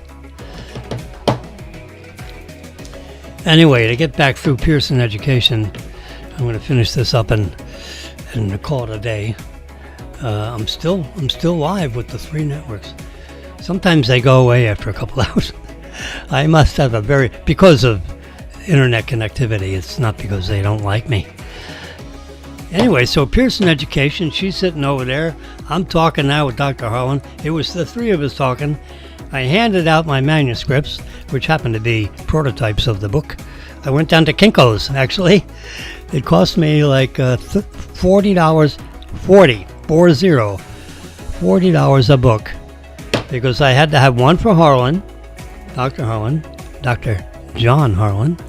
I had to have one for the Pearson Education acquisition editor, and I retained one for myself. So all 3 of us had identical copies of this work of art that I'm trying to get, that I'm hoping Pearson will take on as a book. And apparently one of the chores of an acquisition editor is to make sure, I'm using some vocabulary words that I learned from her and Harlan a long time ago in 2003. This was in October of 2003, by the way. That was the first. They had a first edition and a second edition, and it was 2003 and 2007. They were 4 years apart. How about that? It not only got published, but it got a second edition published. So it was like 2 of them. 2 of them for the price of 1. Anyway, so she's done. She says, "Gentlemen, I am finished with my review." And I said, "Wow, that's really quick." She said, "No, I didn't read everything here. I looked at it. You saw me, glancing through it here. This is what I do for a living." I said, "Yeah," and I'm listening to her. She said, "Mr. Wilson, this work product is unique." I said, "Well, thank you." Is that the right word? Do you mean beautiful? Do you mean there's nothing else like it? She said, "Exactly. It is unique. And from what I see, we will buy this." She's an acquisitions editor. I said, "Oh, I didn't know anything about publishing. I mean, nothing. Zero. I wrote all these chapters separately it took me about 700 hours to assemble this over, a couple year period of time. I didn't put 700 hours contiguously. It was like a 2 or 3 year work product, but I added it all up, approximately how much time it wrote each lesson. It wasn't too complicated on figure number of hours. I didn't have like a stopwatch, but it took me 8 or 10 hours to write each chapter. and it had 24 chapters, so you can do 24 times whatever to get that number. And it took me, like a month to write the first part. You had you have all this technical stuff you got to do when you write something, which I learned from Dr. Harlan. So when you add it all up, it added up to about 700 hours. I remember that figure because someone asked me one time, and I figured, okay, let's figure it out. So I figured it out one evening. It took me a whole evening to figure it out, but I figured it out. And she said it's unique. She said she said this is outstanding. She said I can't tell you how impressed I am with this work that you've done. I mean, this is really quite spectacular. I mean, she just went on, and I'm getting goosebumps just thinking about it. Actually, talking about it, here, Jesus, 22 years later. Can you imagine? I wrote that circuit, between 25 and 22 years ago. Woo! And she said this is the most spectacular thing I've ever picked up. And I haven't been in the business for 25 years or so. And she looks over to Harlan and she says, Dr. Harlan, what do you think? And he shook his head up and down, he was like, holy shit. Here I'm hoping Jimmy does okay with the acquisitions that are, because he didn't know what I'm going to do. I had it in my briefcase. I purposely, didn't have it like a stack of 3 books sitting next to me. I had it in my black briefcase. So, a leather briefcase. I have it right here, actually. And the 3 books fit right in this little guy with a zipper on it. And I unzipped it and I took out the 3 books. And they're looking at me when I'm doing this, and they're wondering, what's going on here? I'm looking for a manila folder with a big black clamp staple. You've all seen those staples. You can hardly squeeze it, and it holds an inch thick. It's about an inch thick worth of paper, so no, didn't have that. I made a prototype of the book. I took it to Kinko's. It was in beautiful color pages because, it's a digital photography book class, laboratory manual thingy. And, you have, it's color. It's not black and white. It's color. 4 color everywhere, every page. And I designed the cover myself. We designed the back myself.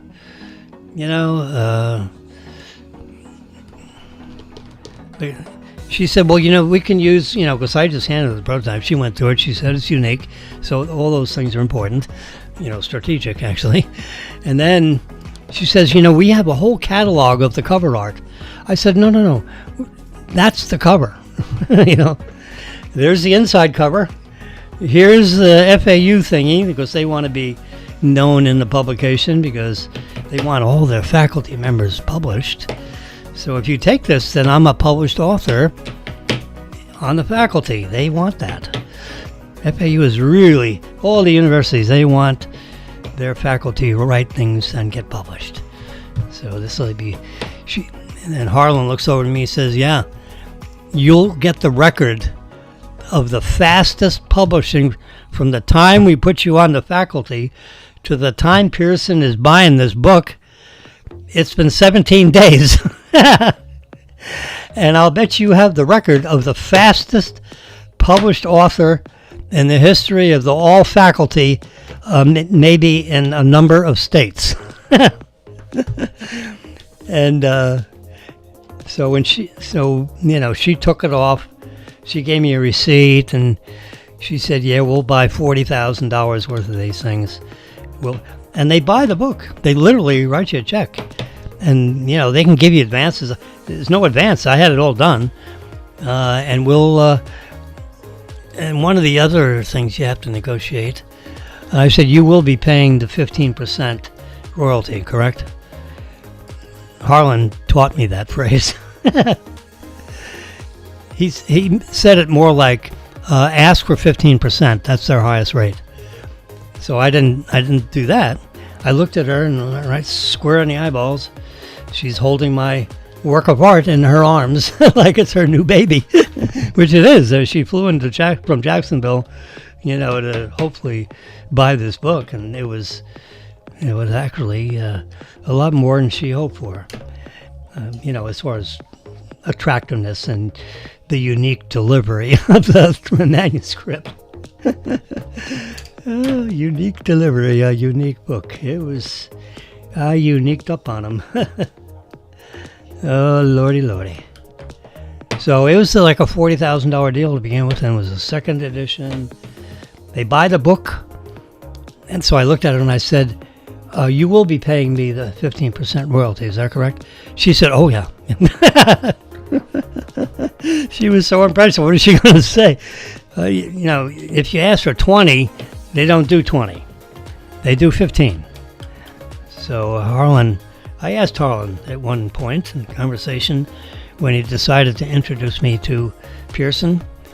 He said, oh, by the way, you get paid royalties. So the books go in the bookstore. They sell the book because they have to buy the book to be in the class. And the book will go for about $125 a copy. And you're going to get 15% of, so you're going to make about $22 every time the bookstore sells a book. I said, wow, that's pretty good. So they sell 5 books, I get $100? Yeah, that's how it works. Because they're going to price this, the bookstore is going to price this probably $125. Because they make a markup, maybe more, maybe $150 book. If you wonder how come these books are so expensive, because number one, they got to pay the bookstore $25 to carry the book. They got to pay you $22 because you wrote the book. They got to print the book. That costs $10 or whatever it costs. They got to bind it. That's another $3. I mean, you got all these prices, which is transparent to me. I'm the author. But a publisher, they got to print it. They got to warehouse it. Yeah, warehousing costs. They got the printing costs. They got the shipping cost. They got the paper costs, the ink costs, the samples. They sent me down 20 samples. So you got the sample cost, the shipping of the sample cost. Oh, boy. She said it's really pretty complicated how we end up covering up with, computing how much the book actually costs the publisher and how much we have to charge the book to the bookstore. So, we sell the book to the bookstore, essentially, or the bookstore buys the book from us, but it's it's an exchange. We talk to each other, and, she'll visit with the bookstore and say, oh, by the way, you have a new published author. He's teaching class 30279 over in the College of Science, and this is a copy of his book. Now, this has been printed by them, not my prototype. And, do you have shelf space for this book in the bookstore? She said, yeah, we're going to put it right down here. I already went to the bookstore and said, where are we going to put my book? She said, yeah, you're going to put it right over here. I said, yeah, I like to have it so people can see it. Maybe they want to buy it even if they're not in the class. She said, oh, yeah, we'll sell the book to whoever wants it. And when we start running low, we'll order more. And they just keep shipping them as long as we keep selling them. And that was my first venture 20 years ago in publishing a book, or being an author of a book that was published, to say it properly. Anyway, it was very, very interesting indeed. And with that, I think I will conclude this version of my. I've been doing there's 500 of these stories. This is the first one that has exceeded 4 hours. That wasn't bad. I kept talking. I could probably go another couple hours if you could. People come and go out of these conversations. It's.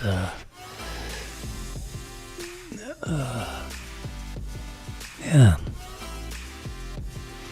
there's 26 people listening to me right this, at least. That's just on one channel.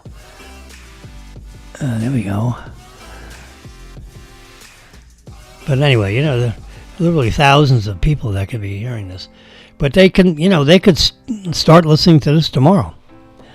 Or tonight, or, you know, a month from now. These things stay up in the world of internet, the book of knowledge. You know, this entire program is, you know, it's a transcript available, you know. And then it becomes part of the knowledge of the planet, you know, whatever we discussed here. It's out, it's published, it's out there.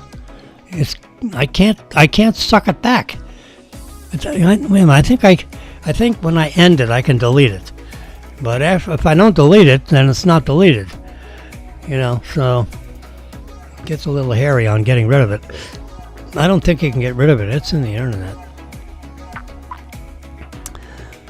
But you can find it at the @ at, you know.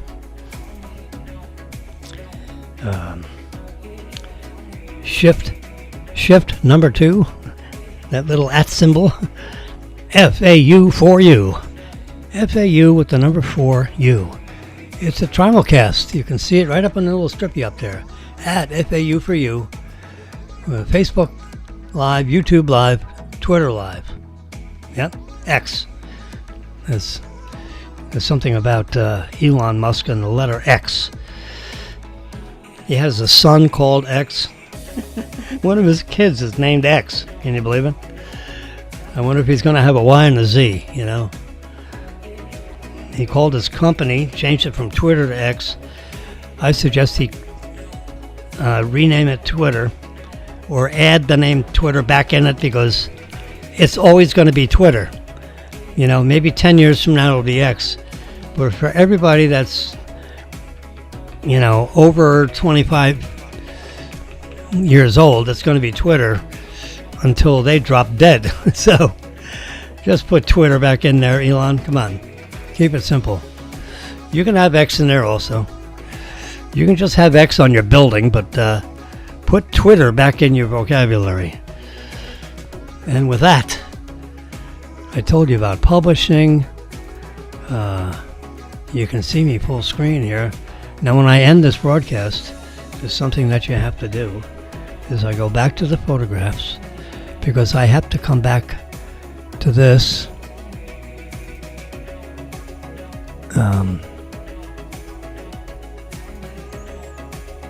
Right there. March 8th, Saturday. It's still Saturday, isn't it?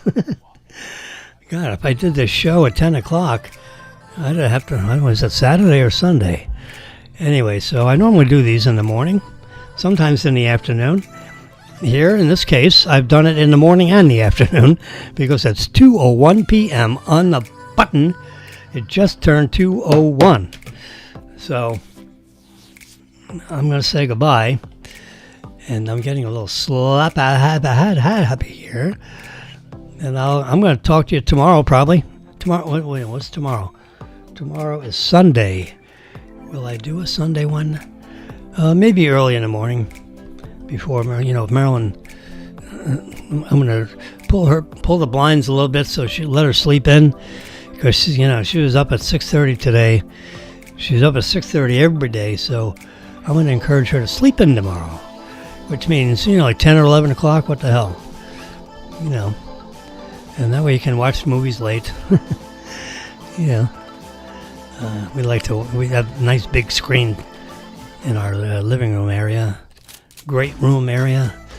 It's a 85-inch screen. Which, 7 times 12 is 84. So it's 7-foot diagonal measure. So it's about as long as you can stretch your arms out. That's the diagonal measure of our screen.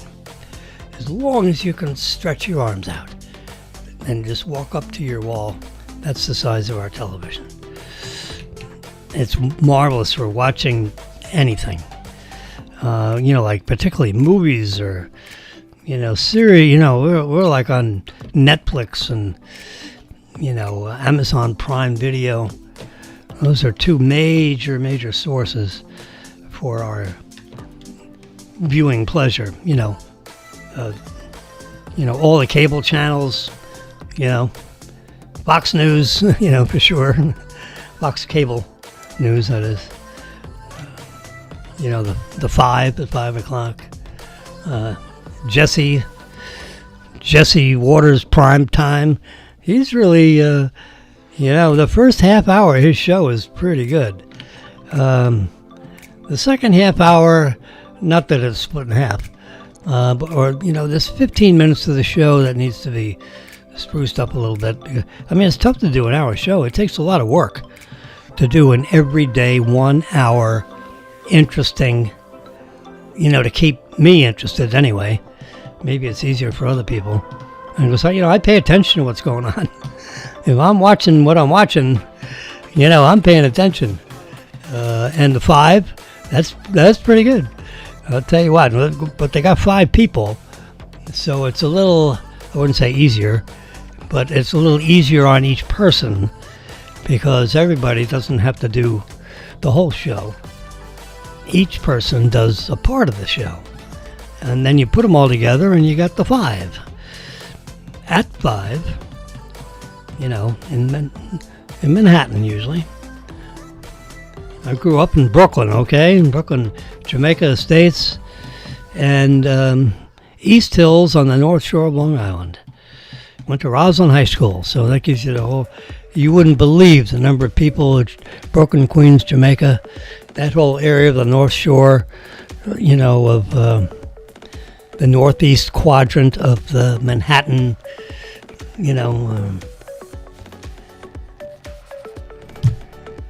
area.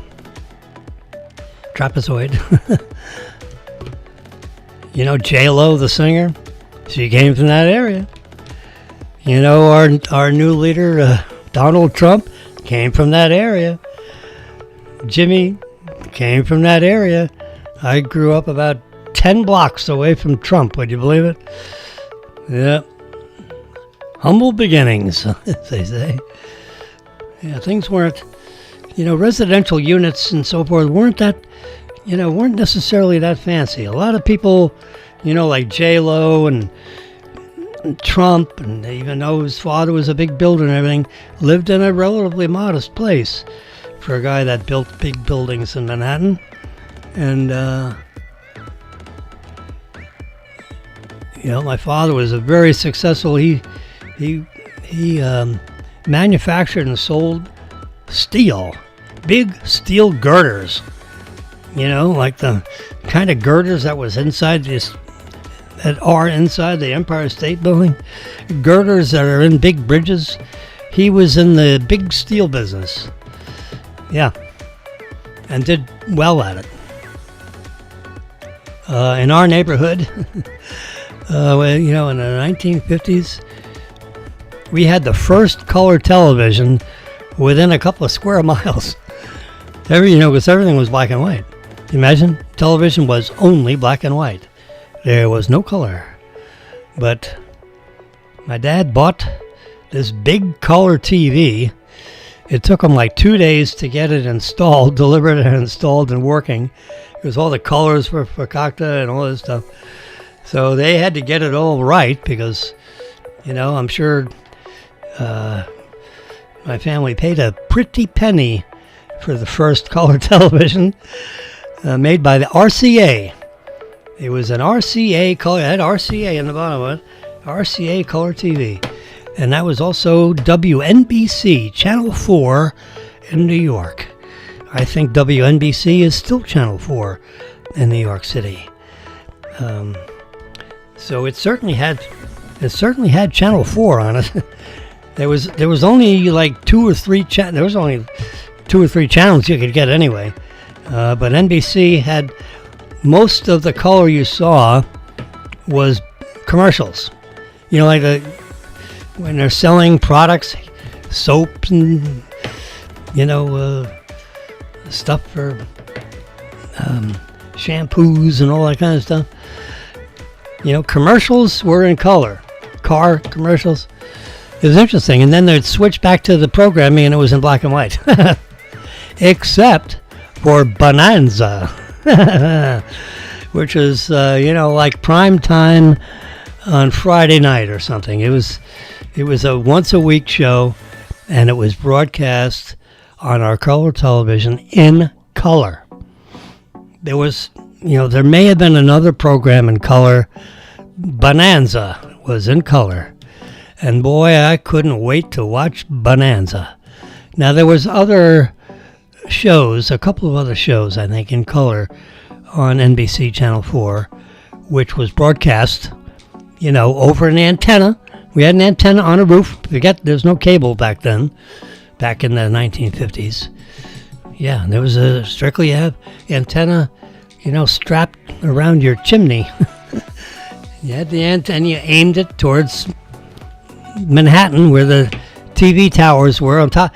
NBC broadcasted. They had their broadcasting tower was right on top of it probably is today, on top of the Empire State Building. You can pick up on NBC on a broadcast. You can pick up NBC on a cable, which is obviously a lot better signal because it's a direct connection, so to speak. Now they have streaming, so I'm streaming these 3 broadcasts, simultaneous broadcasts from downtown Boca Raton. And it's now 4 hours and 32 minutes. It's not a marathon, I'm sorry. Okay, stop talking. I have my thing here, so I'm ready. See, I'm rotating that. Whoops, there it is. Yeah, I can actually put my finger on here, and I can rotate that around. We'll just leave it alone. Oh, gosh. Touch it. There we go. See, if I touch it again, it shrinks up, and then I can go to different, That's my home screen on my phone. This is my header and my footer for this streaming broadcast is with the March the 8th Saturday. It doesn't have the year on there. It should. Why not? But it doesn't.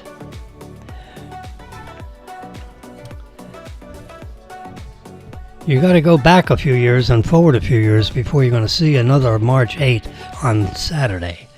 If you go back last year, do you think March 8th was on a Saturday? I don't know. It might not have been, because the calendar is, volatile. All right, folks. I'm going to give you the full volume of Epidemic instead of just the background volume. As you can tell, I'm gradually raising the volume. How about that? Does that sound beautiful? And I'll see you maybe tomorrow, Monday for sure.